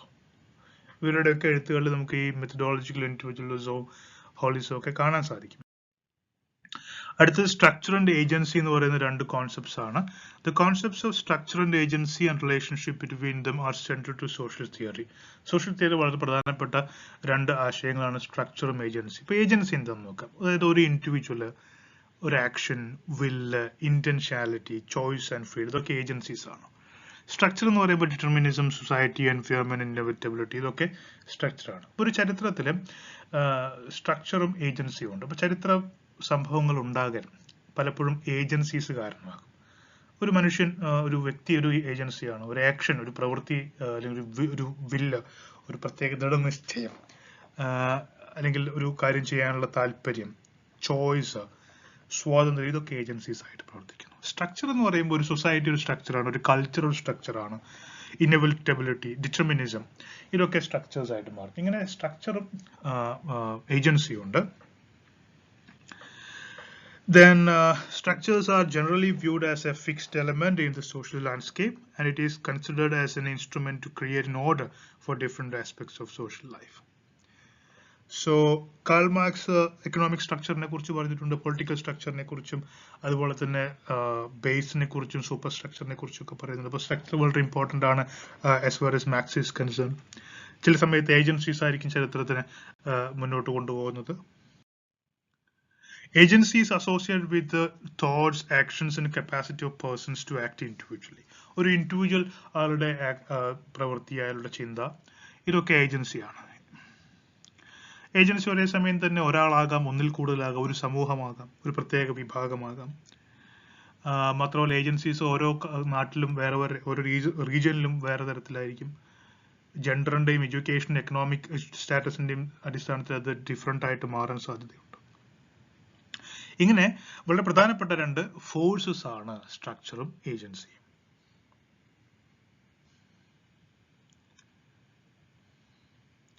ഇനി structure and ഏജൻസിയെ കുറിച്ച് American sociologist ആയിട്ടുള്ള താൽക്കോ persons പറയുന്ന, he do not agree with the existence of structure agency problem. Instead he considered it as a pseudo problem. അങ്ങനെ ഒരു problem ഇല്ലെന്നുള്ളതാണ്. Structure ആണ് വലുത്, ഏജൻസിയാണ് വലുത്. സ്ട്രക്ചറിനാണ് ഇമ്പോർട്ടൻസ്, ഏജൻസിക്കാണ് ഇമ്പോർട്ടൻസ്. അങ്ങനെ ഒരു പ്രോബ്ലം ഇല്ലെന്നാണ് അദ്ദേഹം പറയുന്നത്. Okay, and Peter Berger and Thomas Luckman, they presented a dialectically grounded relationship between structure and agency. ഇവർ പറയുന്നത് സ്ട്രക്ചറും ഏജൻസിയും തമ്മിൽ ഒരു വൈരുദ്ധ്യാത്മക ബന്ധമുണ്ടെന്നാണ് ഇവർ അഭിപ്രായപ്പെടുന്നത്. അടുത്തതാണ് essentialism and relativism. So both essentialism and relativism are two ideas in belief. They try to find out that in what way things evolved and currently what they are. അപ്പോൾ essentialism relativism പറയുന്നത് എങ്ങനെയാണ് കാര്യങ്ങൾ ഉണ്ടായത്, ഇപ്പൊ നമ്മൾ ഇന്ന് കാണുന്ന സമൂഹം എങ്ങനെ ഉണ്ടായി, എന്തൊക്കെ മാറ്റങ്ങളിലൂടെ കടന്നു വന്നു, അതിനുള്ള കാരണം എന്തൊക്കെയാണ്. അതൊന്ന് essentialism ആണോ മറ്റൊന്ന് relativism ആണോ. ഇനി എന്താണ് essentialism? വാക്കിൽ തന്നെ ഉണ്ട് essential. Essentialism argues that any particular establishment stand with some strict conceptions which in turn desire the nature of it. Essentialism tries to prove that every living thing, object or whatever existing in the world are under a particular set of directions and a kind of necessary actuality is working behind them. അപ്പോൾ ഒരു പ്രത്യേക സാഹചര്യം, ഒരു പ്രത്യേക വസ്തു അല്ലെങ്കിൽ ഒരു living organism അല്ലെങ്കിൽ ഒരു മനുഷ്യൻ, അതിന് എസെൻഷ്യൽ ആയിട്ട് ചില സ്വഭാവങ്ങളുണ്ട്. ആ എസെൻഷ്യൽ ആയിട്ടുള്ള സ്വഭാവം അതിന്റെ പ്രകൃതിയിൽ നിന്നും അതിന് കിട്ടുന്ന, ചുറ്റുവട്ടത്തിൽ നിന്നും കിട്ടുന്നതാണ്. ആ എസെൻഷ്യൽ സ്വഭാവം തന്നെയാണ് അത് ഉൾപ്പെടുന്ന അതിന്റെ, ഇപ്പൊ മനുഷ്യനാണെങ്കിൽ മനുഷ്യന്റെ ജീവിത ആയുസ്, ജീവചരിത്രം, ഒരു പ്രത്യേക മനുഷ്യന്റെ ജീവചരിത്രം അല്ലെങ്കിൽ ഒരു സമൂഹത്തിന്റെ ജീവചരിത്രം, ആ എസെൻഷ്യൽ സ്വഭാവം തന്നെയാണ് ആ ഒരു സമൂഹത്തിന്റെ ചരിത്രത്തെ നിശ്ചയിക്കുന്നത് എന്നാണ് എസെൻഷ്യലിസം പറയുന്നത്. റിലേറ്റിവിസം എന്ന് പറഞ്ഞാൽ അങ്ങനെയല്ല. According to relativism there are no definite truths and this truth changes according to the beliefs and social norms. It gives importance to the relative values. ആപേക്ഷികമാണ് ഒരു വ്യക്തിയെ സംബന്ധിച്ചാലും ഒരു സമൂഹത്തെ സംബന്ധിച്ചാലും ഒരു വസ്തുവിനെ സംബന്ധിച്ചാലും എസെൻഷ്യൽ ആയിട്ട് ഒന്നുമില്ല. എല്ലാം റിലേറ്റീവ് ആണ്, എല്ലാം ആപേക്ഷികമാണ് എന്നാണ് പറയുന്നത്. ഈ രണ്ട് തരത്തിലുള്ള വിശ്വാസവും രണ്ട് തരത്തിലുള്ള വ്യൂസും ചരിത്രത്തെ സംബന്ധിച്ചുണ്ട് എന്ന് മാത്രം മനസ്സിലാക്കുക. Essentialism and relativism. അടുത്ത truth and objectivity. Historical objectivity is closely associated with the idea of value judgment. Objectivity in history is the view that any historical writing should have the backup of concrete facts. അപ്പോൾ truth and objectivity ചരിത്രത്തിൽ ആവശ്യമുള്ളതാണ്. സത്യവും അതുപോലെ തന്നെ ഈ പക്ഷപാതമില്ലാത്ത അവസ്ഥ, എംപാർഷ്യാലിറ്റി, അത് ആവശ്യമാണെന്ന് നമുക്കറിയാം. അത് എത്രത്തോളം കൊണ്ടുവരാൻ കഴിയുമോ അത്രത്തോളം അത് കൊണ്ടുവരണം. സയന്റിഫിക് ആയിട്ട് നമ്മൾ ഫാക്ട്സുകളെല്ലാം കണ്ടെത്തണം എന്നുള്ളതാണ്. പക്ഷേ പലപ്പോഴും for example the truth there should be absenteeism of sentiments and partiality and preconception. അതായത് സെന്റിമെന്റ്സോ പാർഷ്യാലിറ്റിയോ പ്രീകോൺസെപ്ഷനോ പ്രിജുഡീസോ മുൻവിധികളോ മുൻധാരണകളോ ഒന്നും പാടില്ല. So historical discourses are considered as subjective rather than objective because there is an understanding that those who are writing history cannot keep the statements with scientific ways. അപ്പോൾ അത്രയാണ് കാര്യമുള്ളൂ. അപ്പോൾ truth and objectivity മുഴുവനായിട്ട് ചരിത്രത്തിൽ കൊണ്ടുവരാൻ പറ്റുമെന്ന് ചോദിച്ചാൽ അത് സാധ്യമാണെന്ന് ആരും 100% വിശ്വസിക്കുന്നില്ല. കാരണം ചരിത്രം എഴുതുന്ന ആളുകൾക്ക് സ്വാഭാവികമായിട്ടും വന്നുകൂടാവുന്ന സ്പാഷ്യാലിറ്റി ഉണ്ടാകാം, പ്രിജുഡീസ് ഉണ്ടാവും, മിസ്കോൺസെപ്ഷൻസ് ഒക്കെ ഉണ്ടാകാൻ സാധ്യതയുണ്ട്. അത് മുഴുവനായിട്ട് എടുത്ത് കളയാൻ പറ്റും എന്നുള്ള കാര്യത്തിൽ ഇപ്പോഴും സംശയമുണ്ട്. സോ ട്രൂത്ത് ആൻഡ് ഒബ്ജക്റ്റിവിറ്റി ഉണ്ട് എന്നും മുഴുവനായിട്ട് ഉണ്ട് എന്നും കൊണ്ടുവരാൻ പറ്റുമെന്നും അങ്ങനെയല്ല ഇല്ല എന്നും കൊണ്ടുവരാൻ പറ്റില്ലെന്ന് പറയുന്ന രണ്ട് വാദം ഉണ്ട്. And Foucault and history of power. So power is considered as a repressive force or a negative force used to keep something in check. അപ്പോൾ എന്തിനെങ്കിലുമൊക്കെ തടയാനും നിയന്ത്രിക്കാനും ഒക്കെയാണല്ലോ നമ്മൾ അധികാരം, പവർ ഉപയോഗിക്കുന്നത്. ഒരു നെഗറ്റീവ് സെൻസിലാണ് പലപ്പോഴും കാണുന്നത്. പക്ഷേ ഫൂക്കോ നെഗറ്റീവായിട്ടും പോസിറ്റീവായിട്ടും പവറിനെ കാണുന്നില്ല എന്നുള്ളതാണ്. ഹൈറാർക്കി, കൺട്രോൾ, ഓർഡർ, ഡിസിപ്ലിൻ, ഇതൊക്കെയാണ് നമുക്ക് പലപ്പോഴും പവർ എന്ന് പറയുന്ന വാക്കുകൾക്ക് നമുക്ക് ഓർമ്മ വരുന്നത്. ഇങ്ങനെയുള്ള ഹൈറാർക്കി, കൺട്രോൾ, ഓർഡർ, ഡിസിപ്ലിൻ ഇങ്ങനെയുള്ള വാക്കുകളൊക്കെയാണ് ഓർമ്മ വരുന്നത്. സോ ഫൂക്കോയുടെ അഭിപ്രായത്തില് power was not just wielded by a few individuals, but people are themselves the instruments of power. അപ്പോൾ അധികാരം എന്ന് പറയുന്നത് സാധാരണ നമ്മുടെ വിചാരം അധികാരമുള്ളവരും അധികാരമില്ലാത്തവരും എന്നാണ്. പക്ഷെ ഫൂക്കോ പറയുന്ന അധികാരം ഒരു കുറച്ച് ആളുകളുടെ കയ്യിൽ മാത്രം ഇരിക്കുന്നതല്ല, മറിച്ച് ഓരോ ഇൻഡിവിജ്വലും, അധികാരം അടിച്ചേൽപ്പിക്കപ്പെടുന്നു എന്ന് പറയുന്ന ഓരോ ഇൻഡിവിജ്വലും അതിന്റെ ഇൻസ്ട്രുമെന്റ് ആണ്, ഉപകരണമാണ്, അധികാരത്തിന്റെ ഇൻസ്ട്രുമെന്റ് ആണ്, അധികാരത്തെ നിലനിർത്തുന്ന ഉപകരണമാണ് ഓരോരുത്തരും എന്നാണ് ഫൂക്കോ അഭിപ്രായപ്പെടുന്നത്. 3 തരത്തിലുള്ള പവർ ഉണ്ടെന്ന് പറയുന്നു. Sovereign power, disciplinary power, bio power, അങ്ങനെ 3 പവർ ഉണ്ടെന്ന് ഫൂക്കോ പറയുന്നു. Main types of power. Sovereign power, this type of power enforces violence and physical punishment. The power is highly repressive in nature. ഇത് പരമാധികാരത്തിന്റെ ശക്തിയാണ്, രാജ്യങ്ങളുടെ ശക്തി. അത് വളരെ റിപ്രസീവ് ആണ്, അടിച്ചമർത്താണ്, വയലൻസും physical പണിഷ്മെന്റും ഒക്കെ ഉള്ളതാണ്. മിക്കവാറും സോവറിൻ ആയിട്ടുള്ള പരമാധികാര രാഷ്ട്രങ്ങളും ഗവൺമെന്റുകളും ഒക്കെയാണ് ഇത് ഉപയോഗിക്കുന്നത്. Here the power is exercised on the people from an external factor to follow rules and discipline. Okay. നിയമങ്ങൾ, മറ്റ് പോലീസ്, ആർമി പോലെയുള്ള കാര്യങ്ങളൊക്കെ സോവറിൻ പവറിന്റെ ഉദാഹരണങ്ങൾ. Then we have disciplinary power. The individuals of society are both objects and instruments of exercising disciplinary power. There is constant surveillance by society. അപ്പോൾ ഒരു സമൂഹത്തിൽ ഉള്ള അധികാരം സമൂഹം, മനുഷ്യരിൽ, സമൂഹത്തിലെ മെമ്പേഴ്സിൽ ചുമത്തുന്ന അധികാരത്തെയാണ് ഡിസിപ്ലിനറി പവർ എന്ന് പറയുന്നത്. അതൊരു തരം ഡിസിപ്ലിൻ, അച്ചടക്കം കൊണ്ടുവരാനുള്ള അധികാരമാണ്. അത് കണ്ടിന്യൂസ് ആയിട്ട് സമൂഹം നമ്മളെ ഇങ്ങനെ നോക്കിക്കൊണ്ടേയിരിക്കുന്നു നമുക്ക് എല്ലാവർക്കും അറിയാം. അപ്പൊ പല കാര്യങ്ങളും നമ്മൾ ചെയ്യുന്നതും ചെയ്യാതിരിക്കുന്നതും ഈ സമൂഹത്തിന്റെ നോട്ടം ഉണ്ട് എന്ന് മനസ്സിലാക്കിയാണ്. അതൊരു ഡിസിപ്ലിനറി പവറാണ്. ഈ ജെർമി ബെൻതം 18ാം നൂറ്റാണ്ടിലെ ഒരു പുതിയ കോൺസെപ്റ്റ് കൊണ്ടുവന്നൊരു കോൺസെപ്റ്റാണ് പെനോപ്റ്റിക്കോൺ എന്ന് പറയുന്ന ഒരു ജയില്. പെനോപ്റ്റിക്കോൺ ജയിലില് ഒരു പ്രത്യേക തരം ജയിലാണ്. ആ ജയിൽ എങ്ങനെയാന്ന് വെച്ച് കഴിഞ്ഞാൽ ആ ജയിലിന്റെ നടുക്ക് ഒത്ത മധ്യത്തിൽ ഒരു പ്രത്യേക വാച്ച് ടവർ ഉണ്ട്. ആ വാച്ച് ടവറിൽ ജയിലർക്ക് ഇരിക്കാം. ആ ജയിലർക്ക് അവിടെ ഇരുന്ന് കഴിഞ്ഞാൽ ചുറ്റുമുള്ള ഓരോ പ്രിസണറെയും കാണാൻ പറ്റും ഏത് സമയത്തും. അവിടുത്തെ എല്ലാ ജയിലിലുള്ള ഓരോ തടവുകാരനെയും കണ്ടിന്യൂസ് ആയിട്ട് അവിടെ ഇരുന്ന് കാണാം വിതൗട്ട് ദെയർ നോളജ്. അതാണ് പെനോപ്റ്റിക്കോണിന്റെ പ്രത്യേകത. അപ്പൊ അങ്ങനെ ഒരു പെനോപ്റ്റിക്കോൺ പ്രിസണിലാണ് സമൂഹത്തിലെ ആളുകൾ എന്നാണ്. അപ്പൊ സമൂഹം അതുകൊണ്ട് കണ്ടിന്യൂസ് ആയിട്ട് ചെയ്യുന്നു എന്നാണ്. The street of constant surveillance force the prisoners to be at their best behaviour all time. അപ്പൊ ഇങ്ങനെ ഈ ഒരു കോൺസ്റ്റന്റ് സർവൈലൻസ് നമ്മുടെ സമൂഹം നടത്തുന്നുണ്ടെന്നുള്ളൊരു അറിവിൽ നമ്മളെ അച്ചടക്കം ഉള്ളവരാക്കി മാറ്റുന്നു. ആ പവറാണ് ഡിസിപ്ലിനറി പവർ. ആ പവർ സമൂഹം മാത്രമല്ല അതിനകത്തുള്ള മെമ്പേഴ്സും അത് മുന്നോട്ട് കൊണ്ടുപോകാൻ സഹായിക്കുന്ന ഇൻസ്ട്രുമെന്റ്സ് ആണ്. അടുത്തത് ബയോ പവർ ആണ്. In this there is a large scale regulatory power that even the human body becomes controlled. ഇപ്പൊ മനുഷ്യന്റെ ശരീരത്തെ വരെ കൺട്രോൾ ചെയ്യാവുന്ന പവറാണ് ബയോ എന്ന വാക്ക് ഉപയോഗിക്കാനുള്ള കാരണം ശ്രദ്ധിക്കുക. Bio power and actually disciplinary power when used over large populations instead of individuals. ഒരു ലാർജ് പോപ്പുലേഷൻസിന്റെ കൺട്രോൾ ചെയ്യാൻ വേണ്ടി അവരുടെ ശരീരത്തെ കൺട്രോൾ ചെയ്യാനും ദ്രോഹിക്കാനും ഉപയോഗിക്കുന്ന പവറാണ് ബയോ പവർ. ജെനോസൈഡ്, വലിയ വംശഹത്യകളൊക്കെ ഇതിന് ഉദാഹരണമാണ്. ഇനി എക്സ്പ്രഷൻ ഓഫ് പവർ. ഇനി the power is expressed either by repression or by normalising it. വളരെ പ്രധാനപ്പെട്ട ഒരു കാര്യമാണ്. Repression is the common non expression of power and often used explicit form of violence. അപ്പോൾ രണ്ടു തരത്തിൽ അധികാരം പ്രയോഗിക്കാമെന്ന് പറയുന്നു.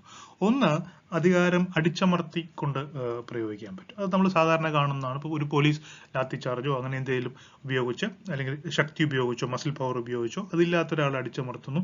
അത് നമ്മൾ കാണുന്ന ഒരു സാധാരണ നമുക്ക് കാണാവുന്ന വ്യക്തമായിട്ടുള്ള ഒരു അധികാര പ്രയോഗമാണ്. മറ്റൊന്ന് നോർമലൈസ് ചെയ്യുക എന്നുള്ളതാണ്. അതായത് അങ്ങനെയുള്ള അധികാരം പ്രയോഗിക്കുന്നത് ശരിയാണ് എന്നുള്ള തോന്നൽ അധികാരം പ്രയോഗിക്കപ്പെടുന്നവർക്കുണ്ടാകുക. അപ്പൊ സമൂഹത്തിൽ ഒരു പ്രത്യേക കാര്യം, ഒരു പ്രത്യേക നിയമം കൊണ്ടുവരുന്നു. ആ നിയമം കൊണ്ടുവരുന്നത് ഇതുപോലെ അടിച്ചമർത്തേണ്ട ആവശ്യമില്ല. കാരണം ആ നിയമം ശരിയാണെന്നുള്ള തോന്നൽ നമുക്ക് എല്ലാവർക്കും ഉണ്ടായി കഴിഞ്ഞാൽ പിന്നെ അത് നേരത്തെ നമ്മൾ കാണുന്ന പോലെ ഒരു വടിയെടുത്ത് ലാത്തിയെടുത്ത് എന്ന പോലെ ചെയ്യേണ്ട ആവശ്യമില്ല. അത് നോർമലൈസ് ചെയ്യാതെ ശരിയാണ്, അത് ശരിയാണ്, അത്തരം ഒരു നിയമം ശരിയാണ്, അത്തരം ഒരു അധികാരം പ്രയോഗിക്കുന്നത് ശരിയാണെന്ന് തോന്നൽ ഉണ്ടാക്കുക. അതാണ് നോർമലൈസിങ് എന്ന് പറയുന്നത്. അപ്പൊ രണ്ടു തരത്തിൽ ചെയ്യാം. ഒന്ന് റിപ്രഷൻ വഴി ചെയ്യാം, മറ്റൊന്ന് നോർമലൈസ് ചെയ്യുന്ന. ഈ രണ്ടു തരത്തിൽ അധികാരം പ്രയോഗിക്കാവുന്നതാണ് മനസ്സിലാക്കേണ്ടത്. ഇനി ഈ ഫൂക്കോയുടെ മറ്റൊരു കണ്ടെത്തലാണ് ഈ ഡിസിപ്ലിനറി പവറും നോളജും തമ്മിലുള്ള ബന്ധത്തെക്കുറിച്ച് അദ്ദേഹം പറയുന്നു. അത് പറയാൻ അദ്ദേഹം കണ്ടെത്തുന്ന രണ്ട് പ്രധാന കാര്യങ്ങളാണ്. Procedures of enforcing disciplinary power. ഒരു ഡിസിപ്ലിനറി പവർ, ഒരു അച്ചടക്ക നിയമം കൊണ്ടുവരുന്നതിന്റെ സ്റ്റേജസും ഫോർമേഷൻ ഓഫ് നോളജ്, അറിവ് ഫോം ചെയ്യുന്നതും ഒരുപോലെയാണ്, ഒരേ സ്റ്റെപ്പിലൂടെയാണെന്ന് അദ്ദേഹം പറയുന്നു. ഇവിടെ നോക്കുക, procedures of enforcing disciplinary power. ആദ്യം ഒരു ഹൈറാർക്കിക്കൽ ഒബ്സർവേഷൻ ഉണ്ടാകുന്നു, പിന്നെ ഒരു നോർമലൈസിങ് ജഡ്ജ്മെന്റ്സ് ഉണ്ടാകുന്നു, എക്സാമിനേഷൻ. അല്ലേ? ഒരു ഹൈറാർക്കിക്കൽ ഒബ്സർവേഷൻ എന്നാണ് ഒരു നിയമം ഉണ്ടാകുന്നത്, ഒരു പവർ ഉണ്ടാകുന്നത്. ആ പവർ നോർമലൈസ് ചെയ്യുന്നു. ആ പവർ പ്രയോഗിക്കുന്ന സമയത്ത് അത് നോർമലൈസ് ചെയ്ത് അത് അധികാരം ചെയ്യുന്നത്, അങ്ങനെ അധികാരം അടിച്ചേൽപ്പിക്കുന്നതോ അല്ലെങ്കിൽ നോർമലൈസ് ചെയ്യുന്നതോ ശരിയാണെന്നൊരു തോന്നൽ വരുന്നു. പിന്നെ എക്സാമിനേഷൻ, അത് കണ്ടിന്യൂസ് ആയിട്ട് ആരൊക്കെ അത് പാലിക്കുന്നുണ്ടോ ഇല്ലെന്നുള്ള കാര്യം കണ്ടിന്യൂസ് ആയിട്ട് ഇവാലുവേറ്റ് ചെയ്യുന്നു. നോളജ് അങ്ങനെ തന്നെയാണ്. ഒബ്സർവേഷനാണ് ആദ്യം, നിരീക്ഷണമാണ്, പിന്നെ നോർമലൈസ് ചെയ്യുന്നു, അത് മനസ്സിലാക്കിയിട്ട് അത് ശരിയാണ്, എല്ലായിടത്തും അതുപോലെയാണെന്ന് മനസ്സിലാക്കുന്നു, അത് എല്ലാവർക്കും അത് വീതിച്ചു കൊടുക്കുന്നു, അതാണ് ശരി എന്നുള്ളൊരു ഐഡിയ വരുന്നു. അത് കഴിഞ്ഞ് ഇവാലുവേഷൻ, അത് ഇവാലുവേറ്റ് ചെയ്തുകൊണ്ടിരിക്കുന്നു. എന്തെങ്കിലും തെറ്റുകൾ സംഭവിക്കുന്നുണ്ടോ, എന്തെങ്കിലും എറർ വരുന്നുണ്ടോ എന്നുള്ള കാര്യങ്ങൾ തീരുമാനിക്കുന്നു. ഇങ്ങനെ രണ്ടിനും ഒരേപോലെയാണ് എന്ന് ഫൂക്കോ പറയുന്നു. This actually shows us how individualization and tantalization of knowledge is used to enforce or normalized power. അപ്പോൾ ഇത് കാണിക്കുന്നതെന്ന് വെച്ച് കഴിഞ്ഞാൽ എങ്ങനെയാണ് ഈ നോർമലൈസേഷൻ നമുക്കൊരു കാര്യം കൊണ്ടുവന്നത് നോർമലൈസ് ചെയ്യുക സമൂഹത്തിൽ, അത് ശരിയാണെന്നുള്ളൊരു ധാരണ ഉണ്ടാക്കുക. ടാൻറ്റലൈസേഷൻ, അതായത് ചില കാര്യങ്ങൾ നമുക്ക് ചെയ്യാൻ പറ്റുന്നതിനേക്കാൾ അപ്പുറത്തേക്ക് ഉള്ള കാര്യങ്ങൾ ഉണ്ടെങ്കിൽ കൂടി അത് ചെയ്യാൻ സാധിക്കുമെന്ന് പറഞ്ഞൊരു ഫേക്ക് ആയിട്ടുള്ള ഒരു താല്പര്യം ഉണ്ടാക്കിയിട്ട് അതിലേക്ക് പ്രവർത്തിക്കാൻ പ്രേരിപ്പിക്കുക, അതാണ് ടാൻറ്റലൈസേഷൻ. ഇത് രണ്ടും വാസ്തവത്തിൽ അധികാര പ്രയോഗത്തിന് ഉപയോഗിക്കുന്നതാണ് എന്നാണ് ഫൂക്കോ പറഞ്ഞു വയ്ക്കുന്നത്. Bourdieu and reflexive social science ആണ്. So Pierre Bourdieu, 1930 to 2002, was a French sociologist. He was a public intellectual and anthropologist. അദ്ദേഹത്തിന്റെ reflexive social science കൊണ്ട് ഉദ്ദേശിക്കുന്നതെന്ന് വെച്ച് കഴിഞ്ഞാൽ he states that the social scientist has to conduct their studies with proper care about the impact of their personal stand and their already understood ideas on social structure. ഇപ്പോൾ social സയൻറ്റിസ്റ്റുകൾ പഠനം നടത്തുന്ന സമയത്ത് സമൂഹത്തെക്കുറിച്ച് പഠിക്കുമ്പോൾ അവരെക്കുറിച്ചുള്ളൊരു പഠനം, സ്വയം ഒരു പഠനം ആദ്യം നടത്തണമെന്ന് പറയാം. ആ പഠനത്തിൽ എന്താണ്, തങ്ങളുടെ ബയസ് എന്തൊക്കെയാണ്, തങ്ങൾ മനസ്സിലാക്കി വെച്ചിരിക്കുന്ന കാര്യങ്ങൾ എന്തൊക്കെയാണ്, അത് ഈ പഠനത്തെ എങ്ങനെയൊക്കെ ബാധിക്കാനുള്ള സാധ്യതയുണ്ട്. That is reflexive social science. They have to be vigilant about how these internalized ideas are going to influence the objectivity. നമ്മൾ നേരത്തെ കണ്ട റാങ്കയുടെ ഒബ്ജക്റ്റിവിറ്റിയൊക്കെ ബന്ധമുണ്ട്. അപ്പം ഇങ്ങനെ നമ്മൾ സ്വായത്തമായിരിക്കുന്ന ചില ധാരണകൾ, മുൻവിധികൾ, ഇതൊക്കെ എങ്ങനെയാണ് ഇതിനെ ബാധിക്കാൻ പോകുന്നത്, പഠനത്തെ ബാധിക്കാൻ പോകുന്നുള്ള കാര്യം സ്വയം പഠിക്കണമെന്ന് ബോർഡിയോ പറയുന്നു. It is important for a social scientist to stress upon a conscious vigilance. Therefore, they can understand their own biased positions in the academic work. അടുത്തതൊരു പുസ്തകത്തെക്കുറിച്ചാണ്, The Cracked Mirror, an Indian debate on experience and theory. It was co-authored by political theorist Gopal Guru and a philosopher of science Sundar Sarkai, published in 2012. Dalit എക്സ്പീരിയൻസസിനും അൺടച്ചബിലിറ്റിയും കുറിച്ചുള്ള ഒരു പുസ്തകമാണ്. ഇന്ത്യയിലുള്ള തൊട്ടുകൂടായ്മ, അതുപോലെ തന്നെ ദളിത് വിഭാഗത്തിൽപ്പെടുന്ന ആളുകൾ ഇതിൽ നിന്ന് അനുഭവിക്കുന്ന കഷ്ടപ്പാടുകൾ, social boycott, oppression, denial of dignity, basic human rights, etc. The book was written in a dialogue and mutual conversation format and aims to address the relationship between experiences and theory in Indian social science. The authors bring up the image of a cracked mirror to propose a complicated and malformed relation between experience and theory. So difference between experience and theory വളരെ effectively പുസ്തകത്തിൽ പറയുന്നുണ്ട്, how theory is working and how experience is working. And the most important part of this book is that Guru argues how Dalits needs theory as a social necessity. Experience അല്ല, theory ആണ് ആവശ്യം. ആ തിയറിയെ പിടിക്കുക, അതിനെ control ചെയ്യുക എന്നുള്ളത് വളരെ പ്രധാനപ്പെട്ട ദളിത് ഇമാൻസിപ്പേഷനിൽ വളരെ പ്രധാനപ്പെട്ട ഒരു കാര്യമാണെന്ന് Gopal Guru പറയുന്നു. He is of the opinion that few among upper caste scholars are controlling the spaces and ruling the theory. They also take over the Dalit and Adivasi experiences that originally belonged to Dalit Adivasi intellectual universe. അപ്പോൾ ദളിത് ആദിവാസി പ്രശ്നങ്ങൾ theorise ചെയ്യേണ്ടത് അവർ തന്നെയാണ്, അല്ലെങ്കിൽ അത് ആ experience അവർക്കാണുള്ളത്. ആ experience മറ്റ് upper cast വിഭാഗങ്ങൾ ഏറ്റെടുത്ത് അവർ തിയറൈസ് ചെയ്യുന്നതല്ല വേണ്ടത്, മറിച്ച് ഈ ദളിത് ആദിവാസി ഗ്രൂപ്പിലുള്ള ആളുകൾ തന്നെ എക്സ്പീരിയൻസിനെ തിയറൈസ് ചെയ്യണമെന്നാണ് the cracked mirror and Indian debate on experience and theory എന്ന് പറയുന്ന പുസ്തകത്തിൽ പറയുന്നത്. The authors are of the opinion that the base of theorization should be experience, particularly the experience of victimized and the marginalized. So theory should come out of the experience, particularly the experience of victimized and the marginalized people like Dalits and Adivasis. Thank you.